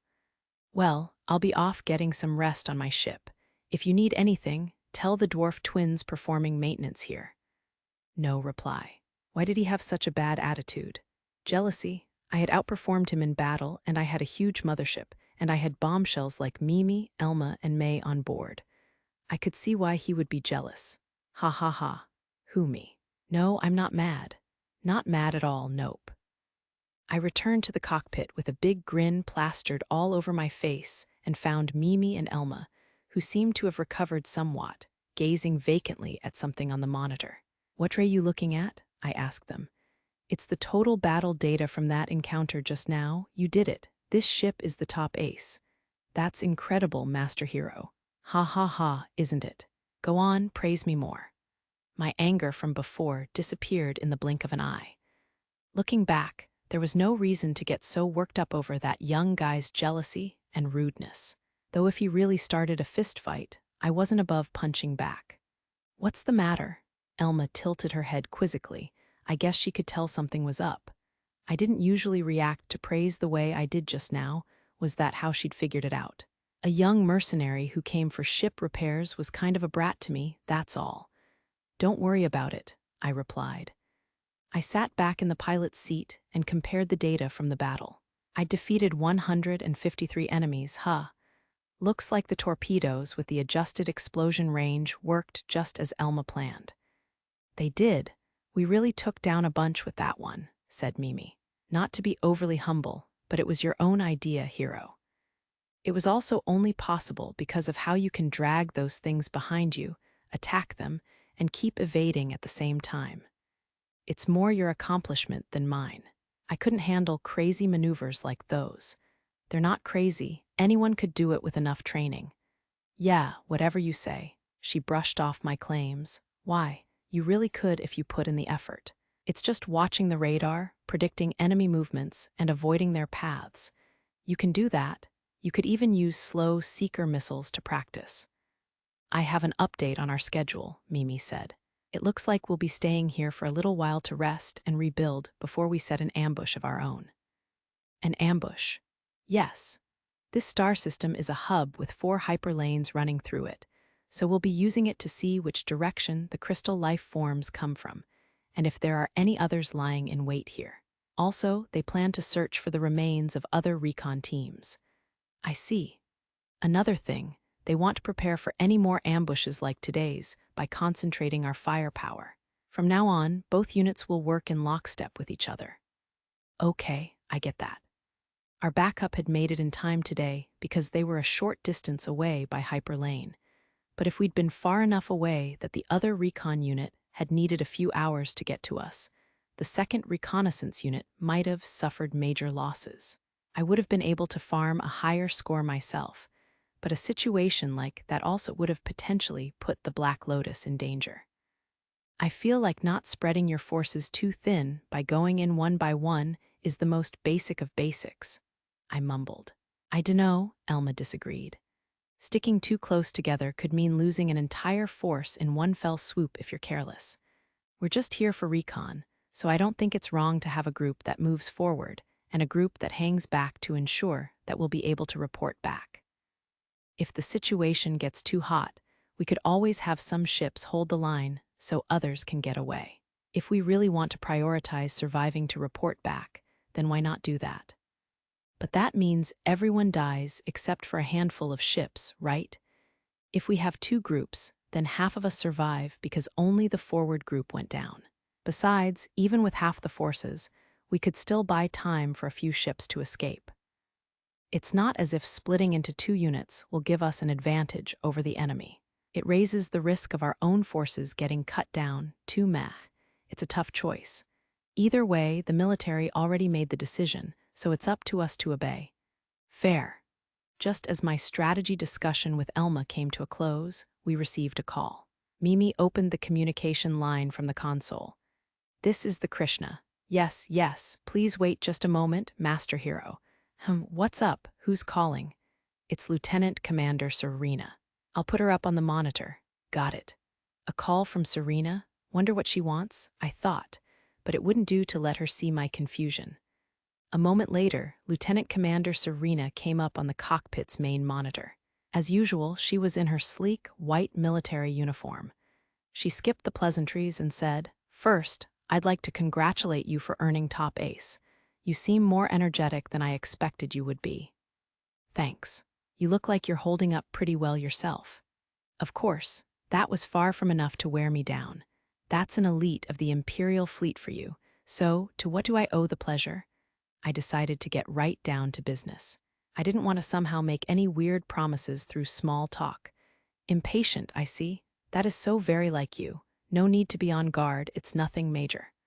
I sure hope not. Go on, we plan to take a 24-hour break, so I am proposing to treat the man with the silver-winged sword assault badge to a meal. A meal, huh? I doubt it'll be any better than the food we have here. I'll ask you to overlook that. We have liquor too. You know I don't drink, right? I was such a lightweight that 1 beer could get me wasted. Liquor did not tempt me in the slightest. Well, call it special treatment for our top ace, or a reward perhaps. It's the finest cuisine the Lesterius has to offer. I'd rather have cash than a meal. Of course you'll be paid too. We need to offer rewards in order to keep up morale, you know. Serena grinned widely. Okay, makes sense. So do you plan to publicize what perks the top ace received and how much of a bonus he got? Sounds like I'm going to be the target of lots of jealous eyes. Why not let us publicize them? Your exploits are certainly worth sharing. In truth, people would question the Imperial fleet's generosity and benevolence if we didn't properly reward you. We wouldn't want any rumors flying about that the Imperial fleet, known all throughout the galaxy, did not reward its top ace. In other words, I have no grounds on which to refuse. I wouldn't go that far, but we really would prefer you accept. I heaved a sigh at the sight of Serena's flawless smile and glanced at Elma in the co-pilot seat next to me. Doesn't seem like you have much of a choice, she shrugged. Next, I looked to Mimi. I'd love to try the Imperial Fleet's finest cuisine. No surprises there, I sighed. Mimi was a woman on a mission, but I was slightly interested in their finest cuisine too. All right, I accept your offer. When should I drop by? I'm glad to hear it. Please come to the Listerius's hangar in an hour and a half.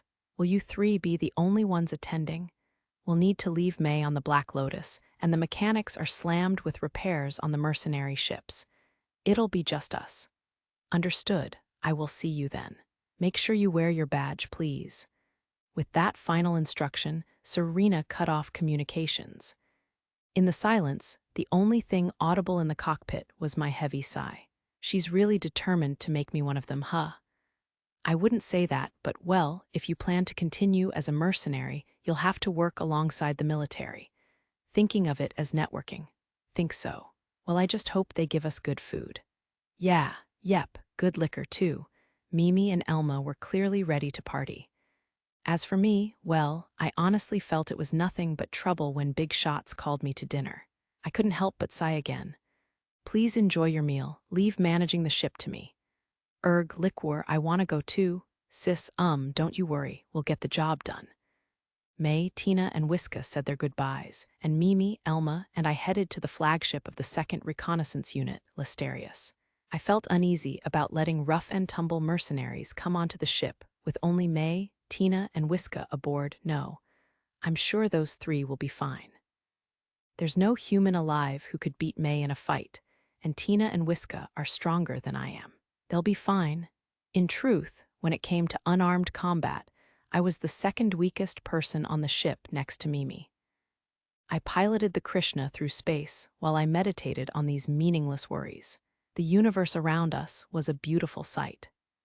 Imperial fleet and mercenary ships alike dotted the sector, and no mercenary ship was the same, making for an interesting variety of sights. To be more precise, there were some duplicate ship models, but their customizations and paint jobs were all unique. Some were so tricked out you wouldn't recognize the original model within.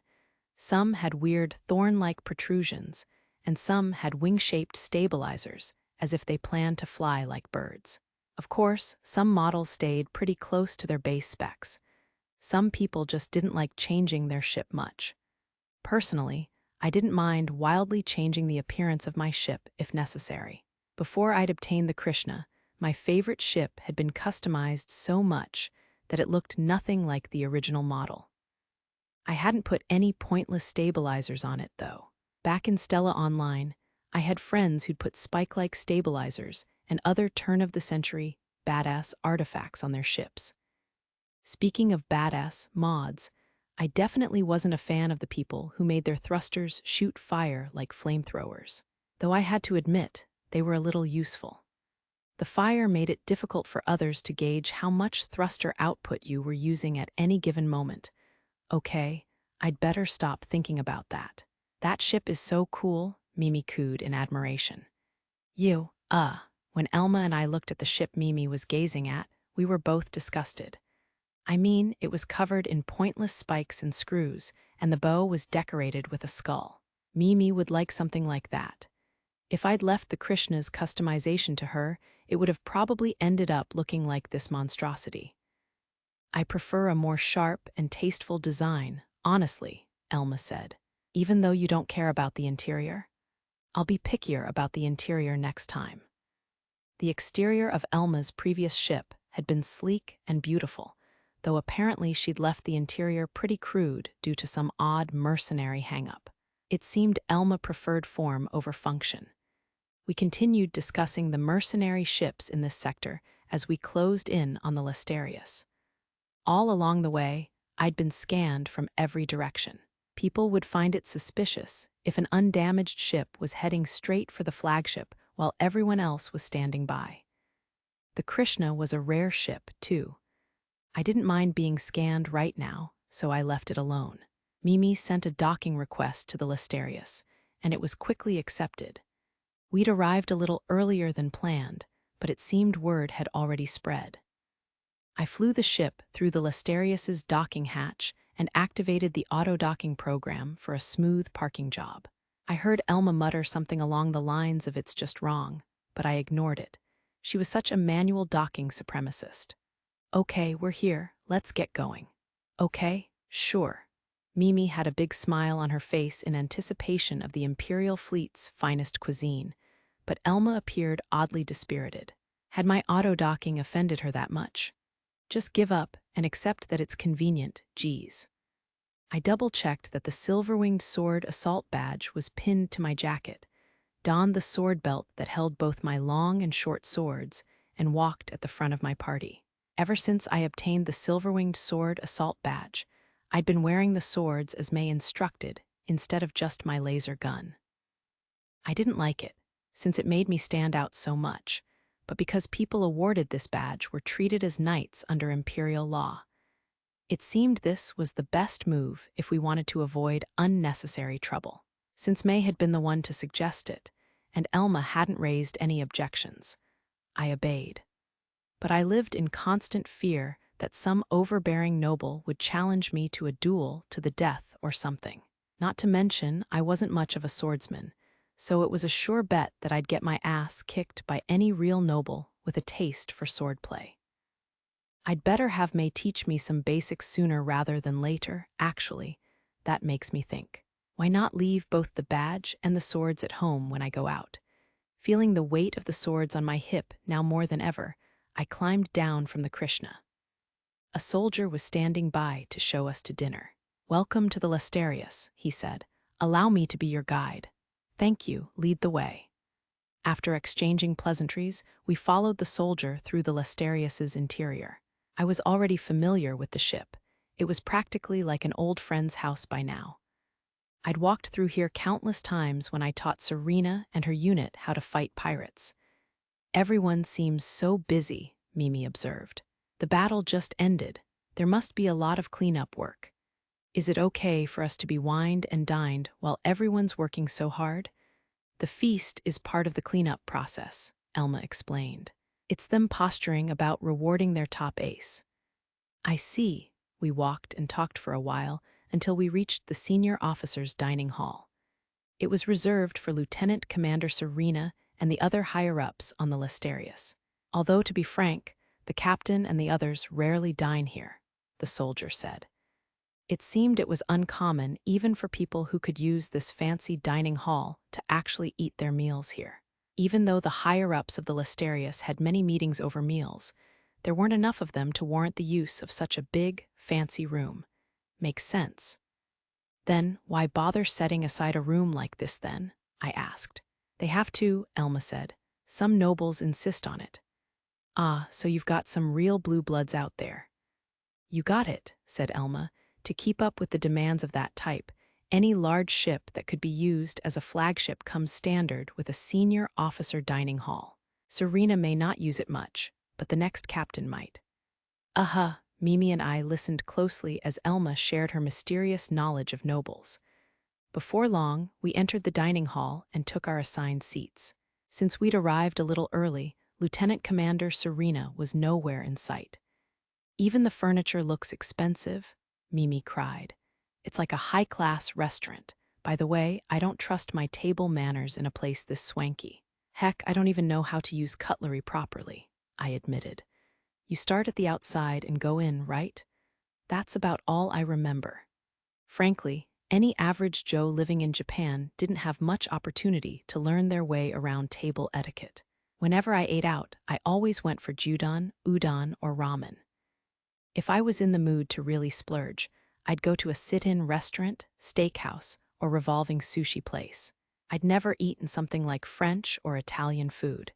It's not a formal banquet, so I don't think they'll be super picky about manners.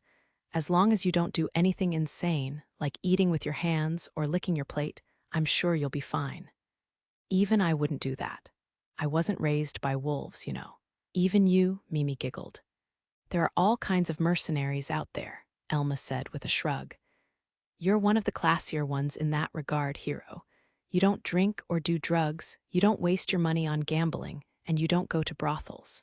Most mercenaries would think you're a snob or pretending to be stoic. I don't see myself as either of those. I'd already lost the right to be snobby or stoic the moment I started taking turns with Mimi, Elma, and May. I didn't drink because I was a lightweight, and I just wasn't interested in drugs or gambling.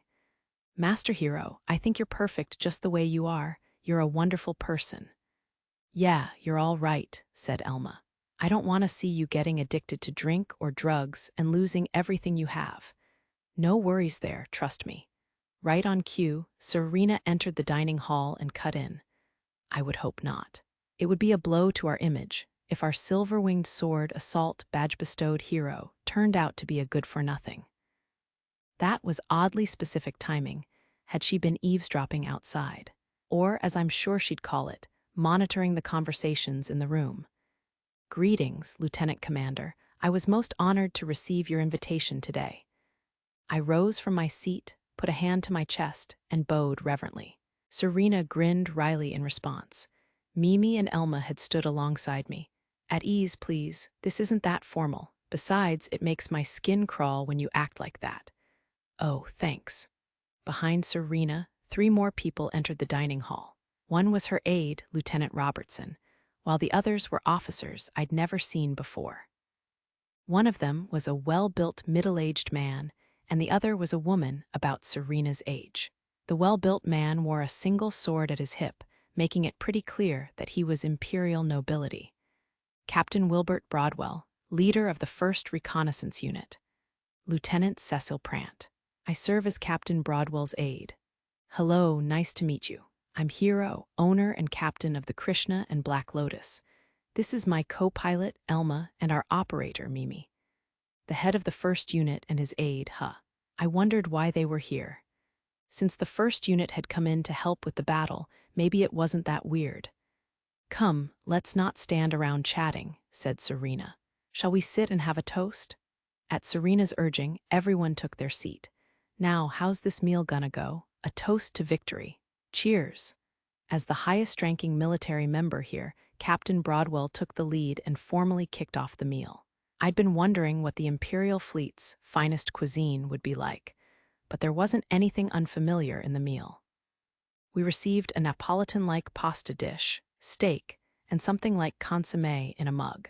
Was this really supposed to be their finest cuisine? I cut into the steak and took a bite. The meat was a little tough, but the more I chewed, the more the juices began to flow into my mouth.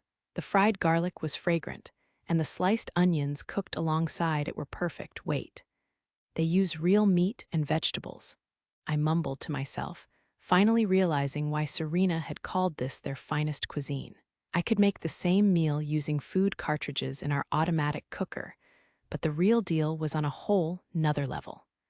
I looked over at Mimi, who was sampling the steak as well. There was a sparkle in her eye as she chewed. Oh ho, the bearer of the silver-winged sword assault badge also has a discerning palate. Now that is a surprise. I wouldn't call myself a gourmet. I have quite a few opportunities to eat real meat, and a certain member of my crew loves it. Master Hero? I looked back at Mimi. She seemed embarrassed to have so many eyes on her, but I liked seeing her enjoy her meal. Watching her put me in a good mood. Captain Broadwell seemed intrigued by my answer and Mimi's reaction. What's his deal? If he has something to say, I wish he'd spit it out. Changing the subject, I asked, do we expect to continue the mission soon? Of course.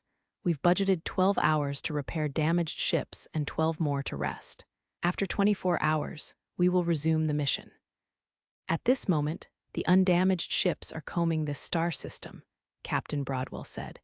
His explanation reminded me of a certain crystal life-form quest line in Stella Online. In the game, various ambush events, route events, and investigation events had led to a base assault event. This stage would probably count as the investigation event, though I didn't remember much about that part, since mercenaries like me stayed out of it. That had been left to explorer-type players who made it their living searching for undiscovered star systems and planets. I see. I hope we can find some clues as to where the enemy is hiding. "You're not like most mercenaries, are you? I feel like I'm talking to a fellow military man or noble." "I understand exactly how Captain Broadwell feels," Serena's aide, Lieutenant Robertson, agreed as he cut into his own steak. "You're oddly classy for a mercenary. Those rough edges one would expect seem altogether missing." If I was giving the impression of class, then I had to wonder just how crude the average mercenary acted. "I don't see why myself," I replied in an attempt at humility. "I'll bet the ladies accompanying you would agree with us," said Lieutenant Prant. "Sure would," said Elma. "He replaced all the furniture in the ship to make it more like a first-class cruise liner's cabin, and he's been a total gentleman with us." Mimi nodded along wordlessly. "Huh, gentlemen? I've definitely laid my hands on both of you, and I wouldn't consider myself a gentleman in the slightest. Do they think of me that way? Honestly. It kind of feels like everyone here is trying to gang up on me. Can we stop talking about me for a while?" "If you insist. Then would you mind if I asked you something out of my own personal interest?" Captain Broadwell asked me. "I'll answer anything I'm able to."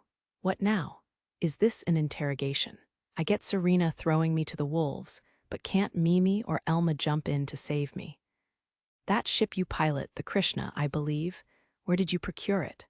"I happen to know quite a bit about ships, but I've never seen or heard of one like that. I understand that mercenaries tend to remodel and rebuild until the ship's original form is unfathomable, but the design of that one seems outright otherworldly. A fastball right out of the gate.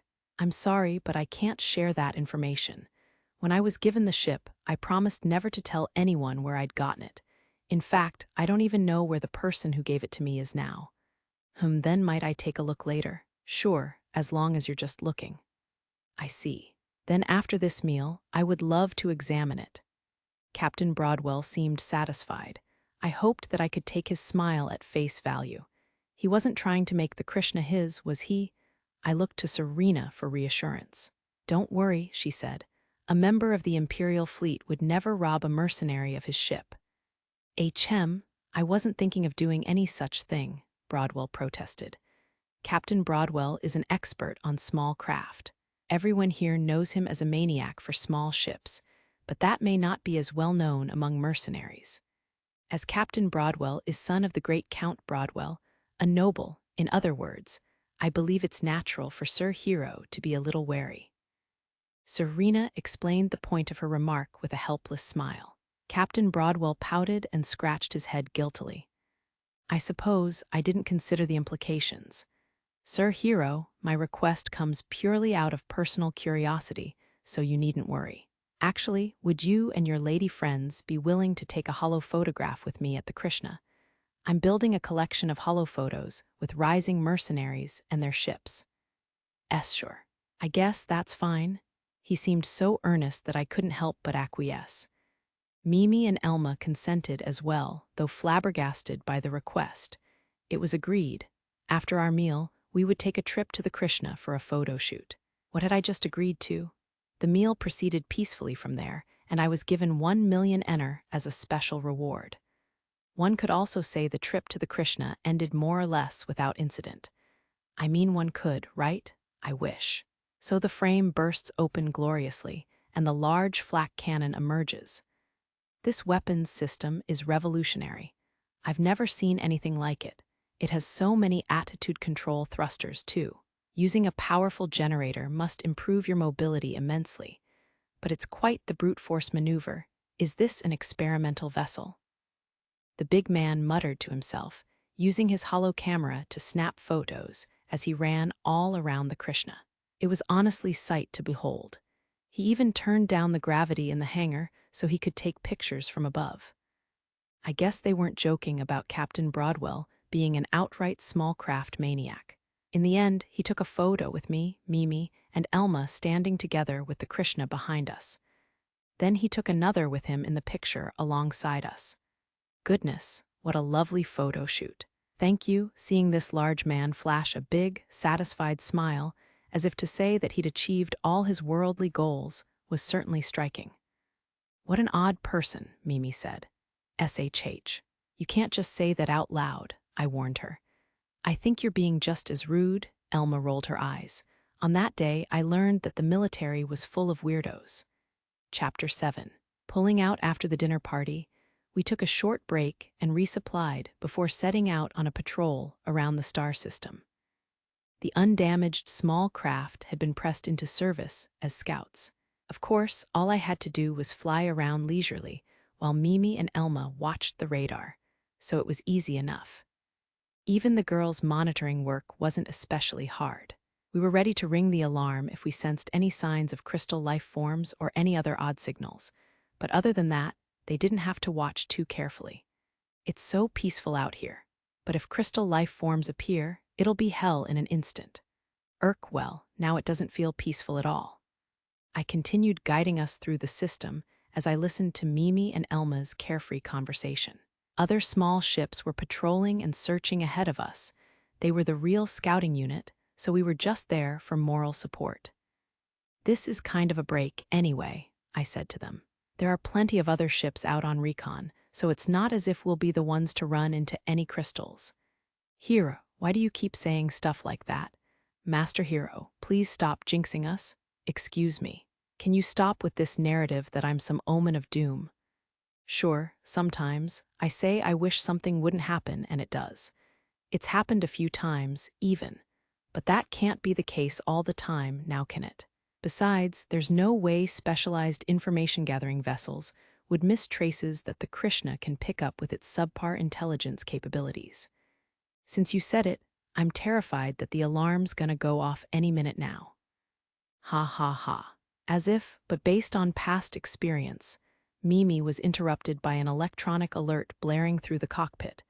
The atmosphere in the ship became tense. Hey, no, I shouted.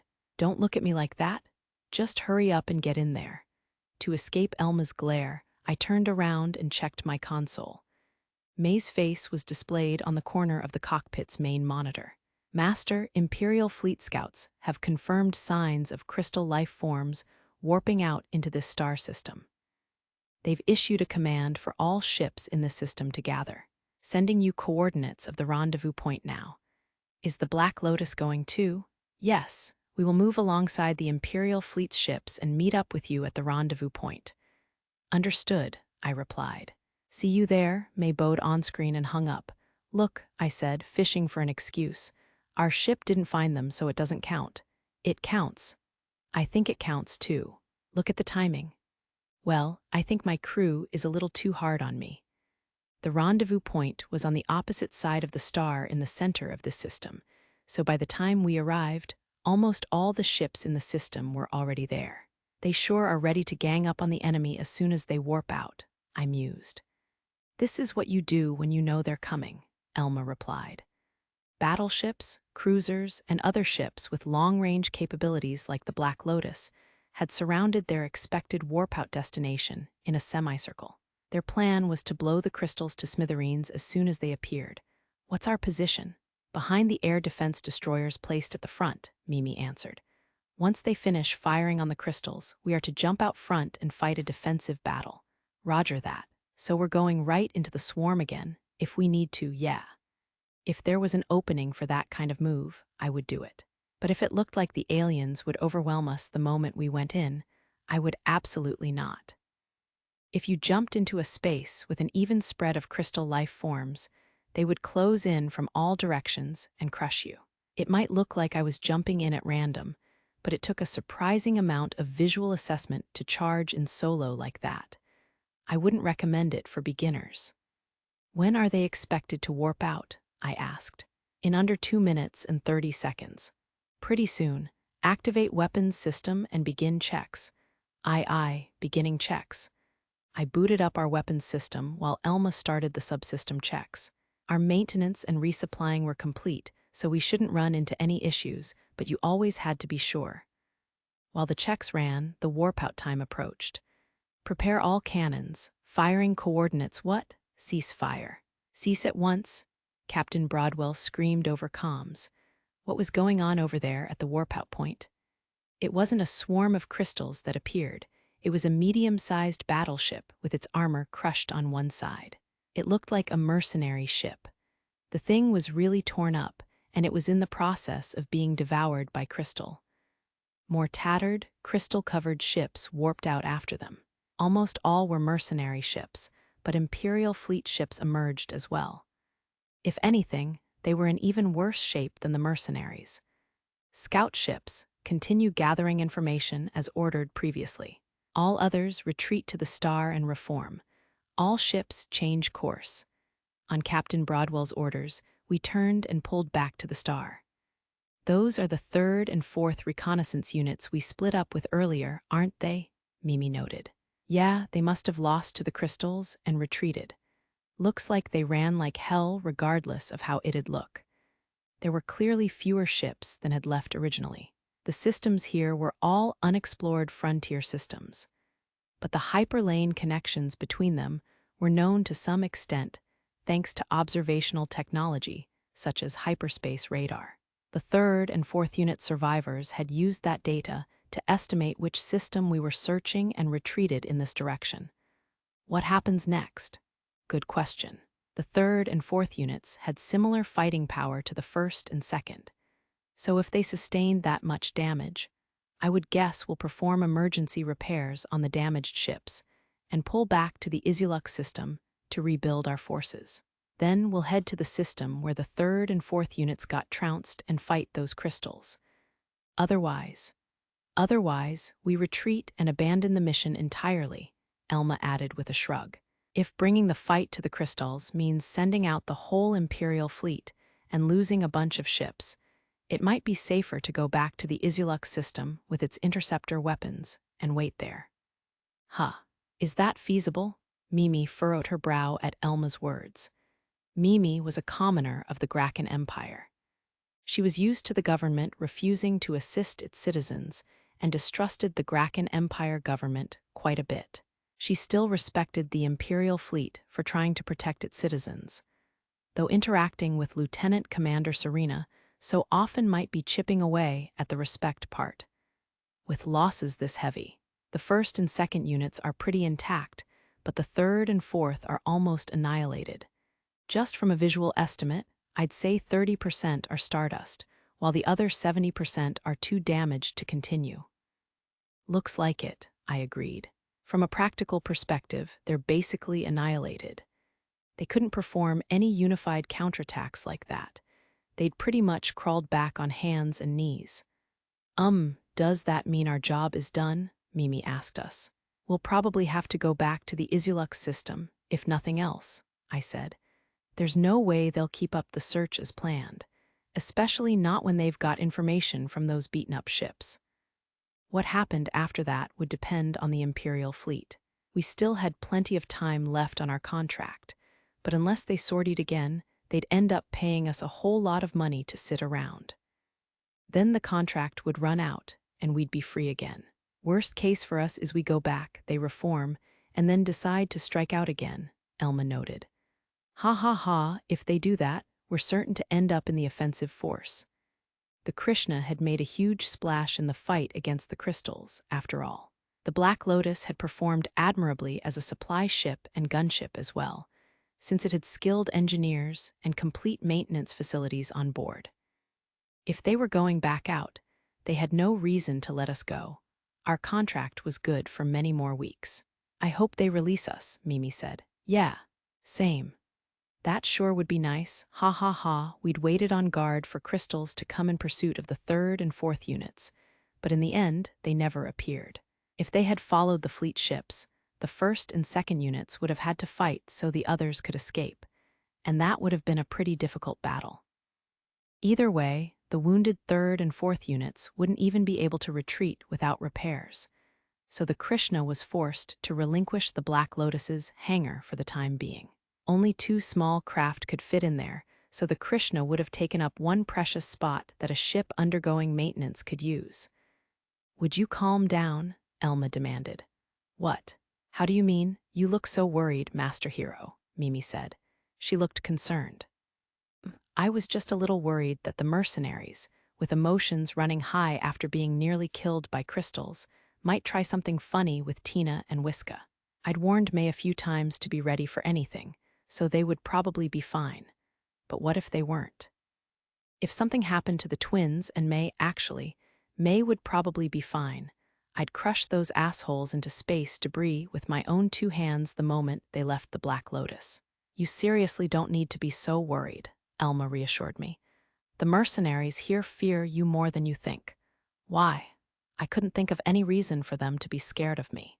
Everyone knows you as the crazy bastard who jumped into the swarm of crystals solo and came out in one piece. And they're saying you had the most bored look on your face when you received the silver-winged sword assault badge, too. Well, I guess I wasn't exactly cheering about it.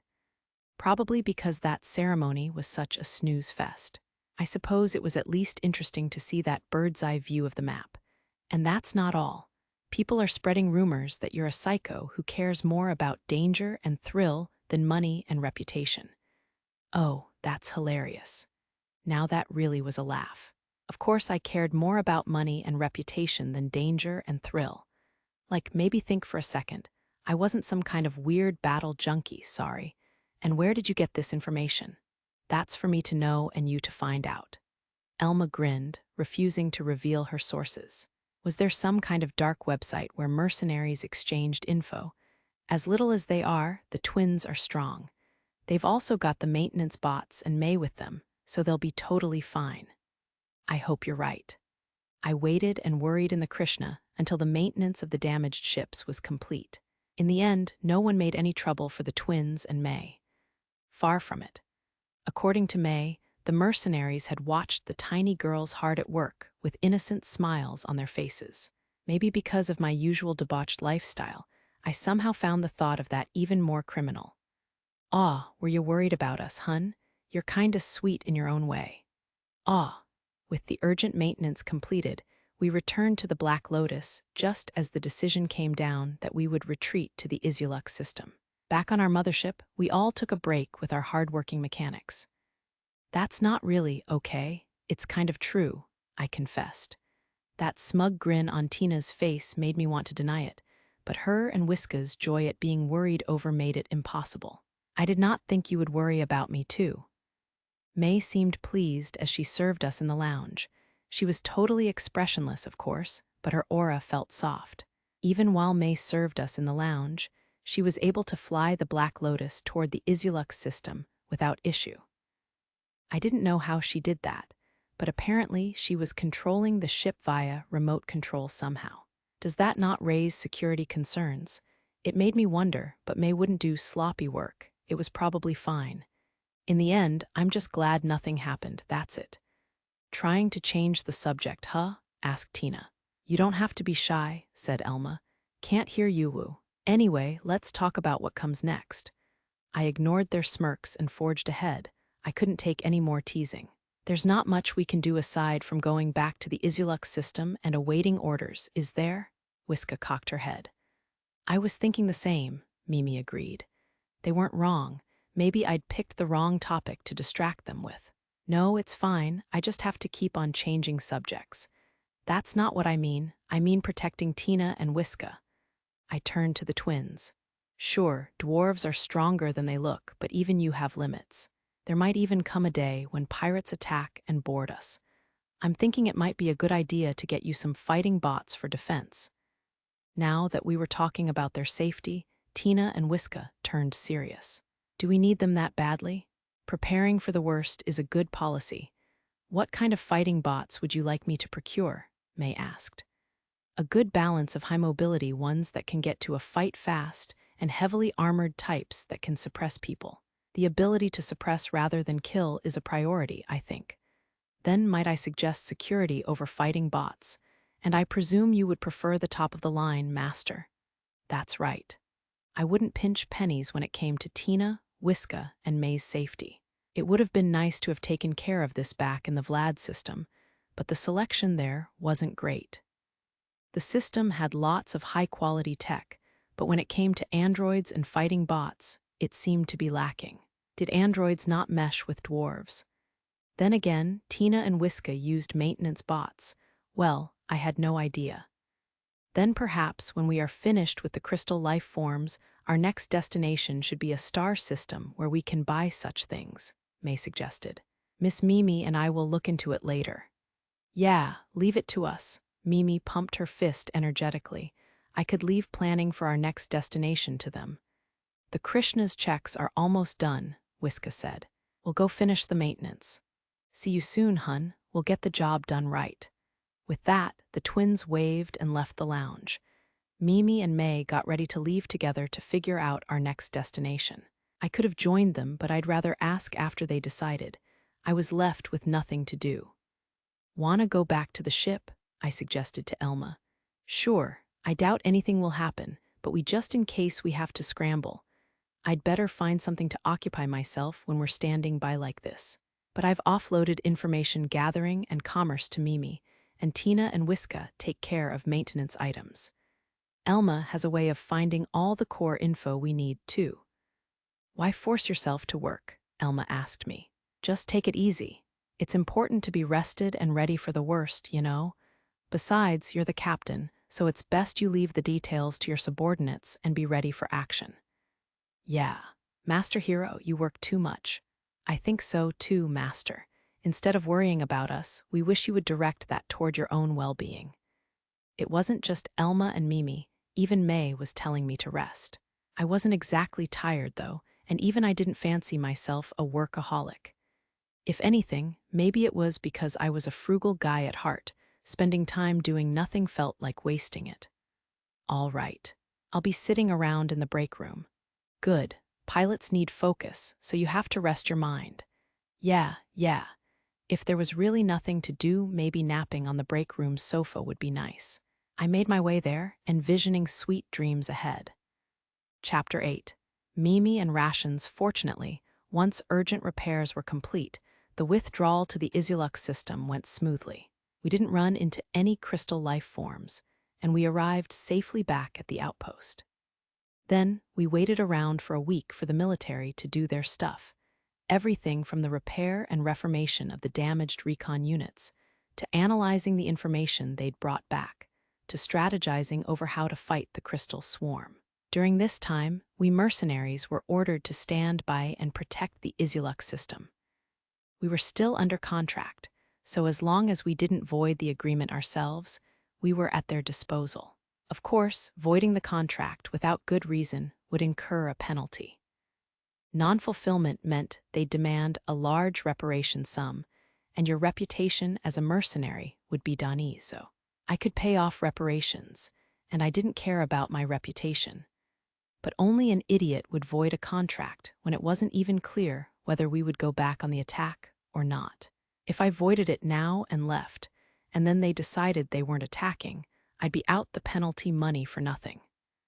This is all to say we would be spending a while in the Isulux system. Unfortunately, standing by in the Isulux system was extremely boring. First off, we were sent a separate request through the Mercenary Guild to use the Black Lotus's hangar to repair ships. Our mothership's 2 small craft docks were cutting-edge, high-performance spaces manufactured by Space Dwerger itself. When it came to the maintenance of small ships, it was even better than the facilities at the Imperial Fleet's outpost. Moreover, we had 2 skilled engineers and several maintenance bots. The Imperial Fleet was more than willing to pay good money for access to our facilities. The materials needed for maintenance would be paid for by the Imperial Fleet, and they would provide us 100,000 ener per day for the request. The twins were the only ones doing this work, so I offered them a 30% cut, 30,000 ener per day. They eagerly accepted, of course. That pay scale came out to 1.5 million Japanese yen each per day, so I could see why. Thus, the Black Lotus was turned into a temporary maintenance dock out of the way of the outpost's other busy docks. Of course, that meant we had to leave the Black Lotus's docks open, and with the other docks at the outpost full, the Krishna couldn't find space in either the Black Lotus or the outpost. In other words, we were cooped up on board the Krishna and stuck out in space in the safe sector around the outpost. If any pirates were around, I'd be able to hunt them. But pirates would never come to the Isulux system, since it was home to nothing but an Imperial Fleet outpost. I was left with an abundance of free time. Our only option was to kill time as a trio. Holo movie viewings, competitive games on our tablets, And well, let's just say the bed's cleaning functions and bath usage frequency went way up. After some days of this boring yet fulfilling life of leisure, we were summoned back to the Imperial Fleet outpost. This time, Lieutenant Commander Serena wasn't the one who had called us. It was Captain Broadwell. "Emergency or not, it's wrong for us to leave our hero adrift in space," he had said. "Shabby though they may be, we do have some shops and amusement facilities. Rest here. If anyone gives you trouble, tell them I summoned you." "How am I supposed to take this?" I asked Elma. "Why read so deeply into it? He just took a shine to you." "I'm not sure I like the sound of that. Well, at least Serena isn't coming at me this time."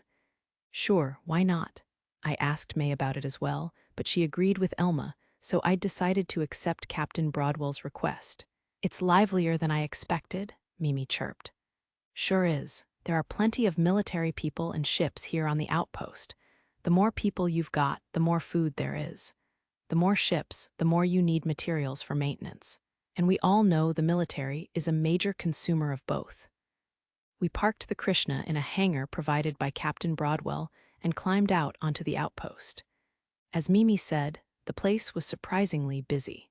Most of the bustling crowd seemed to consist of off-duty soldiers or mercenaries, but there were individuals here and there that didn't fit those descriptions. For example, that guy in the business suit was probably a merchant. "Well, we're here. Where should we go first? The canteen post exchange?" I asked the girls.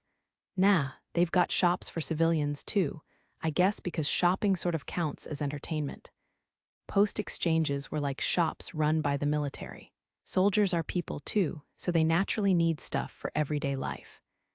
Back in my world, I'd heard that exchanges sold stuff like clothes, underwear, stationery, food, sweets, alcohol, snacks, and other luxury items. Not that I'd never been to one, so I couldn't say for sure. But they sounded like big convenience stores to me. I didn't know what post exchanges in this universe sold, but maybe they had things I'd never seen before. If I had the chance, I wouldn't mind to peek inside. "Shopping is so much fun," Mimi said. "Heck yeah," Elmer agreed. While we chatted and strolled through the outpost, I felt eyes glancing at me. I suppose I stood out, what with my silver-winged sword assault badge, pair of swords, and pair of beauties to boot. I'd look too. "It feels like people are watching us, doesn't it?" I asked. "Oh, you're pretty perceptive these days, Mimi. They don't seem hostile, so I wouldn't worry," Elma answered. "I can't tell whether they're hostile or not," I said. "Do those pointy ears have lickability sensors or something?" "Of course not, stupid." Elma glared at me and smacked my ass. "Really? I figured elves might be able to do something like that." "Oh, Master Hero, there. Let's go there." Mimi pointed at an imported goods shop. "Oh, yeah, Mimi does like that kind of stuff." Stores like this often had delicacies from faraway nations, so Mimi always gravitated toward them. "That look all right, but I recommend that one over there, Mimi." Elma pointed in a different direction. "Huh. Which one?" Mimi looked over quizzically. It was a military surplus shop. "And what sorts of stuff do they sell there?" "Excess goods from the military. They sell all kinds of things, but I bet they'll have something you're interested in." Elma jogged ahead, leaving us to catch up with her. "Oh ho, now this looks fun," I mused. "This does seem like something you'd like, Master Hero." Now I'm excited. Looking at military surplus really got my blood pumping. That said, the stuff here was all outdated excess stock, so it was 2 or 3 generations behind what the Imperial fleet used these days. Was there really demand for such old items at a military outpost? There was a surprising number of soldiers present. Maybe people liked retro stuff in this universe. Looks like this is it here. After wandering for a while, Elma arrived at a display of fleet combat rations. "Are these Imperial fleet rations?" asked Mimi. "I see," I said. I'm a little interested myself." These foods were meant to give soldiers the calories they needed to fight on the front lines. They had an extremely long shelf life and took little effort to prepare. Food quality greatly affected morale, even in a universe where flying between star systems was an everyday occurrence. "They have so many kinds, but I don't know what's inside them," Mimi said. They're packaged to be weatherproof, durable, and heat-proof, I told her. These things aren't like food you find on grocery store shelves. The bland packaging was stamped with plain text that listed the contents and how to handle them. Definitely military rations. Was this stuff the same in every universe? But are these okay to buy as surplus? They're not out of date or rejected due to quality issues, right? This one isn't past the best by date, Elma answered.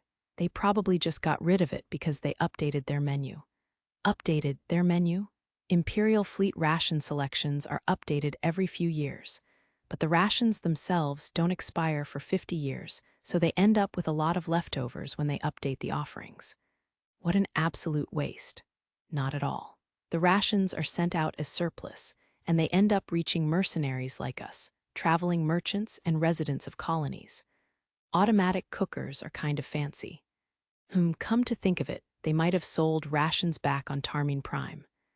I'd never paid them much mind, though, since automatic cookers were more convenient and could whip up anything. There are too many to choose from, Mimi said, struggling with her decision. They don't really expire, so why don't we just buy one of each? I suggested. Then we can taste test them all. I'll pass.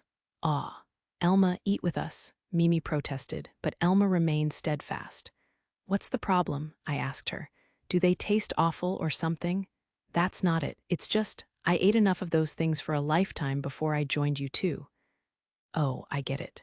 You didn't have an automatic cooker. I had one on the Swan, but before then, figures. I let Elma off the hook. Automatic cookers were expensive, after all. Not super expensive given a mercenary's take-home pay, but the cost of a food cartridge versus the cost of a military ration weren't that much different. Plenty of people might pick the rations instead, so many times that they started to hate them, in Elma's case. Mimi, let's not force her. I'll be glad to eat with you. That's a shame. Oh, should we get some for Tina and Whiska? Let's just get some for ourselves. If we like them, we can buy a ton. That's true. I didn't mind splurging on one of every kind, but multiples would be too many. If they were gross, they'd just end up gathering dust in our cargo bay. And there you have it, a full set of all 48 Graken Empire combat rations. I spread out the packs of rations atop the big table in the Black Lotus's dining hall. Hooray, Mimi applauded. Think you can eat all this? I don't think so. One pack is a pretty big portion. Tina and Whiska had gathered at the table, too. They'd never tried military rations before, so they were fascinated. You know, when Whiska holds a pack of rations, it makes the pack look seriously huge. There's no way we're eating all this today, I agreed. I'd say 1 pack per person is our limit, so 4 packs. They do contain quite a lot of calories, cause they're made for soldiers fighting in combat armor and power armor. They need the energy. I say we just open them and see how it goes. They're numbered, so why don't we start with number 1? Okay, but one at a time. Mimi opened a plain brown package and retrieved a few retort pouches from within. 2 of them were about the size of my palm, and one was a rectangular pack of something. There were also 2 shaped like sticks. One of the palm-sized ones appeared to be some kind of paste. I guess you were meant to cut off one end of it and squeeze it out. These must be crackers here. What's that? This one seems to be chili bean sauce. Mine says packed pizza. Both of these say sausage. The squeezable pouch was chili bean sauce, the other palm-sized one was pizza, the rectangular one was a pack of crackers, and the stick-shaped ones were sausages. Ready to open them? I asked. Ready, Mimi answered. We tore open the packaging at the same time. I was on cracker duty. Yep, just regular crackers. Crunchy and salty, not too powdery. Would it be wrong to call the flavor inoffensive? They were crackers. Nuff said. Mimi sniffed. That does smell good. Tina munched on her pizza. Not bad. Shame it's cold, though. Salty, Whiska groaned when she ate her sausage. These dwarven twins feared nothing. Mimi, hand me those chili beans. Okay, I'll take a cracker, too. Man, these are salty, Tina said, taking a bite of sausage. Oh, the pizza is good. Mimi and I squeezed chili bean sauce on the crackers and ate them. Yeah, it's not bad, at least. There was some kind of meat flavor in the beans, though I didn't know what it was. It had a thick texture and salty sweetness. Give me some of that, too, I said to Tina. 'Kay. Say ooh, not bad. Right? The pizza tasted like cheap convenience store stuff, but its cheapness somehow enhanced the experience. It had an onion-like vegetable crunch that made it even better.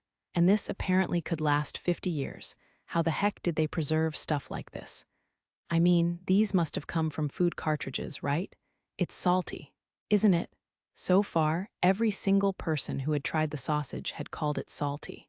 Anyway, once we had tried all 4 packs of rations, we shared our opinions. They're not bad, I decided. Edible, if nothing else. Altogether, they have rich flavors. I think they're surprisingly good, Mimi agreed. Seems like a bunch of them could work as a side with liquor, Tina mused. Eating a lot of these would probably be bad for you, Wiska added. They'd put crackers and sausage in all the rations, though the flavors had varied slightly. By the way, we'd forced 2 sausages upon Elma, who had been drinking while we ate. This isn't bad with alcohol, actually, she said, confirming Tina's theory. Elma, gimme some liqueur. Yeah. I've got a glass for you already. Thank you. The drunkards among us began eating the rations as a bar snack with their alcohol. Meanwhile, we took on the items that the drunkards had neglected. Ooh, this dessert is really good, Mimi piped up. Not bad, that's for sure, I agreed. 2 of the 4 we'd opened had dessert in them. The first and 4th rations were like breakfast, while the second and third, lunch and dinner, also contained a dessert. The second came with tea and coffee, too. Is the Graken Empire more of a tea culture? You drink it a lot, right, Mimi? Yes, we drink it most often after lunch. Mimi prepared her tea, and I prepared my coffee. Then we set upon our desserts. I'd already taken a bite earlier, but the lunch rations dessert was a slightly firm cheesecake. It had a firm texture, but it melted in your mouth once you started chewing. Its citrusy flavor went well with coffee. Mimi seemed satisfied, too. Dinner's dessert is fruit jelly? I raised an eyebrow. Looks like it. That pouch was the same kind as the one that had contained the chili bean sauce. You were supposed to cut off the top and squeeze the contents onto your plate. It doesn't look very appetizing, does it? Now, let's try it first. Mimi grinned and scooped up a spoonful of the jelly. This is like the nutrition supplement jelly they sell at supermarkets. I've eaten it before. Oh, wow, it's actually not bad. It tasted a lot like the supplements they sold in Japan. You know, the ones they advertise with overblown claims like, recharge in just 10 seconds. It came in another inoffensive flavor, similar to muscat grape. So just 44 meals left, huh? I think it's fun. I've always wondered what soldiers eat. I doubt they eat these all the time, just in situations where they can't eat normal food, that is, stuff made with automatic cookers. What kinds of situations would those be? Mimi asked. Like on the front lines, right?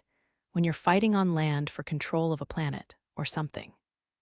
Given the technological advancement of this universe, you wouldn't bother sending infantry onto planets to destroy enemy facilities. Once you've secured astronautical superiority, you could just use orbital bombardment to take them out without breaking a sweat. Alternatively, you could even bombard them directly with asteroids from asteroid belts. But if you wanted to exert ultimate control over them, that was different. Enemy soldiers could hide in and attack from any building that you didn't destroy through orbital bombardment. To deal with that, you'd need boots on the ground. In the end, you always need soldiers, no matter how advanced your technology is. I see, so that's where you would eat these. Maybe we should keep some in our ship for emergencies. Never know when something might leave us unable to use the automatic cooker. Agreed, we should look for good ones next time we get the chance. I don't mind these, but we could use something a little lighter. Imperial Fleet combat rations weren't bad, but I'd prefer less bulky, more efficient items, like energy bars or something. We enjoyed a good night's sleep after our ration sampling party. Mimi and I left Elma, who had been taken down by a killer hangover, and went out into the Izulux system outpost again. May was stuck minding the Black Lotus. There were Mercenary and Imperial Fleet ships in the hangar for Tina and Wiska to maintain, so May served as their bodyguard. Soldiers were one thing, but you never knew what kind of person a merc might be, and I didn't want them messing with the dwarves. What I hadn't expected was for them to mess with me. Look at you, hotshot, surrounded by ladies first thing in the morning. Actin, all smug, you playboy. You're a disgrace to all mercs. We had come to a mercenary guild office on the Isulux system outpost. I hadn't made it over to the office yet, so we'd decided to pop in before our date, resulting in this. I rubbed my temples to soothe my now aching head and asked, so, what do you want? I didn't care about them accosting me that much. It was true that I'd stood out way too much since my sudden arrival here 2 weeks ago. I'd had May by my side when I accepted the silver-winged sword assault badge, and just yesterday I'd walked around with Mimi and Elma on my arms, so of course I stood out. Still, it was annoying as hell that people were constantly picking fights with me. Don't you so me, pal, what are you smiling about? Pipe down, you're embarrassing yourself. Again, what do you want? I stepped in front of Mimi to shield from his yelling. I could tell she was getting scared. I guess I would hear this rando murk out. You've been walking around here flaunting your women for too long, I ain't having it. Newbies oughta act like newbies and toe the line. God, you're gonna make me cry. Mercenary A, name pending, wrung his hands as if he really was about to cry, and Mercenary B, name pending, looked up to the ceiling and stamped his feet. What was with these guys? Were they doing some kind of comedy routine? Say something, damn it. Who do you think you are? I sighed. Look, what do you want me to say here? Basically, you're not happy with me. That's it, right? So what do you want me to do about it? If you're asking me to give you Mimi for a night or something, I'll kill you right now. I threw out a light jab at the air. The men looked at each other, then back to me, then waved their hands in frantic denial. No, that's not it, Mercenary protested. Women aren't objects, we'd never say something like that. Mercenary B added. He sounded surprisingly respectful. Wait, now you're serious all of a sudden? Okay, again. What do you want from me? You keep on flirting and flirting and flirting like a show-off. I bet you're talking turns with them every night, right? I won't have it. Well, I don't care if you say that to me, but isn't that sexual harassment if you're saying it in front of Mimi? Master Hero, Mimi tugged on my sleeve from behind. She seemed mortified. Master Hero, Mercenary A's voice quivered. Why, you little, you're making that poor, innocent girl call you master, Mercenary B shouted. No, I mean you're not entirely wrong, but no. I'm not forcing her to do anything, okay? I wish Mimi's presence would stop dealing social damage to me. I mean, I know it looks bad to have a barely adult woman calling me master. That's so true. We've been like that since I met her, so I never thought much of it, but yeah, it's true. That's right, I call Master Hero that of my own volition. Hey, Mimi, mind zipping your lips for a sec? I turned around to face Mimi and smiled as I held her face with both hands, pinching and kneading her cheeks. I couldn't take much more social damage. I knew it. We can't leave an innocent young lady in a womanizing bastard's grasp. I challenge you, you're gonna release that poor girl. Mercenary A, name still pending, and Mercenary B, name still pending, screamed and pointed at me. Didn't your mothers ever teach you guys that pointing is rude? I don't mind whatever challenge you're thinking of, but even if Master Hero lost, I would never leave his side. Damn you, just explode. They cursed me, bodies crumpled in despair. While I scratched my head in confusion, a third man appeared behind me. I heard the whole thing. Allow me to be the referee of your duel. Who the hell, Captain Broadwell? The intruder was none other than Captain Broadwell. Why are you posing like that? What are you, a Joe's character? A duel, I repeated, confused. Indeed, it is common for mercenaries and nobles to duel with something they value on the line. Might I be so presumptuous as to act as referee? Well, there's not really anything to put on the line. I wasn't forcing Mimi to be on my ship, and she didn't feel that way either, I hoped. She was with me of her own free will, as evidenced by everything she'd ever said or done, up to and including her remark just now. Forget the details. These fellows here are just envious of your popularity, Sir Hero. They're looking for an excuse to bloody your nose. Harsh. Also, Captain Broadwell added, on a personal level, I just want to see the Krishna flying and fighting in real time. True to your desires, huh? A man needs occasional entertainment that both indulges his hobbies and furthers his education. Education? Mimi cocked her head and Captain Broadwell shrugged. As Broadwell gazed into her eyes, he suddenly turned pale. Excuse me, Miss Mimi. Perhaps I'm mistaken, but have we met before? We had dinner together just the other day, didn't we? Oh, no, not that. In the capital, for example. I've never been to the capital. I've lived all my life on the colony I was born on, Tarmine Prime. Ah, I see. Ha ha ha, a chance resemblance, I'm sure. Captain Broadwell placed a hand on his chest. For some reason, he was sweating bullets. What is his deal? Does Mimi look like the daughter of some bigwig or something? By the way, what did you mean by education? She asked again. Oh, of course. How rude of me. Well, Miss Mimi, fights between small ships are a truly inspirational sight. Observing mercenaries who have mastered the art of fighting pirates, especially, is extremely educational for us military folk. I see. Excuse me, Captain Broadwell. I'm just a civilian, so there's no need to call me Miss. Ha, I would never be so disrespectful towards Sir Hero's wife. Wife? Well, Mimi brought her hands up to her flushed cheeks and squirmed cutely.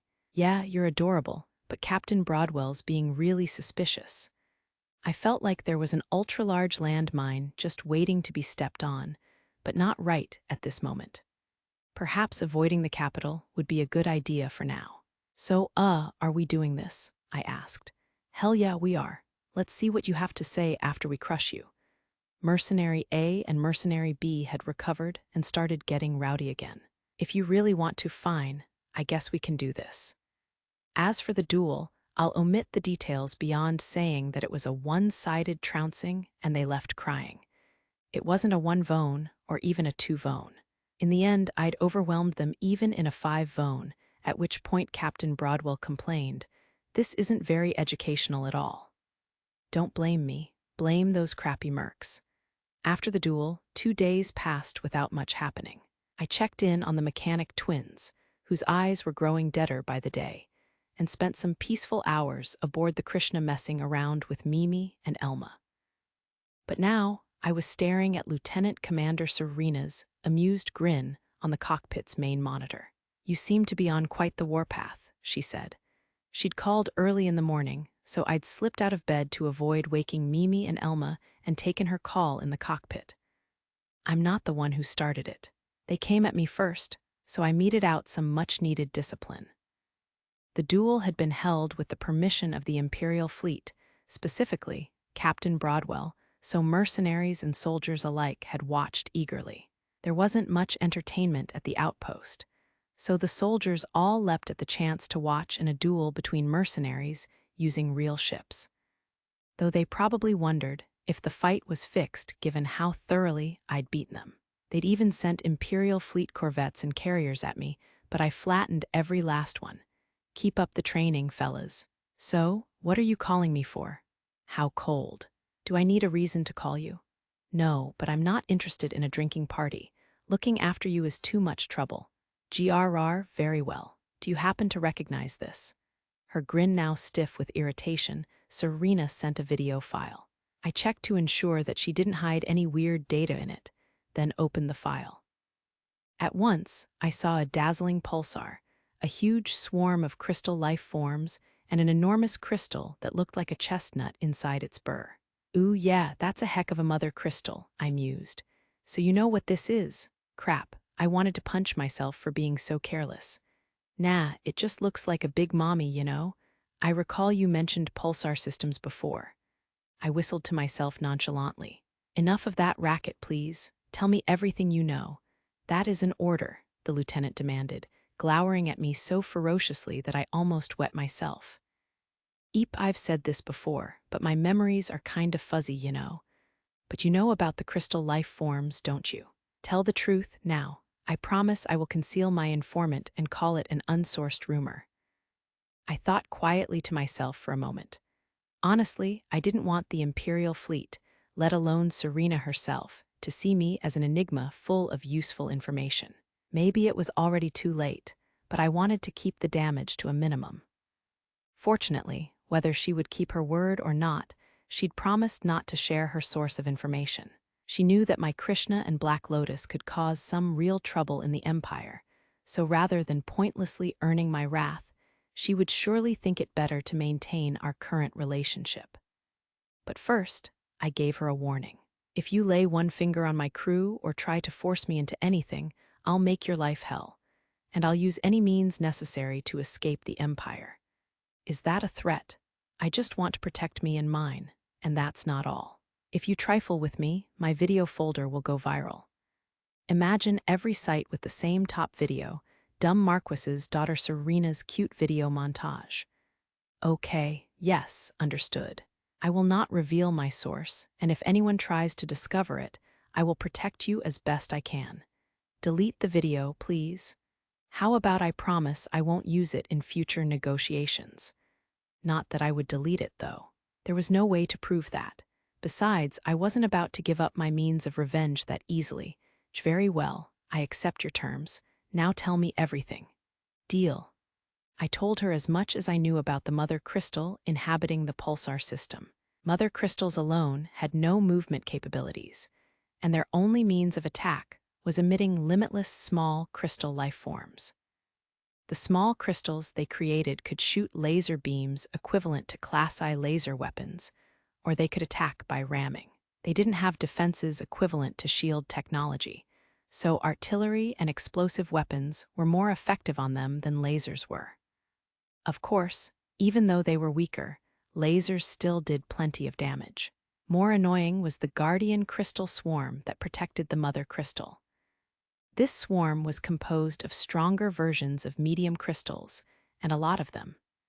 They excelled at close-range shooting, and they would ram you without hesitation, so they were a real pain. But since the guardian crystals had a short range, you could cull their numbers from outside it if you had long-range weapons yourself. They had a high maximum speed, but they couldn't make sharp turns, and they tended to prioritize enemies that were close to the mother crystal. So fast, small craft could drag them around, while large and medium craft easily sniped them from afar. If possible, you wanted to enter the star system through a hyperlane exit as far from the mother crystal as possible. That way, you could prevent your small ships from having to fight both the small crystals she emitted and her guardian crystals at the same time. I hadn't touched on this yet, but for some reason, large crystals weren't often found in the same star system as the mother crystal. Maybe they were meant to be the next generation of mother crystals that had left the nest for good. Also, the mother crystal herself is pretty tough. The only chance small craft have of damaging it is with anti-ship reactive torpedoes.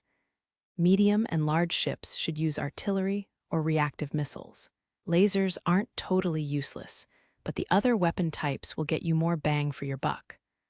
Also, the mother crystal's weakness is the glowing bit in the center.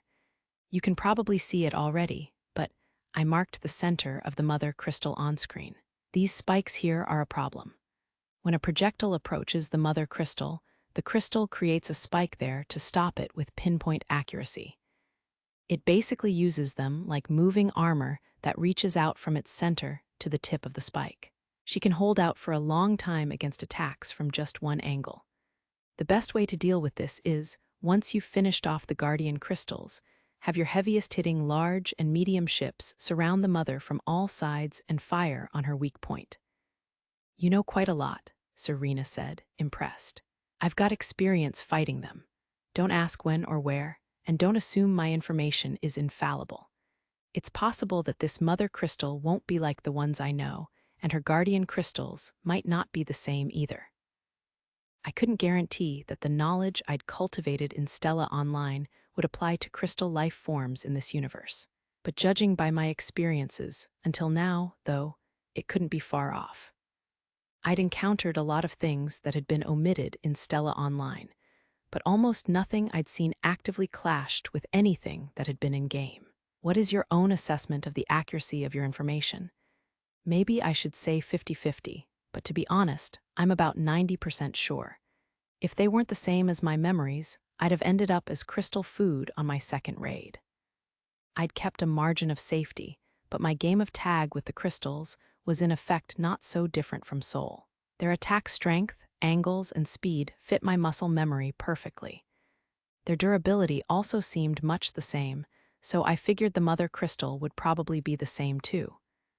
I see. Thank you for this vital information. It's all so specific that not sure how I'm going to relay it all. Whatever you do, keep me a secret, for both our sakes. Indeed, for both our sakes. Also, you should think about the value of this information, I said. This is a big favor, and I doubt you plan to welch on a debt, right? Ugh, I know. I will do what I can to accommodate you, though it would be helpful to have some guidance regarding your needs. In that case, I told Serena about how I was planning to install top-of-the-line fighting bots in the Black Lotus. She was a high-ranking member of the military and nobility to boot, so I wondered if she had any useful connections. I see. It's an understandable concern. Your ship doesn't have any Imperial soldiers wearing power armor, after all.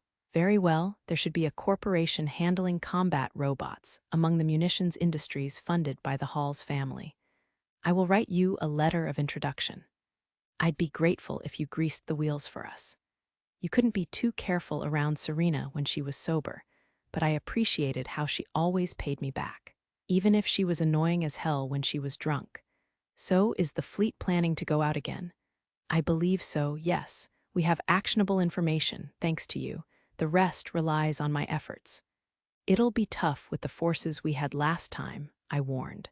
We might have had a chance if we'd combined all the recon units into one force. But now that 2 of the 4 had taken major losses, it would be difficult even with every single ship in the remaining units. We are aware of that, Serena assured me. Through their noble sacrifice, the 3rd and 4th reconnaissance units have brought us vital information about the enemy's forces. We plan to send the full force standing by in the outpost to secure certain victory. Ah, then I think we'll do all right. If we were going to bring the main force from the outpost, then we'd have plenty firepower. As long as we didn't do anything stupid, victory was within our grasp. Behind-the-scenes negotiations and formation should take a few days, so use that time to make sure you're in peak condition. Aye, I saluted. After flashing a last smile, Serena hung up. Well, I'd better fill Mimi and Elma in. After I wake them up and we shower anyway. 2 days after Serena's call, it was decided that the Imperial fleet garrison at the Izuluk system outpost would attack the crystal life forms again. Mercenaries contracted as part of the strategy were notified that we would resume operations in 24 hours. Many responded with "finally." It seemed everyone welcomed some action to break up the monotony life stuck on the outpost. Surprisingly, no mercenaries had nullified their contract and fled. I'd expected some to run away to fight another day, but they had defied my expectations. Turning tail in these circumstances would be a huge black mark on your record, Elma said.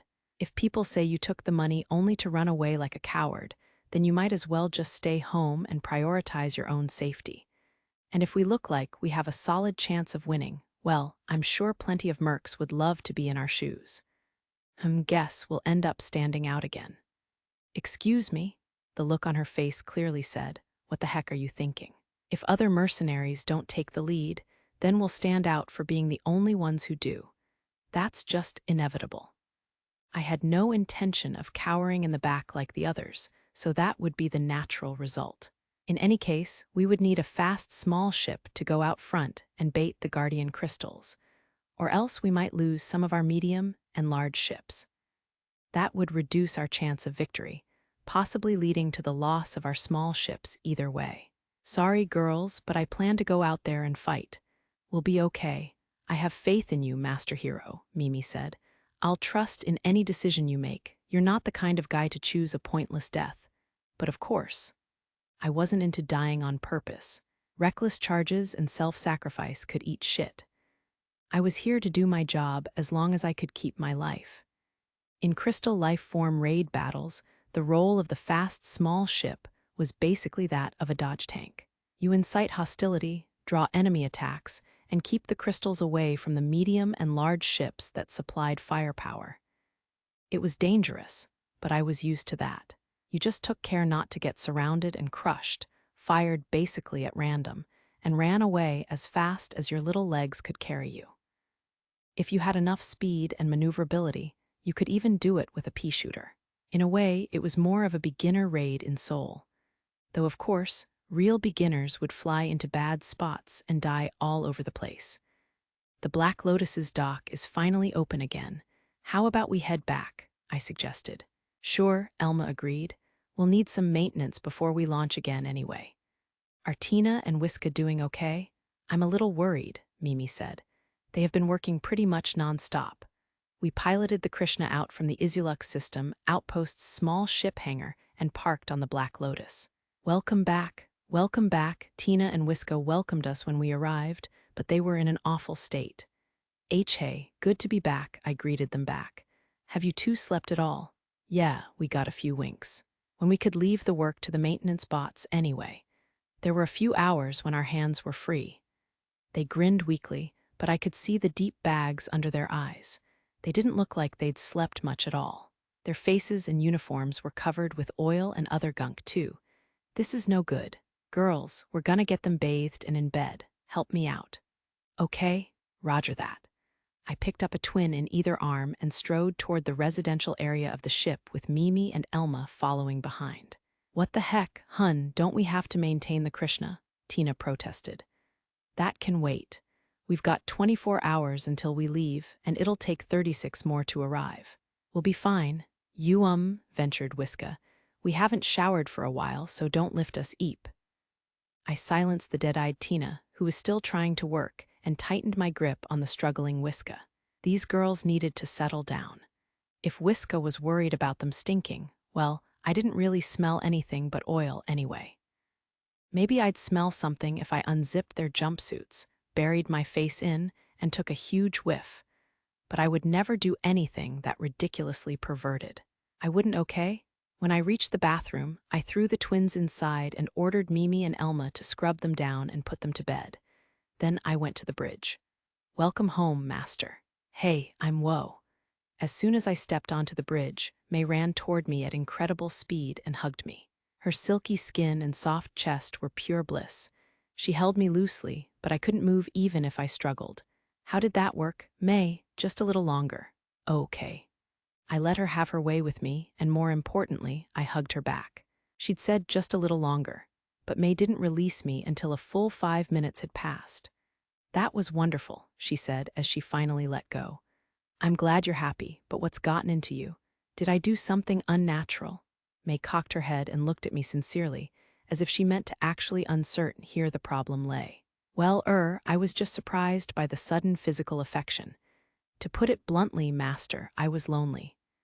May was an android, but as machine intelligence, she had thoughts and feelings.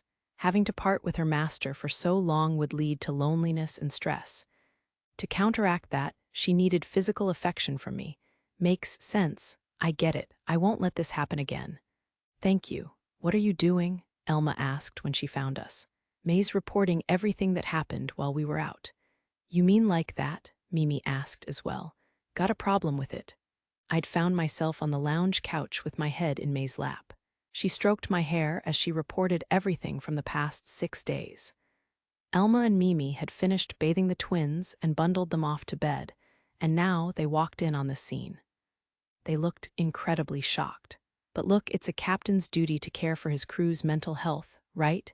This totally counted. Just ignore whatever problems you have with it for now. You might not believe it, but this was a compromise on her part. I understand. Well, I actually don't, but okay, Mimi shrugged. Well, I don't really care, Elma shook her head. Mimi sat next to May and Elma a little way off. Once they were settled, May continued. In these past 6 days, there has been no particular trouble. The mercenaries staying here were amazed by the welcoming interior, and they had many questions regarding the details of the furnishings and where they were purchased. Some had poor manners, but I believe, after my sincere persuasion, they have been reformed. Sincere persuasion? Yes. Mimi and Elma looked pale, so I guess I wasn't the only one thinking this so-called persuasion involved physical violence. I just prayed that the affected mercenaries wouldn't be terrified at the sight of any maids they happened to see from now on. For the rest of the day, May accompanied me around the clock. And I do mean the whole day here, so figure it out. I woke up in my bedroom aboard the Black Lotus about 4 hours before it was time to begin the mission. May wasn't here, so she was probably on the bridge or in the dining hall already. It seemed she'd been cured of her loneliness-induced stress, but I really had to try not to be away for days on end again. Seriously, I couldn't keep up with someone who didn't feel fatigue. "Are you gonna be all right?" Elma asked in the dining hall, staring at me in exasperation. "It's almost time for the mission, you know." "I'm fine. After a nice, leisurely breakfast, I'm sure I can manage." I scarfed down a fake hot dog and drank some kind of green nutritional smoothie. This would be kind of a dystopian meal if the hot dog was, like, a nutritional paste or something. "How are Tina and Wiska?" "They woke up hours ago and went to work on the Krishna. They've got plenty of energy now." Mimi went to the hangar to do some final checks on our supplies. "That's so. When I finish eating, I guess I'll go check on them." "You do that. They really pushed themselves to the breaking point. Yesterday was rough. It took both me and Mimi to get them bathed, since they pretty much passed out right when they got in the bath." "Whoa, that's dangerous. Thanks for taking care of them." I imagined Mimi and Elma manipulating the dwarves' sleepy bodies in the bath. Part of me wanted to see it.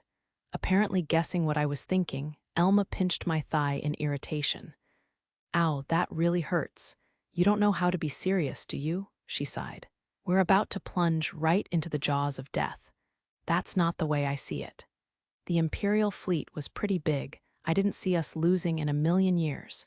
We had a huge force for this fight. 6 battleships, 20 cruisers, 25 destroyers, and 42 corvettes. Honestly, did they even need mercenaries?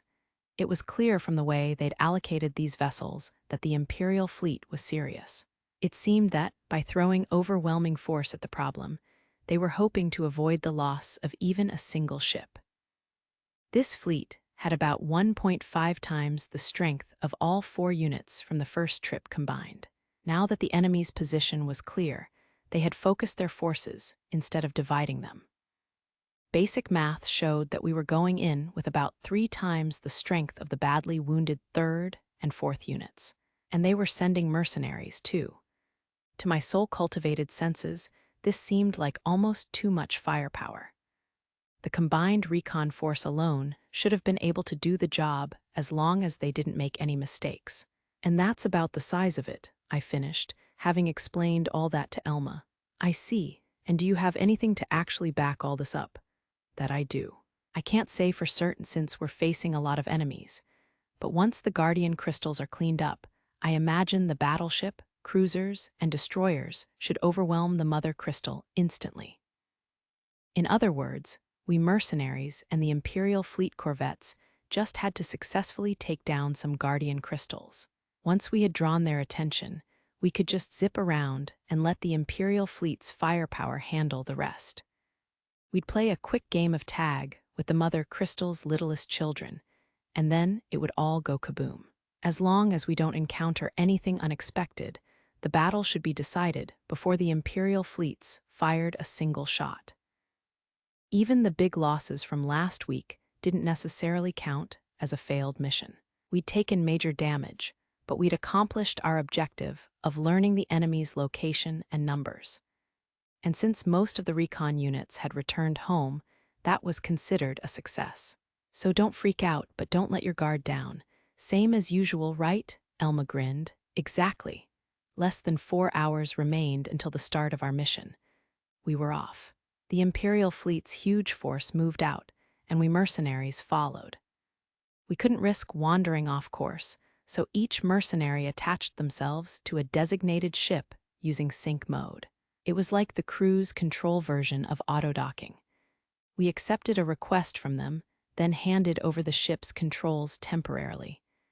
We would automatically act in perfect sync with them while we were connected. But it wasn't like you were shackled to the controlling ship. If there was an emergency, we could break off and act freely at a moment's notice." "Well, this is boring," I groaned. Yes it is," Mimi agreed.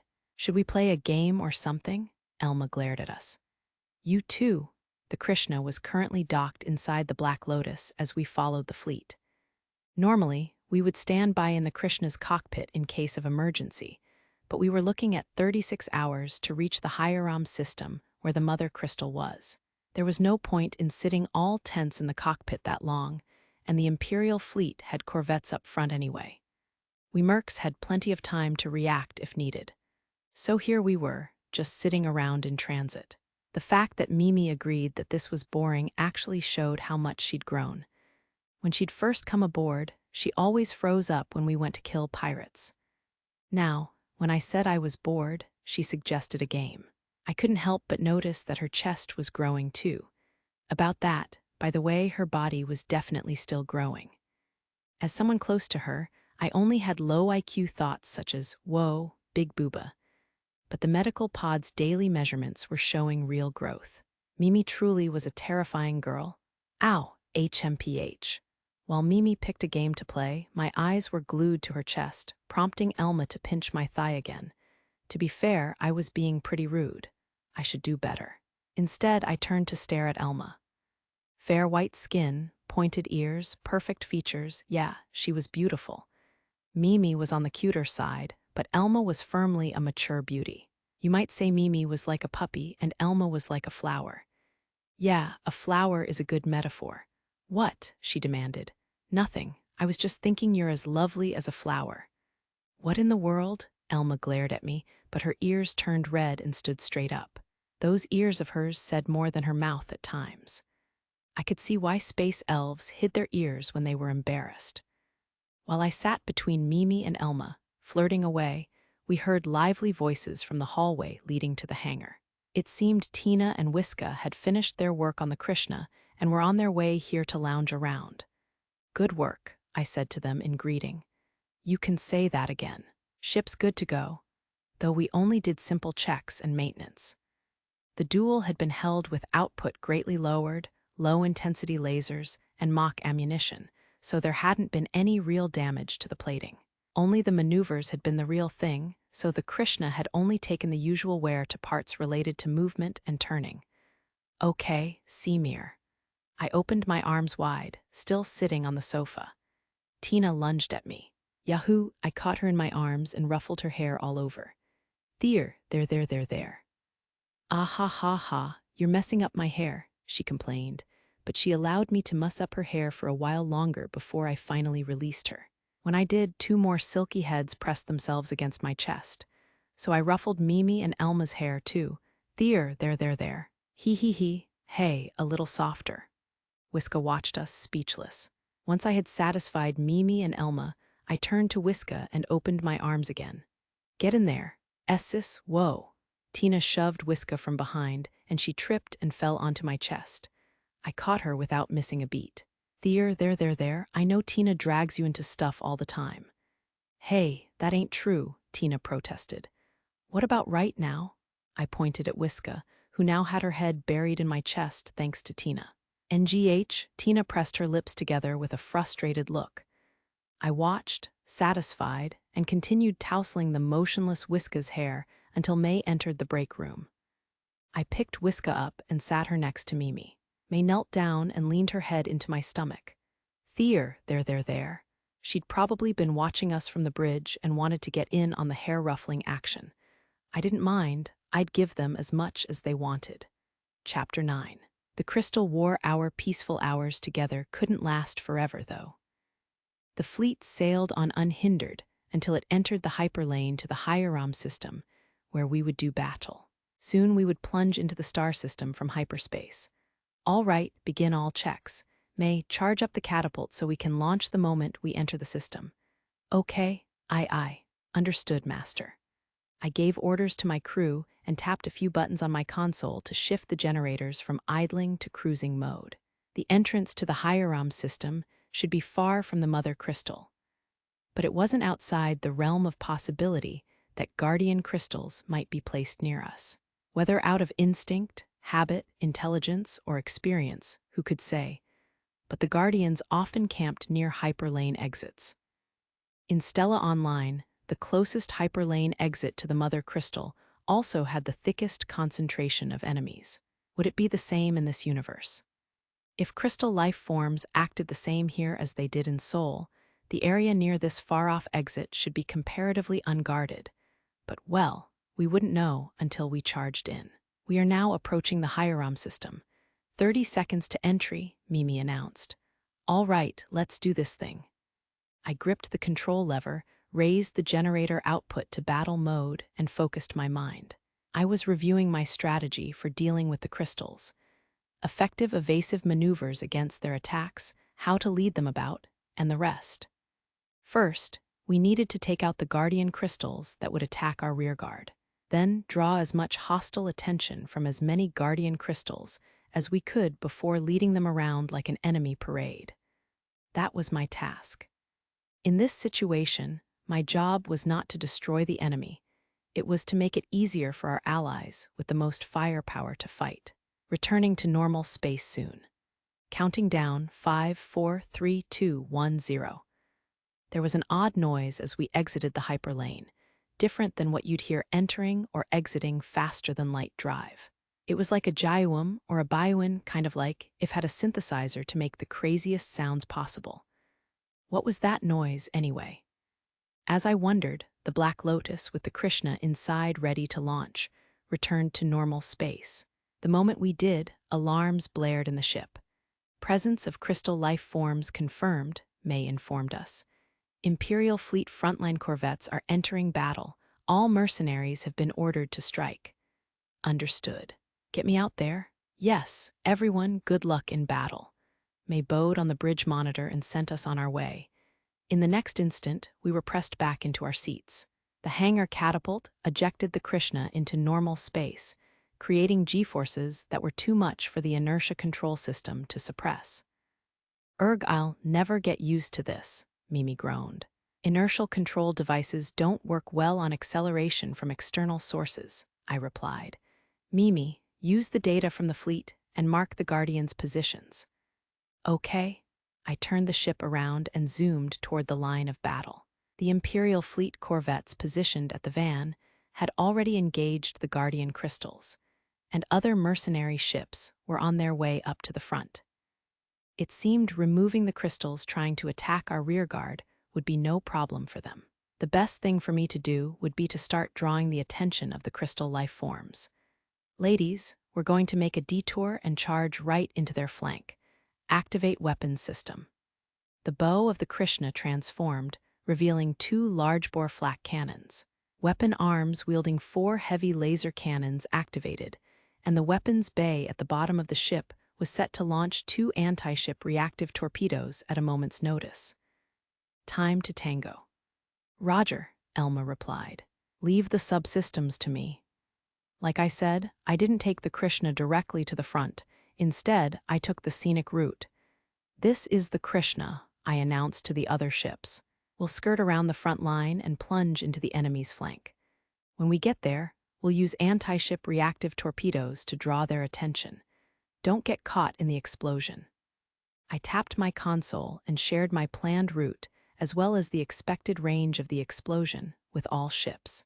I was fairly certain no one else in this group would plunge into the middle of the enemy formation, but hey, might as well make sure. We're going in, I told the girls. Right, aye, Captain. After making sure I was far enough from the rest of the fleet, I accelerated and charged into the enemy flank.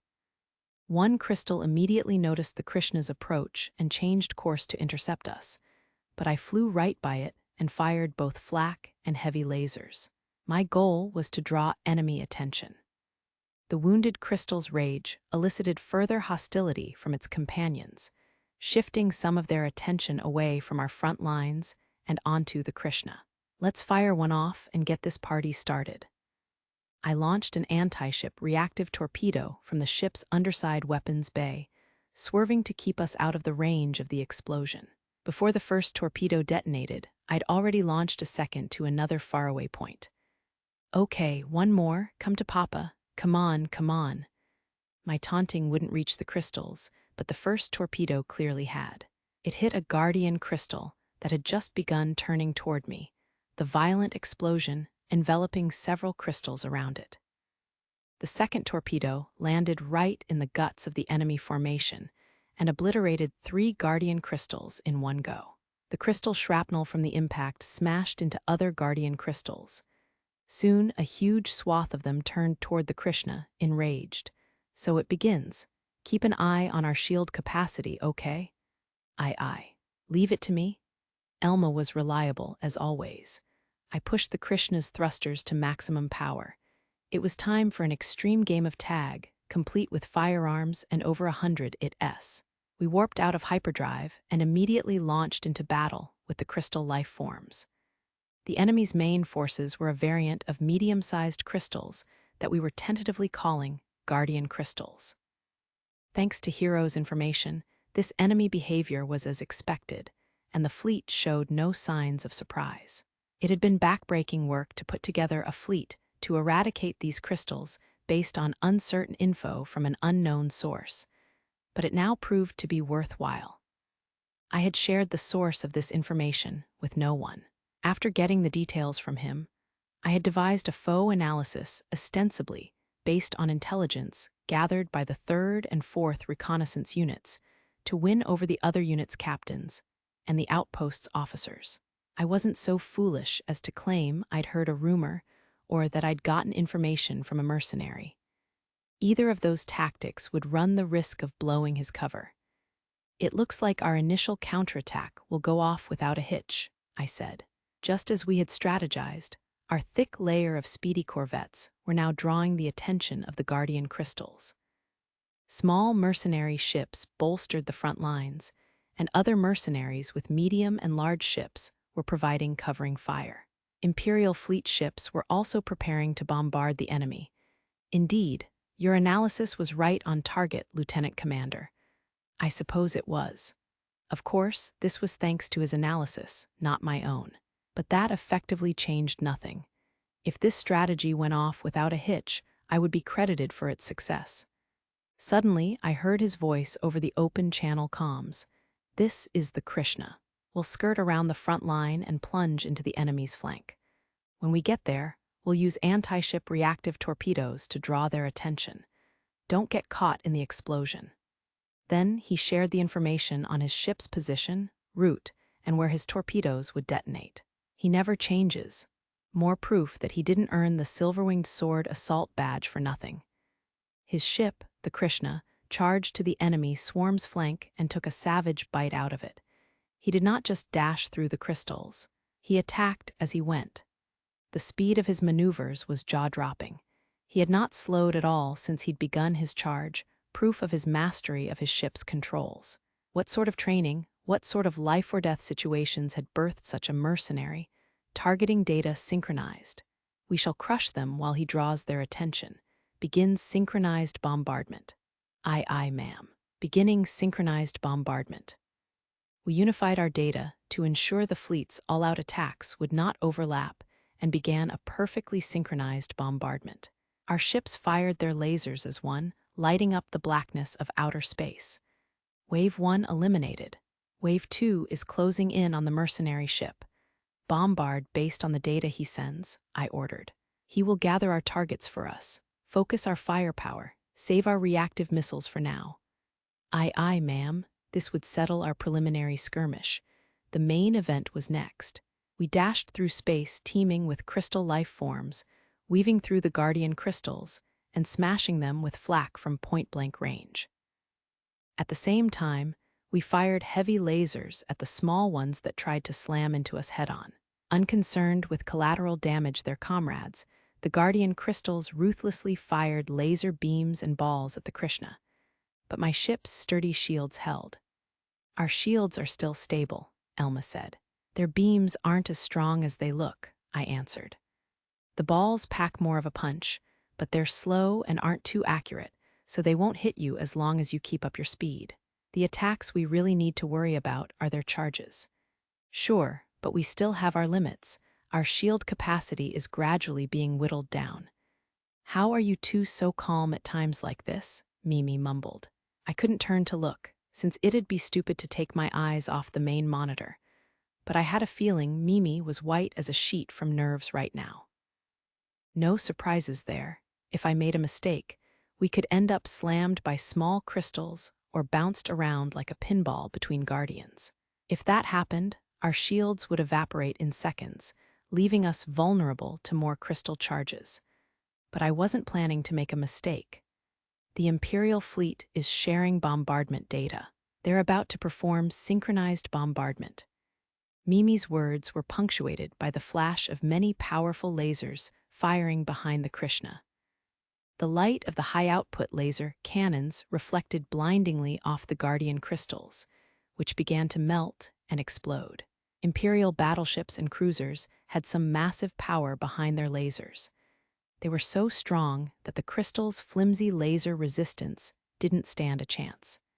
Incredible, and that's exactly why you can't fight Imperial battleships and cruisers head-on. The strategy there is to stick close to them. The laser attack had drawn enemy attention to the Imperial fleet ships. The Guardian crystals suddenly stopped aiming for the Krishna and turned toward this new adversary. This was my chance. I promptly fired both of my remaining reactive torpedoes into the swarm of crystals up ahead, whipping around to plunge into the hole created by the Imperial fleet's bombardment. Powerful G-forces pulled on us when I turned, but I was used to this by now. NNNGHH, our torpedoes have detonated. The crystals are coming for us again, Mimi struggled to shout. Good. Let's show 'em a good time. This is getting easy now. When we turned to run again, the way ahead was nice and clear thanks to the Imperial fleet's bombardment. It would be easy to drag the crystals behind us like this since the Krishna was so much faster than them. Piece of cake. All I had to do was evade the laser balls coming from behind. They're performing another synchronized bombardment, Mimi announced. Once again, the fleet bombarded the living hell out of the crystals trailing us. Their laser bombardment, calculated for perfect efficiency with no overlap or gaps on coverage, vaporized the remaining crystals. Now all that remained were a few survivors from the bombardment, and the other group engaging the Imperial fleet's corvettes and mercenaries. Let's join that brawl and finish them off. Okay, roger that. Before long, the crystals around us had been completely eradicated. Good work, guy and gals, Tina greeted us when we returned. We'll start resupply and maintenance. Thanks. I have a hunch the damaged mercenary ships will need to come to us for supplies and maintenance again, so be ready, I called out to the twins as I descended to the ladder. Understood. We'll hurry. I headed for the residential area's dining hall with Mimi and Elma in tow. We would use this time to take a little break. Man, that was a little wild, I mused. A little, Mimi asked, aghast. A little, yeah. Calling that a little wild sure sounds like hero. I could never. We each ordered drinks from the Steel Chef 5 and sat down to relax. Ah, I love a cold drink after a battle. My favorite flavor these days was lemon. Mimi liked banana, and Elma seemed to like grape. Not that any of them used real fruit juice, of course. I wasn't drinking the carbonated soda I'd stocked up on back at Sierra III. Why? Well, I preferred to enjoy it during quieter, calmer times when my heart could be at peace.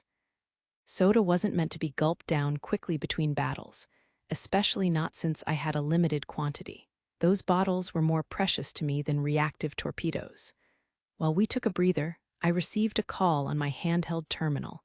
It was Lieutenant Commander Serena again. I brought her up on the dining hall's holo display.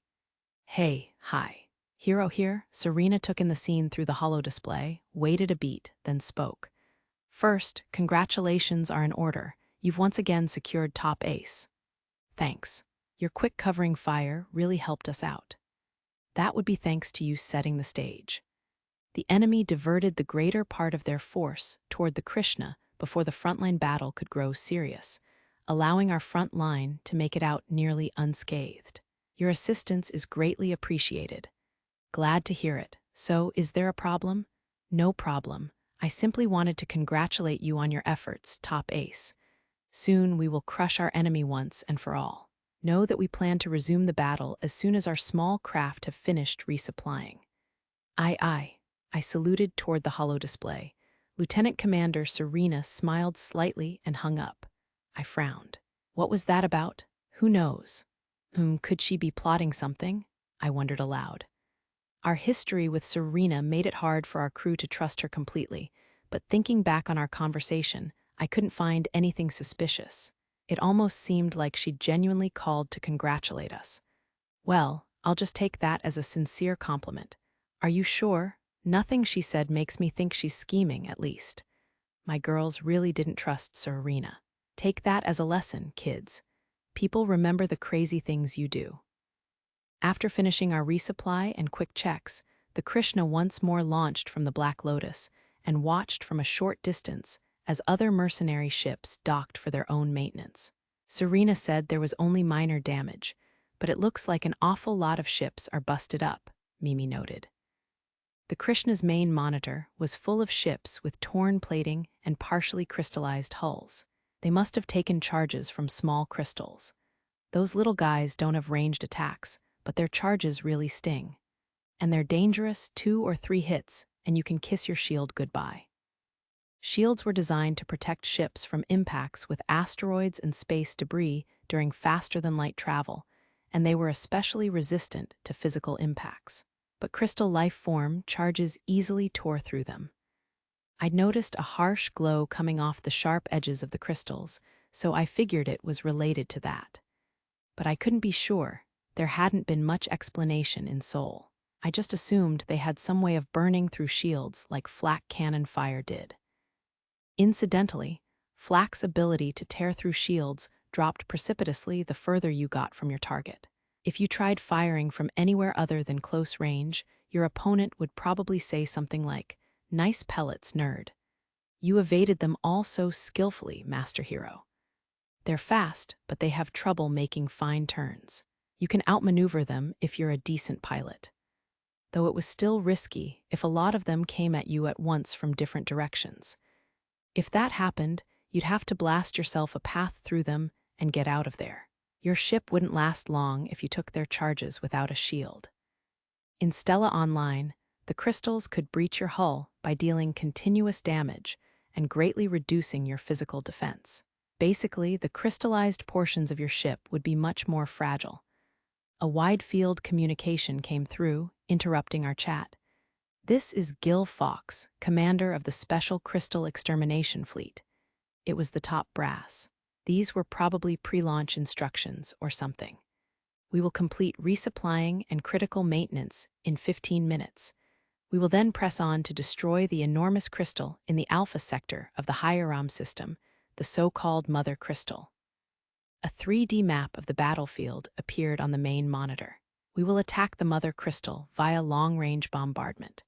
The enemy has great numbers, but they have no shielding capabilities, and their defenses are feeble. Their ranged attacks are ineffective at long distances, giving them no way to stand up to the Imperial fleet's assault." The 3D map displayed a simulation of Imperial fleet ships bombarding the crystal life forms, culling their numbers. However, the sheer number of enemies means that some may leak through the front lines and approach us. Our small craft, which have fewer long-range attack capabilities than cruisers, will intercept enemy forces that slip through our fire. "What do you think?" Elma asked me. "Not bad," I replied. "The strategy is sound and shows a proper understanding of our enemy's abilities. They've also taken enemy numbers into account. It seems they've got a good grasp of the situation. It'll work." The military wouldn't play anything by ear. They were professionals. They gathered information on the enemy, analyzed it, and only acted once they saw a clear route to victory. If they believed we could prevail with that strategy, then we probably could. Barring any unforeseen calamity, like someone throwing a singing crystal into our midst, our victory was basically guaranteed. If that's your appraisal, then I'm satisfied for now. Are we diving in again? We'll see how it goes. Jumping in for no reason could block our allies' line of fire, so I figure playing a by-the-books defense should do the trick for now. Even the Krishna doesn't have the firepower to fight a Mother Crystal alone. If I could get in close and fire 4 or so reactive torpedoes at it, maybe I'd have a chance to take it down. But why do something so risky when I could let our allies shoot from afar? This time, we wouldn't have much room to show off. We'll choose the time and place of our next battle instead of skirmishing at a hyperlane exit. I think it'll be a one-sided slaughter, honestly. Raid battles in Stella Online had always been an adrenaline rush, but in this world, there was no reason to wage a dangerous close-quarters battle if we didn't have to. Stay out of range of the enemy, smash them, and get home safe. That's what you do when real lives are on the line. So you think we're gonna sit this one out on the sidelines? Definitely. 30 seconds later, the fleet exited FTL Drive and took up firing position. Wow, it's huge. Enormous. That thing's as big as a small planet. We watched the crystal life forms through the Black Lotus's sensors. The Guardian crystals and smaller crystals noticed us immediately even from this distance. We could see them beginning to move in our direction. All ships begin firing. On the commander's order, the Imperial fleet began their long-range bombardment. Dozens of large-bore lasers fired toward the crystals simultaneously, the crystals reflecting their light and gleaming dazzlingly in the distance. The Black Lotus had deployed its large-bore railgun and fired. Wait, what? May, can you hit them from this far? I asked. Yes, there are many targets to choose from. There was a unique sound like a peachum as the Black Lotus's large-bore railgun fired. I didn't know how many seconds it would take for it to reach its target, but I knew May wouldn't try it if she wasn't certain it'd hit. Wow, I can't believe she can aim so far away with that. Lasers are one thing, but EMLs normally never hit their mark. EMLs might launch faster than normal multi-cannons or artillery, but they were leagues slower than lasers, which literally went the speed of light. There was no air or gravity in space to slow the projectile, but that didn't mean its trajectory couldn't change. That's not something you had to worry about in close-range battles, like small craft participated in. But when it came to firing on something really far away, the slightest error in adjustment could mean missing the mark by hundreds of kilometers. I guess that's positronic brains for you, I said. It's incredible that the Empire didn't bite the dust when they went to war with machines before. I have to agree, said Mimi. Oh, yeah, right? Elma's answer was evasive. Would it be more accurate to say that the machines had spared the Empire and chosen not to annihilate them? Probably. Meanwhile, the Imperial fleet and portions of the mercenaries continued their merciless bombardment of the enemy, decimating the Guardian crystals' numbers. However, I could see some of the smaller crystals were weaving through the fire and approaching. Looks like the small ones can slip through, I mused. Are we going out there? Yeah. The battle lines will probably develop around the corvettes and destroyers, so let's get moving. I'll tell May, Mimi said. While Mimi contacted May, I floored it to join the battle unfolding around the destroyers at the front of the fleet. As I did, mercs all around started flooding the comms. Ooh, here comes Mr. Top Ace with his fancy award. Haven't you gotten enough kills? Save some for the rest of us. I wouldn't be a merc if I left money on the table, would I? I replied. It's not my style to sit in the back anyway. You can say that again. You just have to be in the middle of the action, don't ya? You've charged into enemy lines plenty of times already. I know they call you psycho, but come on. I feel bad for those girlies getting dragged into all that. Hey ladies, how about you leave that sleazebag and come over to my ship? Don't try to get the jump on me. I make way more. Stop hitting on my girls, I demanded. If you keep it up, I'll shoot you down. We're so sorry. I didn't like to make threats, but they'd overstepped. If I didn't take a stand, people would look down on me. Your girls, huh? Elma chuckled. Mimi giggled. I realized I'd said something a little bold, but it was too late to take it back. I looked away. He's embarrassed. Adorable. Shut up, you're messing up my focus. A moment's misstep means death for us all. We're still really far from the enemy. I had no comeback to that. 12 minutes remained until interception. Great spears of light shot out from hulking ships floating in the dead of space, and crystal life forms shined like beacons as they were vaporized and blown up.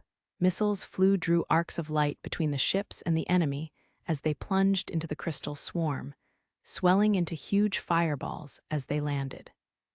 The crystals were helpless against anti-ship reactive missiles, which they had no way of intercepting. Large torpedoes slammed into the crystals with powerful impacts and intense heat, mowing down the enemy's frontline attackers. They're much stronger than the Krishna's reactive torpedoes, aren't they? Mimi said. Yeah, because they have more explosives. Bigger is stronger in this case. I see. Apparently, reactive torpedoes had something even more dangerous than explosives on them, but it was true that the size of the missile's payload was the biggest contributor to their greater power. This was true of lasers, too. The heavy laser cannons on the Krishna had about as much output as those of Imperial heavy cruisers. But since the heavy cruisers had much larger cannons and were equipped to increase firing range, they had much longer range than the Krishna's heavy laser cannons. Same as the missiles, bigger meant stronger. But they'll definitely let a few slip through at this rate, Elma muttered, watching the enemy blips on the radar. She was right. It would be impossible to defeat thousands of crystals with bombardment alone. That was unavoidable. That's enough watching. Let's go, generator output to battle mode. Aye, don't blow it, okay? Do I ever? And so our long battle began. Damn, there's way too many of them. They're coming from above. Watch out, Og, Gene Ray's gone down. I faced the small crystal life forms calmly, while Mercs clamored over battlefield comms. Our 4 heavy lasers each tore through a different target, and I destroyed small crystals that came for us head-on with flak. When crystals charged in from an angle where no weapon was pointed, I dodged them. The best way to evade enemies is to always have your eye on the near-field 3D radar. Look at those moves. Does he have eyes in the back of his head? If I had a ship like that, I could. Hell no, specs alone can't do that. Honestly, hats off to Hero for not letting a single crystal attack slip through in a brawl like that. Do you think he has superhuman spatial awareness? I heard idle chit-chat not just from battlefield comms, but even from the girls next to me. The person I was now was the result of thousands of hours of training. Patterns of movement, thoughts, battle maneuvers. These were all deeply ingrained in my body and muscles. I made it look easy, but my skills were the result of blood, sweat, and tears. Trying to make money when I was a newbie and having my ship explode, making money to afford a new ship and having that one explode, having to use a starting Zabuton to make money to afford the repair costs of the lost ship. How many times had I nearly been blown to bits back then? My losses could be counted on both hands before I'd learned how to get around without exploding. Either way, I was a sore loser and didn't know when to give up, so I'd worked my ass off. I'd come up with new ideas. I'd looked at strategy forums, both in Japanese and other languages. I'd even watched videos. Such steady effort had turned me into the top ace I was now. Of course, I never thought that those efforts would pay off quite like this, but altogether, it felt nice. Status report, what's the situation? I asked Mimi to fill me in on the overall battle while I focused on maneuvering. Some small crystals are trickling through our defensive line from other areas, but our close quarters rear defenses are managing them. Guardian crystals have been 70% eliminated. They'll be totally wiped out soon. The fewer there are, the faster they can deal with them, Elma mused. Indeed, if there was only a handful left, we could completely focus our firepower on the stragglers. If we could keep buying our forces the time they needed, our victory was certain. One last push. I'd been worried because I was down to half my flak, but as long as I didn't push too hard, we'd make it. If I held back too much, there might be more casualties among our allies, though it's difficult to find a balance. Master Hero, enemy forces approaching from the port side. Mimi called out, monitoring our long-range radar. Got it, I'd overdone it a bit, dragging crystals from the next area over. Only one thing to do, I turned the Krishna and faced them head-on. The Guardian crystals will soon be entirely eliminated. Once they're taken care of, move to our next planned coordinates and begin our multi-angular siege, I ordered. Aye. I turned my eyes to the real-time battle data provided by the fleet and watched the situation progress. The Guardian crystal extermination was going well, and the small crystals getting through were both within expected bounds and being dealt with swiftly. The area he was in, especially, had very few slipping through. I'd checked his kill count moments ago, but he wasn't just a head or two above the other mercenaries. His small ship had taken out as many crystals as our large destroyers. That guy is the real deal, isn't he? He truly is, I agreed, but it went without saying. Hero was a mercenary worthy of the silver-winged sword assault badge. If he kept on like this, people might even begin to doubt the strength of the Imperial fleet. The Imperial fleet had recorded all his achievements and battle data since his arrival in the Isulux system. They would be public record, making it much easier for him to get work from here on out. That would also lead to more headaches in his future, but such was the price of fame and glory. Do you think he'll be the next platinum ranker? That depends on the Mercenary Guild, but it's possible. He would garner attention as a living recipient of the silver-winged sword assault badge. The Mercenary Guild would no doubt welcome a new platinum ranker. Even without the Imperial fleet's push, they would likely support him as a candidate. The Guardian Crystal elimination is complete. Very good. Proceed to the next phase of this battle. Once we have moved to the designated coordinates, begin synchronized bombardment. Aye, aye. As the battle approached its conclusion, the Lesterius began to move once more. They're not pressing us as hard. The battleships and cruisers have finished destroying the Guardian crystals and begun encircling the Mother Crystal. The small crystals have scattered in response, Mimi informed me. That's no good. That meant that the battle was beginning to spread past the front line.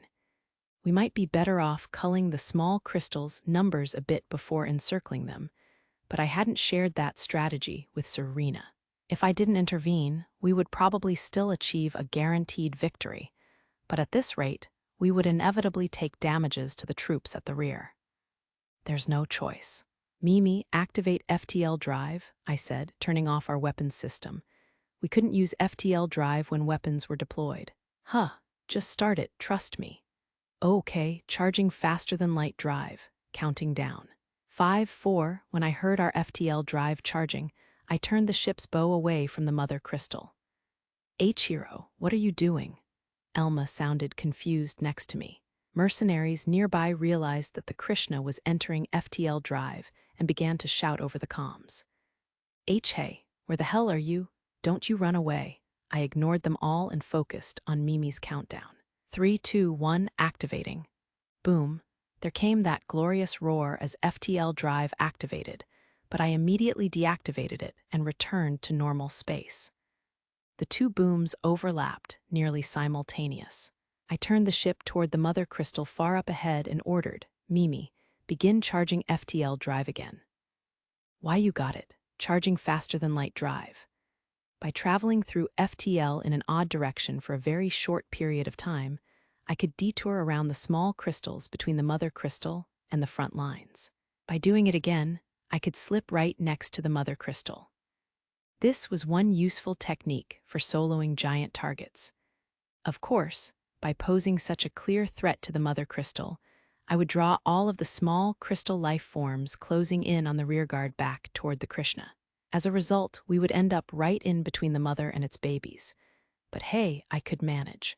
Charging faster than light drive, counting down, 5, 4, 3, 2, 1, activating. Once again, two booms overlapped, and the urchin-like enormous crystal was right before our eyes. It's huge. That's focus, ladies. I immediately reactivated the weapons system, fired the thrusters at maximum power, and approached the Mother Crystal. It was time to start the final round. What are you doing? What the hell is going on? Elma screeched. I'm doing my damnedest to make sure you girls get out of this alive, of course. The crystal urchin up ahead was so large that enormous was an understatement. Its surface, covered in nigh-infinite thorns, burst open and sent shards flying, small crystal life forms, which swiftly closed in on the Krishna. Enemies are appearing at an exponential rate. Boom. Take this, I shouted at the Mother Crystal. As Mimi had indicated, the swarm of crystals multiplied at incredible speed. I launched 2 anti-ship reactive torpedoes at them. The Mother Crystal had responded to a hostile's sudden approach by trying to overwhelm us with numbers. There was one way to deal with that: mow them down with a wide-range attack before they could overwhelm us. In launching the torpedoes, I would also draw the Mother Crystal's ire. My strategy here was to make her recall the small crystal life forms closing in on our rear, and make her splinter off as many small ones from her own body as possible. The mother crystal could create countless small crystal life forms, but that didn't mean they were limitless. Small crystals were ultimately pieces of the mother's own body. Another way of look at it was that the small crystals were the mother crystal's plating and hull. The more she ejected to deal with approaching threats, the more fragile she would become, making it easier for our long-range firepower to deal the fatal blow. "Torpedoes have landed," Mimi announced. 2 anti-ship reactive torpedoes landed on the mother crystal's huge spikes, creating 2 large fireballs that destroyed the tips of those enormous structures and the small crystal life forms within. If I aimed between the spikes and reached the center of the crystal, I could deal some critical hits, but I didn't have time for that now. I was busy slaughtering approaching crystals with heavy lasers and large-bore flak cannons, so it would be too difficult to aim that precisely. Things might have been different if I had 10 others with me. "Master Hero, here comes the bombardment." "Roger that." I couldn't let us get caught in friendly fire, so I circled around out of the range of the bombardment. The mother was already deploying her giant thorns to resist. How did she know to switch to defense before those attacks landed? Maybe the mother crystal was actually highly intelligent, although we couldn't understand her thoughts. While I dealt with the small crystals charging for me, the mother's thick plating, made from massive, concentrated needles, emitted harsh light as it melted and burst, shaking the fabric of space itself. That thing's a real monster. It didn't even budge after all that. It sure is incredible that it didn't move. How does that work, I wonder? The crystal had been hammered by high-output lasers in a space with no gravity, and a part of it had vaporized and exploded. You'd think that even an object that massive would be pushed by the force of the impact, but the mother crystal seemed locked in place. And it wasn't that it was so big we couldn't see its movements. It really hadn't shifted so much as a millimeter. What an odd technique. If you could figure out how that worked and replicate it with technology, you could probably make a mint. "If we keep up the bombardment, it'll go down eventually," I tried to say. But before I could get the words out, something flew at incredible speed directly into the exhausted mother crystal's densely spiked plating, stabbing straight through and sending bits of crystals flying out explosively in all directions. Krah! There was an unpleasant sound like nails on glass, and I had the sudden urge to cover my ears. Yet I didn't take my hands off the controls. Was that not worthy of praise? "Og, what was that?" Elma shouted, pained. "I don't know, but it sounds like it worked." The mother crystal glimmered blindingly, and its countless spikes writhed with a disconcerting noise. It was honestly kind of gross, like watching an insect's legs twitch as it dies. It sent a chill down my spine. I couldn't be sure, but I had a feeling the thing that had stabbed into the mother crystal was a shot from the Black Lotus's large railgun. I hadn't seen any Imperial fleet ships using artillery, and no mercenary ships here other than the Black Lotus looked to be equipped with any, either. The small crystals are starting to act weird. I guess that screeching sound really got to her, because Mimi sounded about ready to cry as she made her report. The enemy must be trying to refocus its forces on the ship as our rear that had dealt so much damage to its main body. "If you're distracted, then I guess it's time for me to make some mischief." "Huh. I don't like the look on your face," Elma said. "Don't be rude." I put the pedal to the metal and rocketed straight for the mother crystal. Why was I playing this little game of chicken? Why, to add the speed of my ship to the flight speed of my anti-ship reactive torpedoes, of course. Normally, these torpedoes flew slowly and were hard to hit enemies with, but we could use this speed-up technique to make up for that drawback. Goo, I aimed for a brief opening in the writhing mass of thorns and fired my last 2 torpedoes. As soon as they were off, I flipped the ship around to run away. It'd be incredibly lame if I went so fast that we crashed right into the mother crystal and became space buzzard food. "Eep, that was close. You almost gave me a heart attack." I heard relieved voices and complaints, but I brushed them off. When we were far enough away, I turned the ship back around to assess the results of our attack. "Oh, what's this?" There was no explosion. Had I misfired? I worried for a moment, but these Imperial-made goods were reliable. we soon saw that they worked just fine. The mother crystal that had been immobile until now shuddered. At the same time, an unbearable sound seemed to pierce through my mind even before it reached my ears. Gra, whoa, huh, ack. The impact pressed me back into my seat. I experienced a chilling sensation, like a stick had been thrust into my brain and churned about. Acid crept up from my stomach. What the hell is this? Some sort of nervous system attack. While I blinked my eyes to recover, the mother crystal underwent an intense change. Its dense cluster of thorns began to flicker and lose their light, as if their vitality was visibly seeping away, and its body began to come apart. It seemed that, unfortunately for the mother crystal, and fortunately for us, one of my torpedoes had struck the core deep within. A critical hit. Did we finish it off? It looks like it. The small crystals have stopped moving, too. At Mimi's report, I checked for myself and saw that the small crystals buzzing around had all gone still. They were still flying thanks to their inertia from before, but they showed no signs of changing direction under their own power. Honestly, a little anticlimactic, Elma commented. It really was. I didn't remember these things being weak enough to fold with only 2 direct anti-ship reactive torpedo hits to the core. But maybe Stella Online had gamified the process a bit more. I could think about it all I liked, but I didn't think I'd get a clear answer. Fishing for an explanation, Elma suggested, we humans die when our brains or hearts are crushed. I guess that's the same for crystals, probably. Perhaps so. Well, it makes sense, I shrugged. Even the strongest ships sink if you shoot through their generator. Either way, it was good that we'd managed to finish it off. Our dangerous venture had been rewarded. Just then, a direct communication came in, not a wide-field one. I ordered Mimi to accept it. Lieutenant Commander Serena's twitching face appeared on-screen. Greetings, Captain Hero. Oh, hey, greetings, I replied nervously. Despite her poised opening, her aura seemed unusual. Is she mad at me?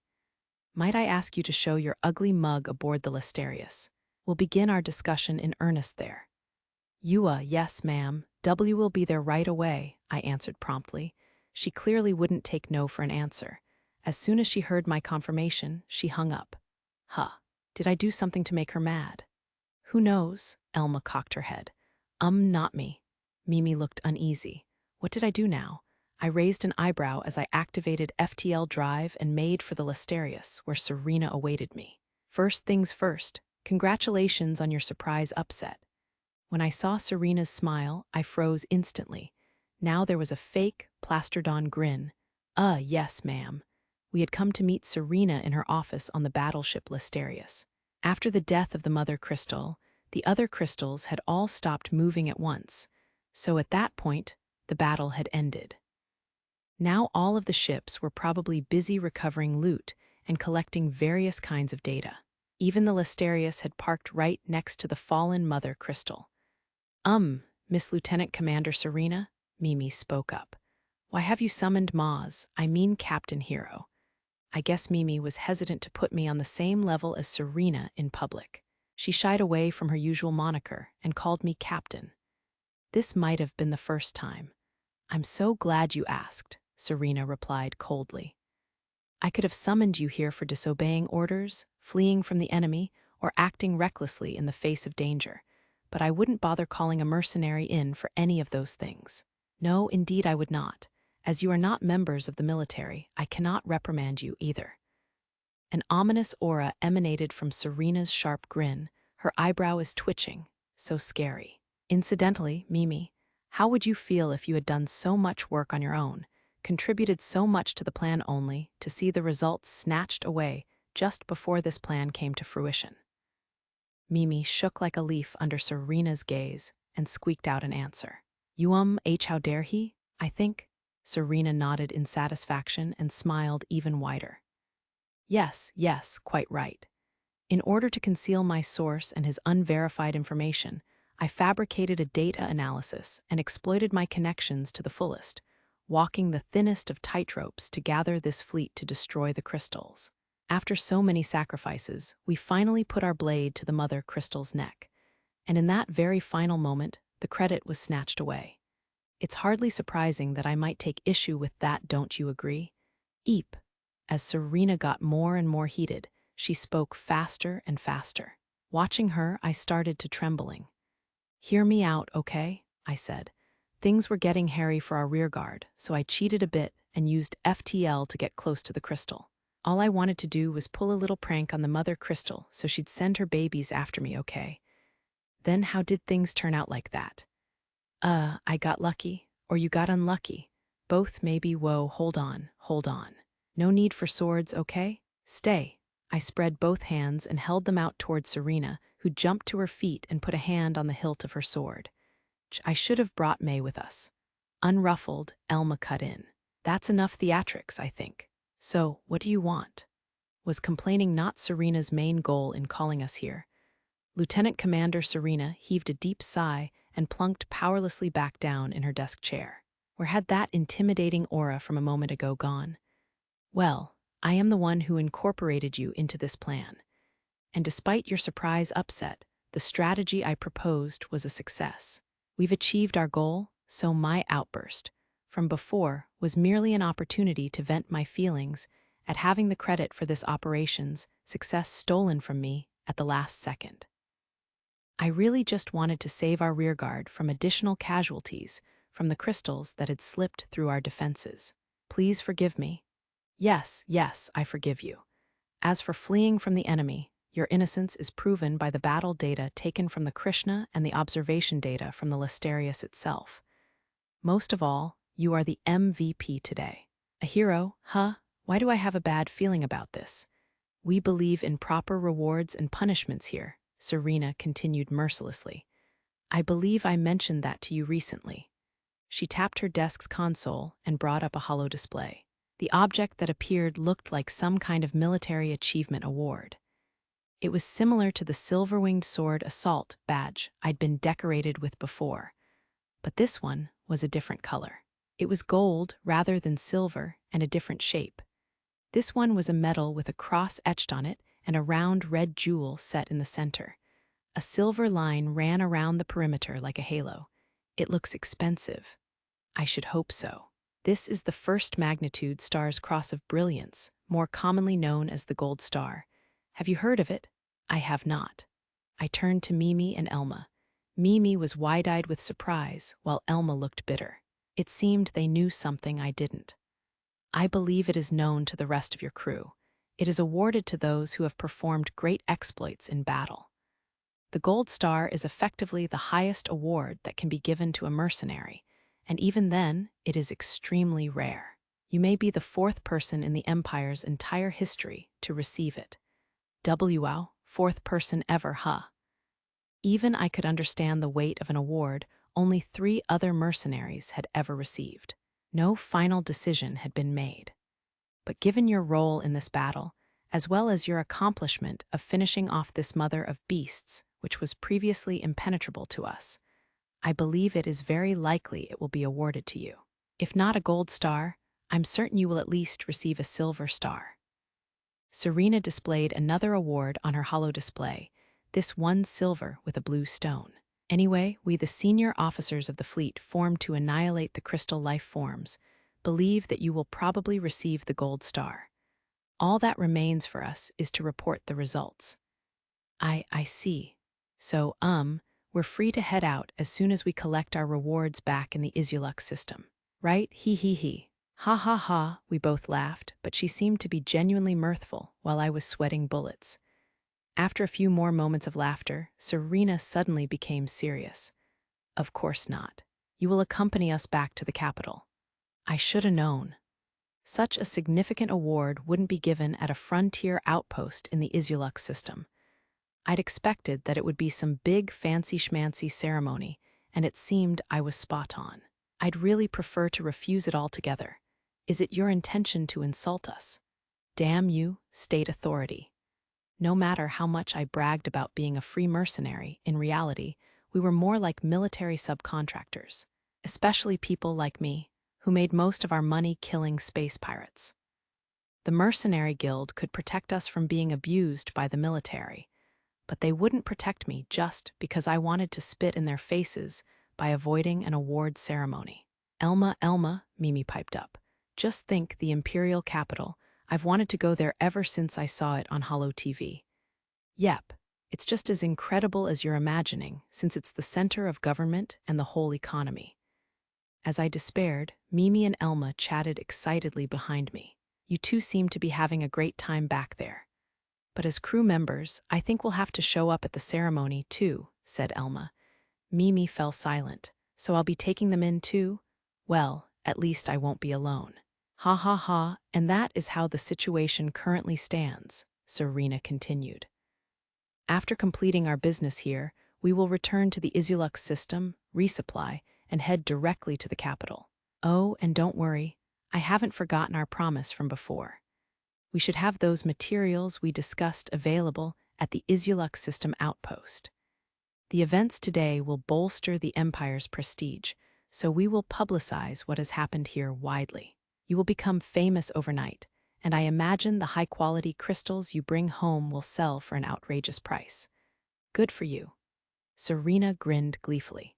She'd been trying to recruit me into the military for a while now, so I'm sure she found this very damn funny. No doubt she'd try to gradually bring me under her wing as one of her subordinates. I had only joined the battle against the crystals at her invitation, after all, and there was no doubt in my mind that she'd use that to her advantage. Just so you know, I have no intention of joining the military, I reminded her. Yes, I'm quite aware. It wouldn't be right to force you. To be perfectly honest, I wouldn't want a subordinate like you, and the restrictions of the military would strip you of your best qualities. We've been acquainted for some time. I at least understand that much by now. Serena's reply was unexpected, and I internally tilted my head in confusion. That said, whether I understand is a separate matter from whether the military understands, let alone what the nobles of the capital think. I suggest you lean on the Mercenary Guild there. Gee, how'd I get so lucky? Keep being rude, and I'll discipline you myself. She patted the hilt of her sword, and I saluted in a panic. Most sincere apologies, I replied. HMPH, that is all I have to say. Return to your ship and get some rest, and don't even think about running away. Yes, ma'am, Serena nodded in satisfaction. By the way, Lieutenant Commander. Yes, how about those military weapons you promised? Verbal or not, a promise is a promise. If you don't keep your word, I can't say it won't affect our relationship in the future. I haven't forgotten. You'll have more options in the capital than here, though. Since we're headed there, wouldn't you prefer to choose when we arrive? You'll have your pick of the litter. That is true. That will do for now, she said. I'm sure we both have preparations to make, so let us disperse. Aye, ma'am. The ever-busy Serena had dismissed us, so we obediently left. The leader of a small fleet probably had a lot of work to get through. Perhaps if she happened to take a break, I'd join her for a little recreation. Epilogue. When we returned to the Black Lotus, I told May about our exchange with Lieutenant Commander Serena. She looked satisfied and said, I would expect no less from my master. Her brows were relaxed, and her lips curled up just slightly. It was the most minute of changes, but that was big coming from someone who was emotionless 99% of the time. That lucky shot was also thanks to your incredible timing on the EML, May. You timed it so it would land right on the heels of their synchronized bombardment, right? Why, yes, thank you for noticing. EMLs might have had one of the fastest firing rates among artillery weapons, but they were nowhere near as fast as laser cannons. How had she timed it so perfectly with the fleet's bombardment? I couldn't imagine how she'd calculated and calibrated the interval, but it was clearly a godlike skill beyond the realm of human minds. However, it was you who dealt the finishing blow to that beast. I believe that was also a godlike maneuver. Don't put me on too high a pedestal, or I might get cocky. Despite my words, it still felt good to hear her say that. There's no man who doesn't love to be praised, especially by such a beautiful maid. Hell, this was wonderful. Though it looks like he's gotten himself forced into in a formal ceremony in the capital, Elma chuckled. Could you stop raining on my parade, please? Be but master hero, it's the capital, the very center of the empire, a holy land of culture and cuisine. Mimi, you're gonna have to come to the ceremony too. Ulp. I'll be fine as long as I have you too. Mimi cowered for a moment, but she quickly recovered and said something cute. Mimi, you're adorable. How about I tousle your hair? Tousle, tousle, tousle. When we get to the capital, we'll have to get our butts in gear. Hero's fine for now, but we'll need formal clothes for me and Mimi, said Elma. Why am I fine? Remember when you got those digs back on Sierra I. Oh, right, I said. Chris had picked out nobleman's clothes for me. They were just sitting in the closet now, but I'd kept them perfectly preserved. It had honestly felt like the clothes were wearing me more than I as wearing the clothes. But Chris and the other girls had approved, so they were probably acceptable. I'll pay for your clothes, so money is no object, I offered. I appreciate the offer, but it'll get expensive pretty quick if we include accessories, Elma warned me. Even with clothes and accessories combined, they can't possibly cost much more than a fully upgraded Zabuton ship, right? I guess not, but Zabuton was the common name for the multi-role spaceship known for being the first ride of newbie mercenaries. It cost about 800,000 Ener to get a fully upgraded one. We could easily carve that much out of the payout we'd receive after this little excursion. I can't wait, Mimi squealed. Yeah, sure. Same, I wasn't thrilled, but I played along since Mimi was so into it. Space around the capital was probably extremely safe, so it wasn't a very attractive place for pirate hunting mercs like me. Still, we might be able to see some rare and spectacular sights there. I could get a little excited for that. The capital, huh? Tina murmured. Sounds fun. Betcha they've got tons of liquor we've never even heard of. Sis, that's not all that's in the capital. What? What else would I care about? Our capital office. For some reason, the twins now both bore the lifeless expression of Tibetan sand foxes. Did they have some problem with Space Dwerger's capital office? Maybe it was just such a major office that they'd have to report there, and they didn't want to? Well, whatever it was, I didn't care enough to interrogate them about it right now. Elma was also oddly quiet compared to usual, as if something was troubling her. Ever since it had become clear that we'd have to go to the capital, she'd started drinking alone more often. And then she'd shove her way into my room and demand attention. Was it just me, or was she becoming emotionally unstable? May was her usual stoic self, of course. Capital, capital. Mimi was the only genuinely enthusiastic one among us. As for me, I was in the same boat as the twins. How could I be enthused when that stuffy ceremony was waiting for me? You're really excited, huh, Mimi? I'm excited for the food, but it's also the center of fashion, music, art, and, well, everything. Oh, I can't wait, I can't wait. She smiled and returned to flipping through an Imperial Capital sightseeing guide on her tablet. I couldn't help but notice a whole lot of check marks on its digital pages. Was she planning to visit all those places? Surely not, right? Also, what was the scale on that map? How big was the capital, exactly? Master, I turned around at the sound of May's voice and saw her holding an unfamiliar object. It was a short, black, metallic pole that gleamed in the light. A security baton, maybe? She had 2 of them. Hey, what's up? I see you've got batons? Yes, these security batons are made from super compressed material. You can link them together to create a staff as well. She demonstrated linking them together, creating a security staff. When linked, they were about as long as Serena's sword. Okay, cool. Not sure what the point of this thing is, though. We have free time, so I was hoping to give you lessons. Lessons? Yes, master. Lessons in swordplay. Now perhaps you're wondering, why would nobles still swing swords around in a universe where you could shoot someone dead with a laser beam? And even stranger, why were they feared? It turned out that there was a solid reason for that, though I personally found it peculiar. Let's talk about swords first. They had served as symbols of the authority held by the Graken Empire's noble class since long ago. That in itself was not strange to me. Earth had European knights, Japanese samurai, and other such groups for whom the sword was a symbol of their occupation and calling. It would be no surprise if imperial nobility clung to the tradition as a vestige of the good old days, as they maintained the feudal system on a galaxy-spanning scale. Of course, Tradition couldn't overcome the fact that guns are stronger than swords, so they truly were nothing but symbolic for a time. For hundreds of years, nobles had carried both swords and guns on their hips. Things had changed, however, with the advent of biotechnology. To aid in their grand duties, nobles began to enhance and strengthen their bodies through cybernetics and biotech. Before long, this trend had become the status quo. At first, this was only a means of extending their lifespan or accessing more of their brains. But the techniques used to enhance brain function ended up blessing these nobles with dramatically improved information processing abilities.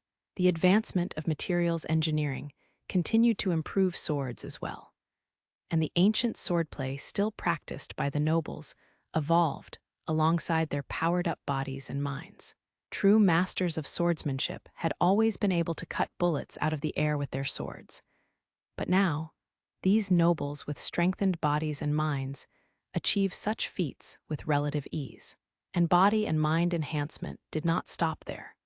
Research into new technologies continued to this very day, and as technology improved, so did noble sword techniques. Weapons that fired bullets using gunpowder were replaced by laser weapons and became a thing of the past.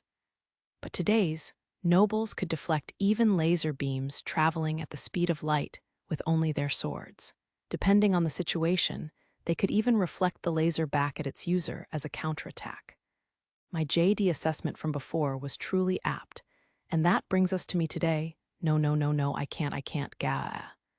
Crazy how he can beat her back even while saying he can't, Tina mused. Sure is, Elma agreed. In the center of the floor, I crossed swords with May. Or, well, she was holding super compressed security batons, so maybe crossed swords wasn't the right expression. I mean, who cares? I had bigger fish to fry. With a chilling whoosh, the black metal baton in May's left hand closed in on me. I desperately tried to evade, but I wasn't fast enough, so I blocked her blow with the sword in my right hand. Unfortunately, I knew from experience that if I just whacked away her attacks with my sword, she would end up deflecting my strikes and hurting me in the end. I held my breath. The moment I did, time began to stretch out, the incredibly fast-moving baton suddenly moving as slowly as if it was swinging toward me underwater. If I met her blow with my sword, I would lose to her weapon's weight and power, not to mention her superior speed. I only had one option. I had to aim for the only weak point I could reach. I swung my sword, accurately and efficiently, toward the hand holding the baton. Ah! The swift arc of the baton abruptly changed trajectory, now springing toward my face instead in a direct thrust. I bent my head slightly to evade May's strike, then deflected her baton upward and swung my left-hand sword at May's undefended torso, or at least, I tried. With a chop of her right hand, she smacked the flat of the sword, arresting its momentum. Her strike was so powerful it knocked the sword entirely out of my hand. Gah! She extended her right hand and grabbed my neck, squeezing while lifting me up. A perfect neck-hanging tree. Winning against May is impossible, I grumbled once she released her grip. Our physical specs were worlds apart. No, you do not need to win. Master, was that your first time wielding a sword? I guess I used to swing sticks around with other kids when I was little, but that's about it. It had surprised me when she came at me out of nowhere with the batons, saying she wanted to test my strength before we began our lessons. But May was kind enough to hold back. She only left some purpling bruises when she hit me. If she'd used her full power, my bones would have been broken in an instant. Ha ha ha, everything hurts. Are you asking because you think I have a natural affinity for the sword? I asked. No, I highly doubt that. Oh, disappointing. I'd kind of gotten my hopes up. Your footwork, your stance, and the way you handle your weapon are all beginner level. However, your reflexes and the way you use the blade are quite unusual.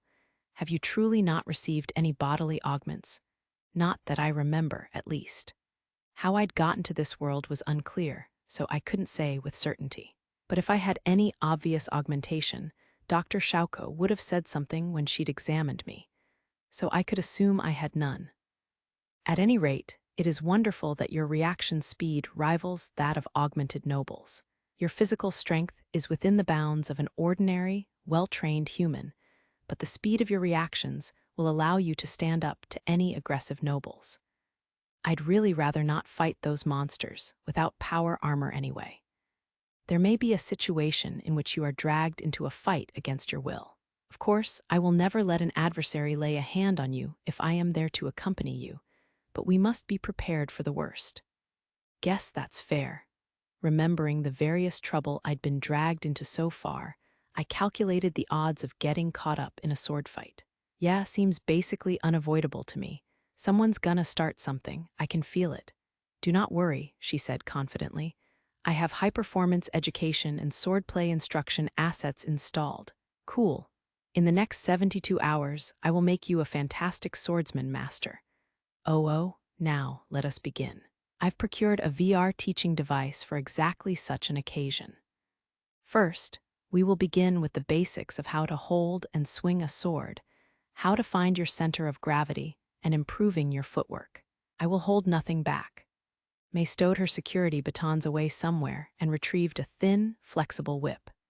Eep, that thing looks painful. Today, you probably know the Isulux system as a flourishing sector. But back then, it was only a frontier system containing a single frontline outpost, and it was this outpost from which the battle between the Imperial fleet and the crystal life forms was launched.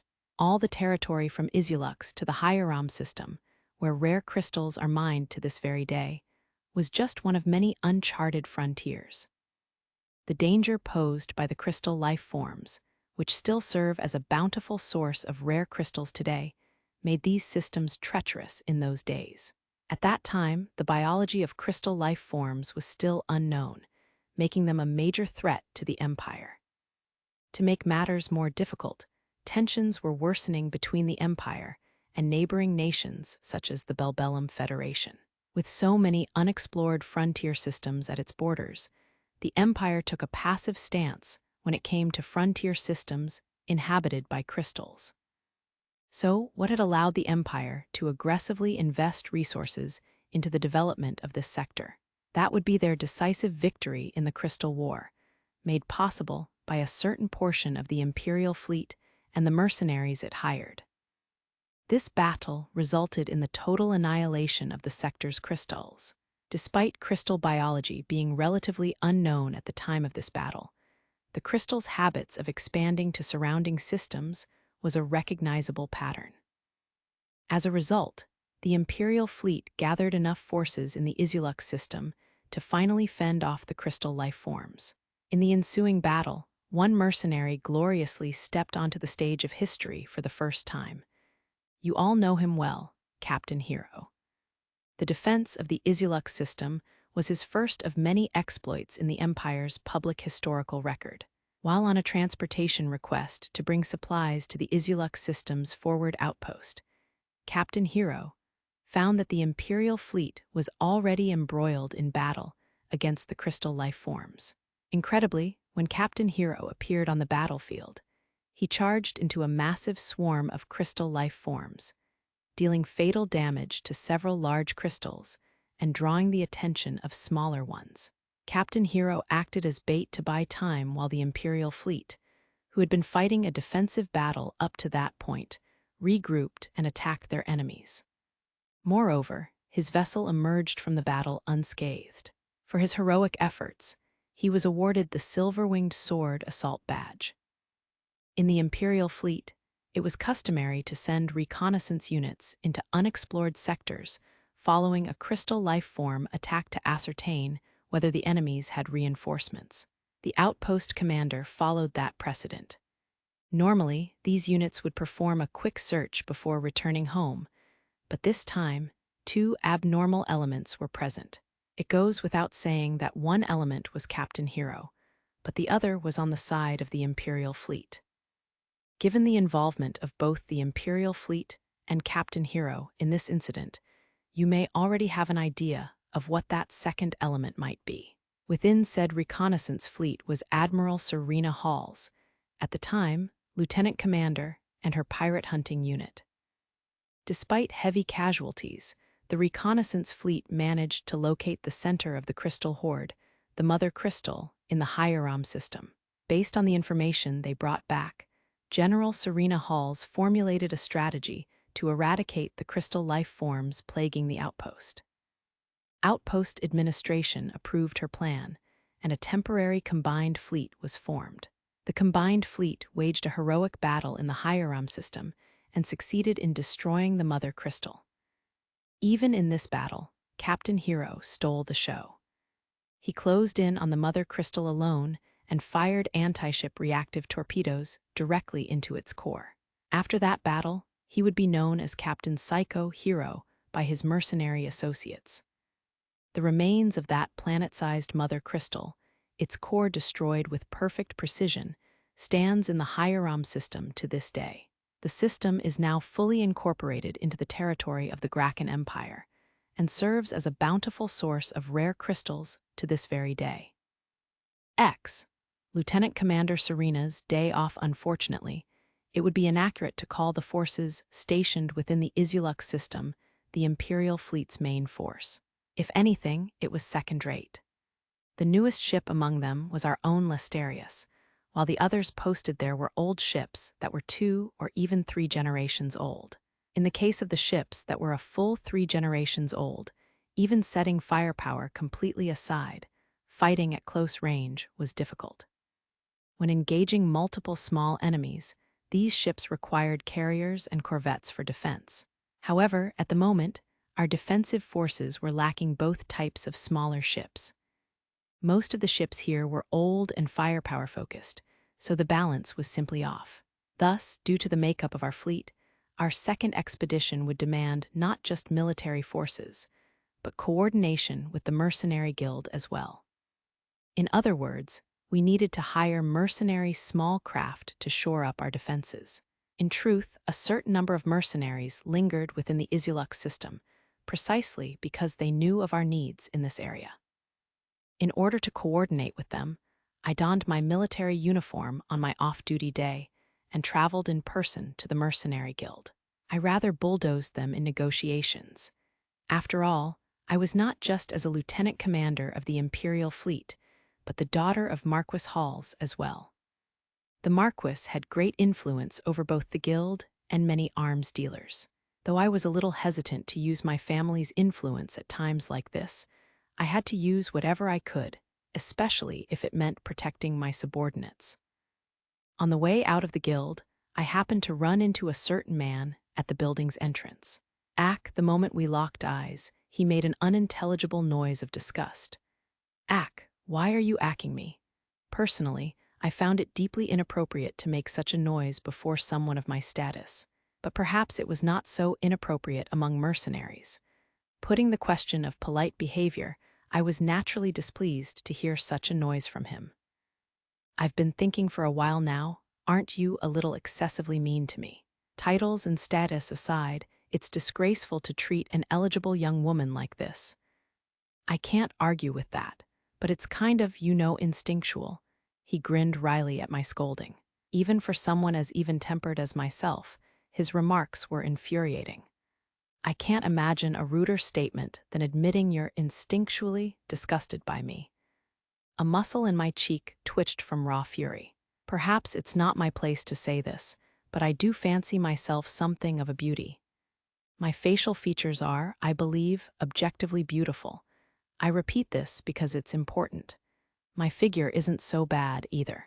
I exercise between busy periods at work, so any fashion modeling agency would be happy to have me, in my opinion. Faced with my ire, the offender put his hands together in a pitiful display of apology. Sorry, honestly. See me begging for forgiveness? HMPH. So you've apologized. Why don't you show your contrition through your actions then? Come again. My question left him in wide-eyed shock. Good. I like that look on your face. It satisfies the soul. Take me somewhere fun. Now, you will be my escort. Now that's pretty ridiculous, and are you sure you want to go out dressed like that?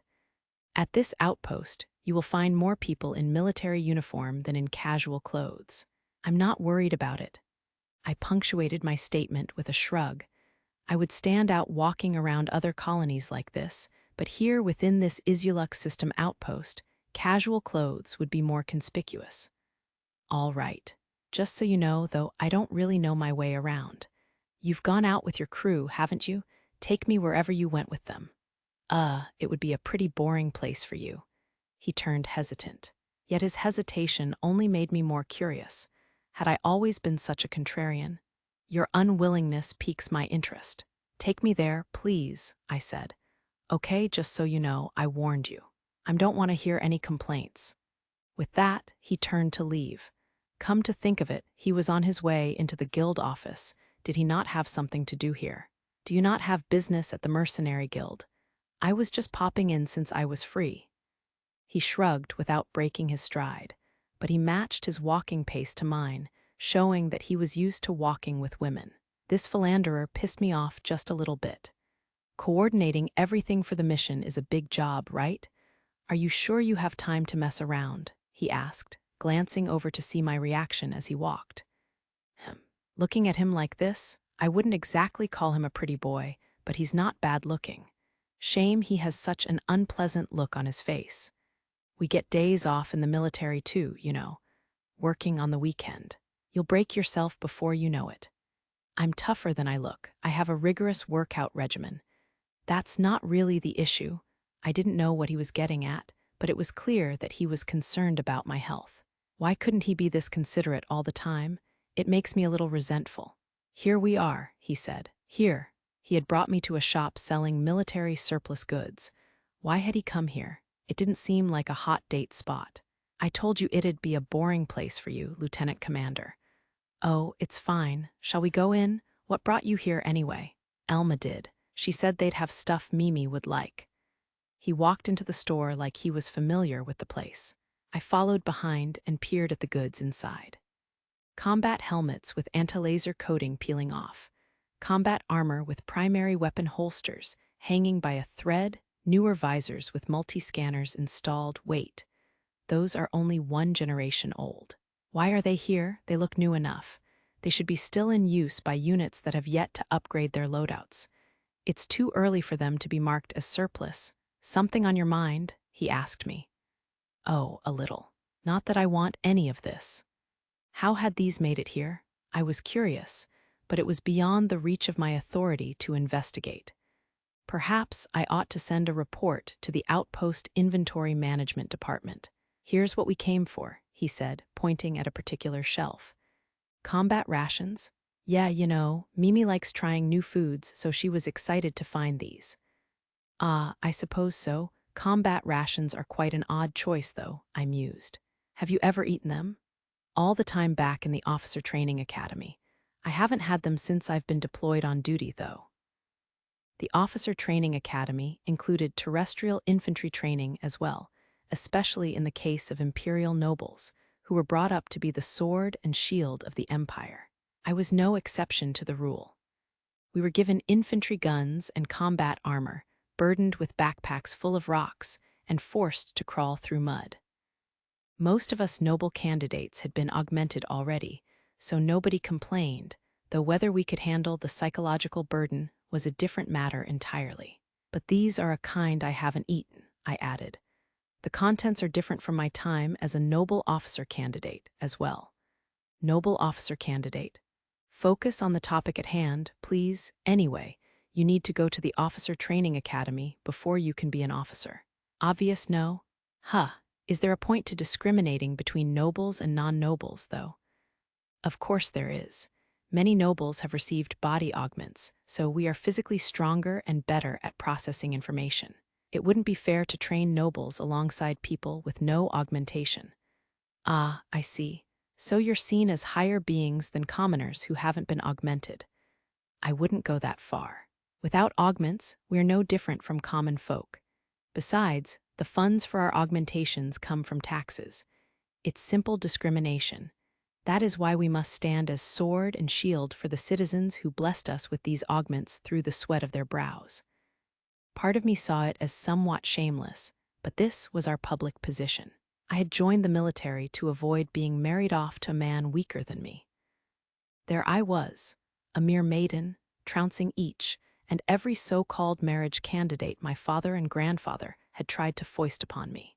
Now I enjoyed a rather long moratorium on the subject while I served in the military. I was in no hurry to be married, not one bit. Very upright, I guess that's what they call noblesse oblige, right? He admired my principles and nodded along. He was charming when he was mild like this, even if he was occasionally impudent to the point of hatefulness. "Are you going to buy any of these?" I asked him. "We bought one of all 48, so no, we've already opened 4. They're surprisingly edible. Indeed, food greatly affects morale after all. I hear the Empire's rations are on the tastier side, if nothing else." "If nothing else, huh?" "Yes, if nothing else. These are normal specification combat rations, so they're typically not horrible. The ones made for extreme environments are a little difficult to stomach." "Whoa, scary. What are they like? There might be some around here." "Let's see." I looked around and found a shelf full of rations for extreme regions shoved in a corner. They were unsurprisingly inexpensive, less than half the price of normal ones. "Here you go.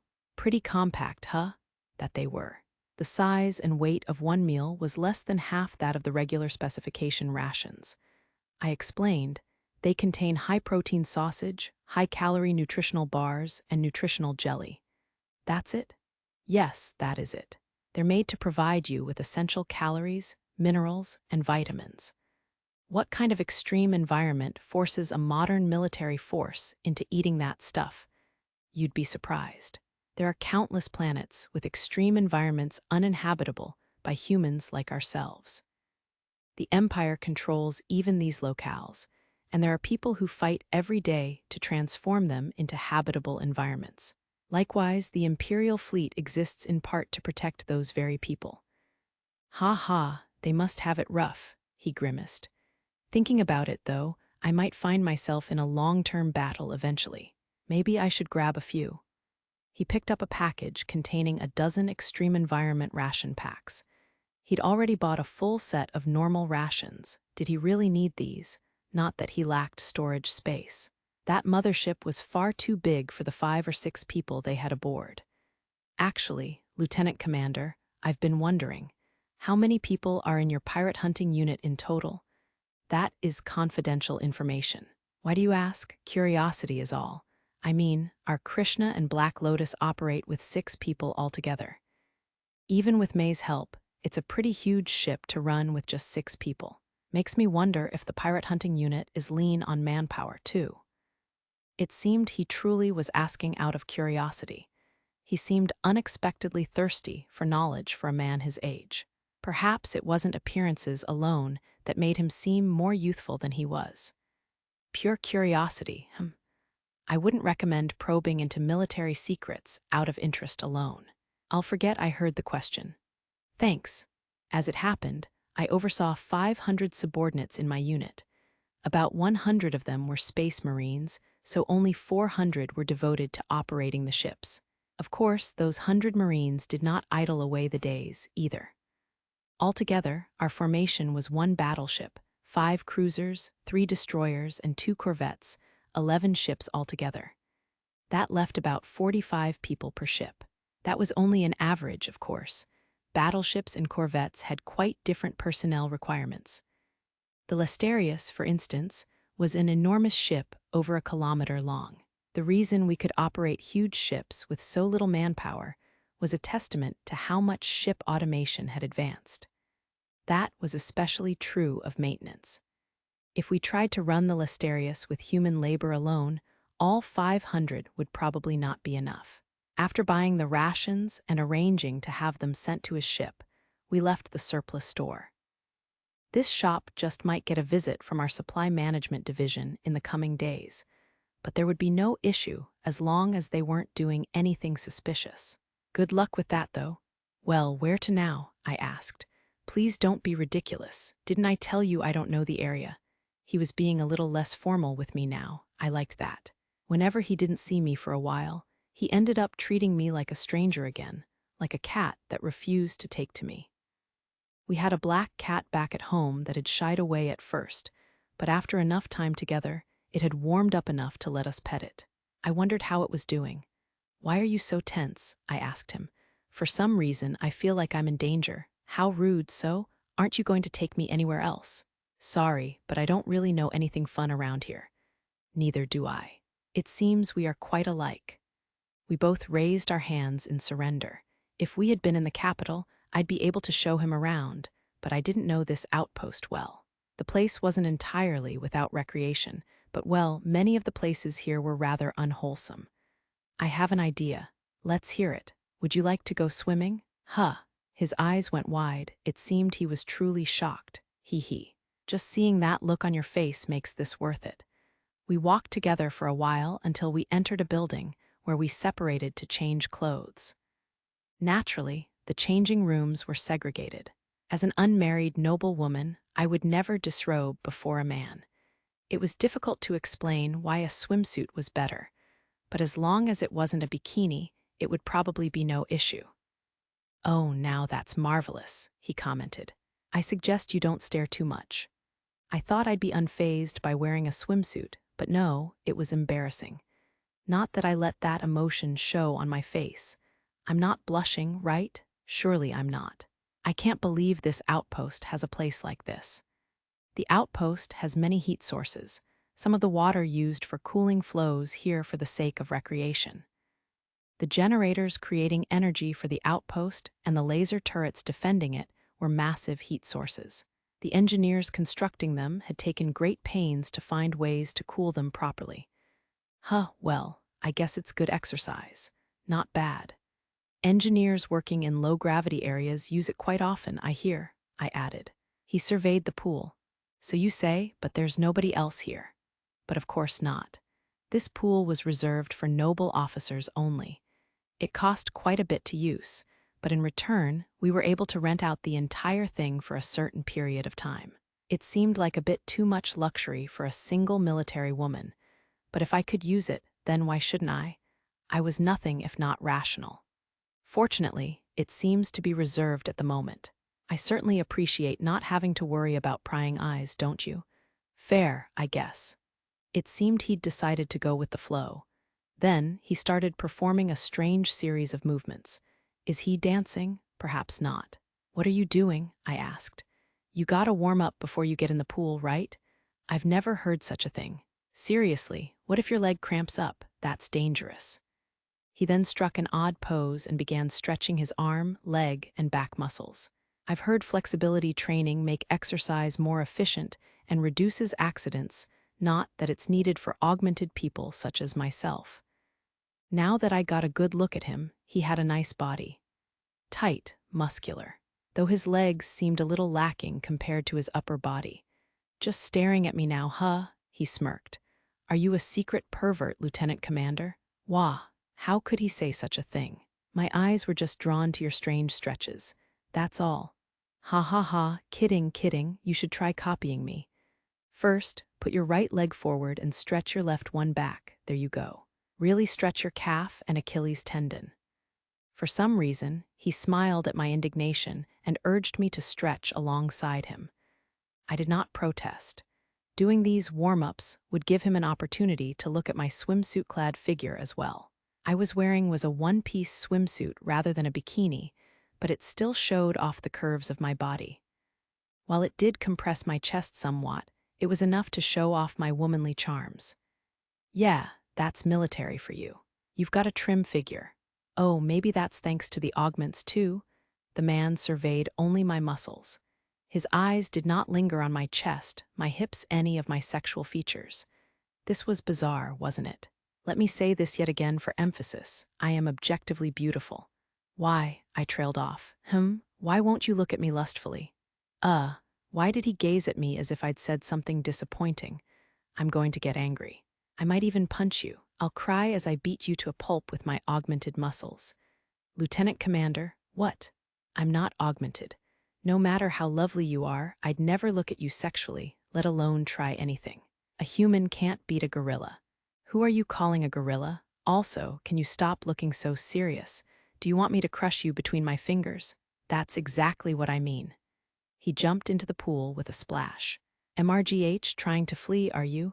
I've never seen that style of swimming before. You're surprisingly fast, but don't think you can outswim someone who's been augmented. Wait, you. Holy crap, you can jump that far. Glub, hee hee, I'll make you pay for treating me like a gorilla. How long can you hold your breath, I wonder?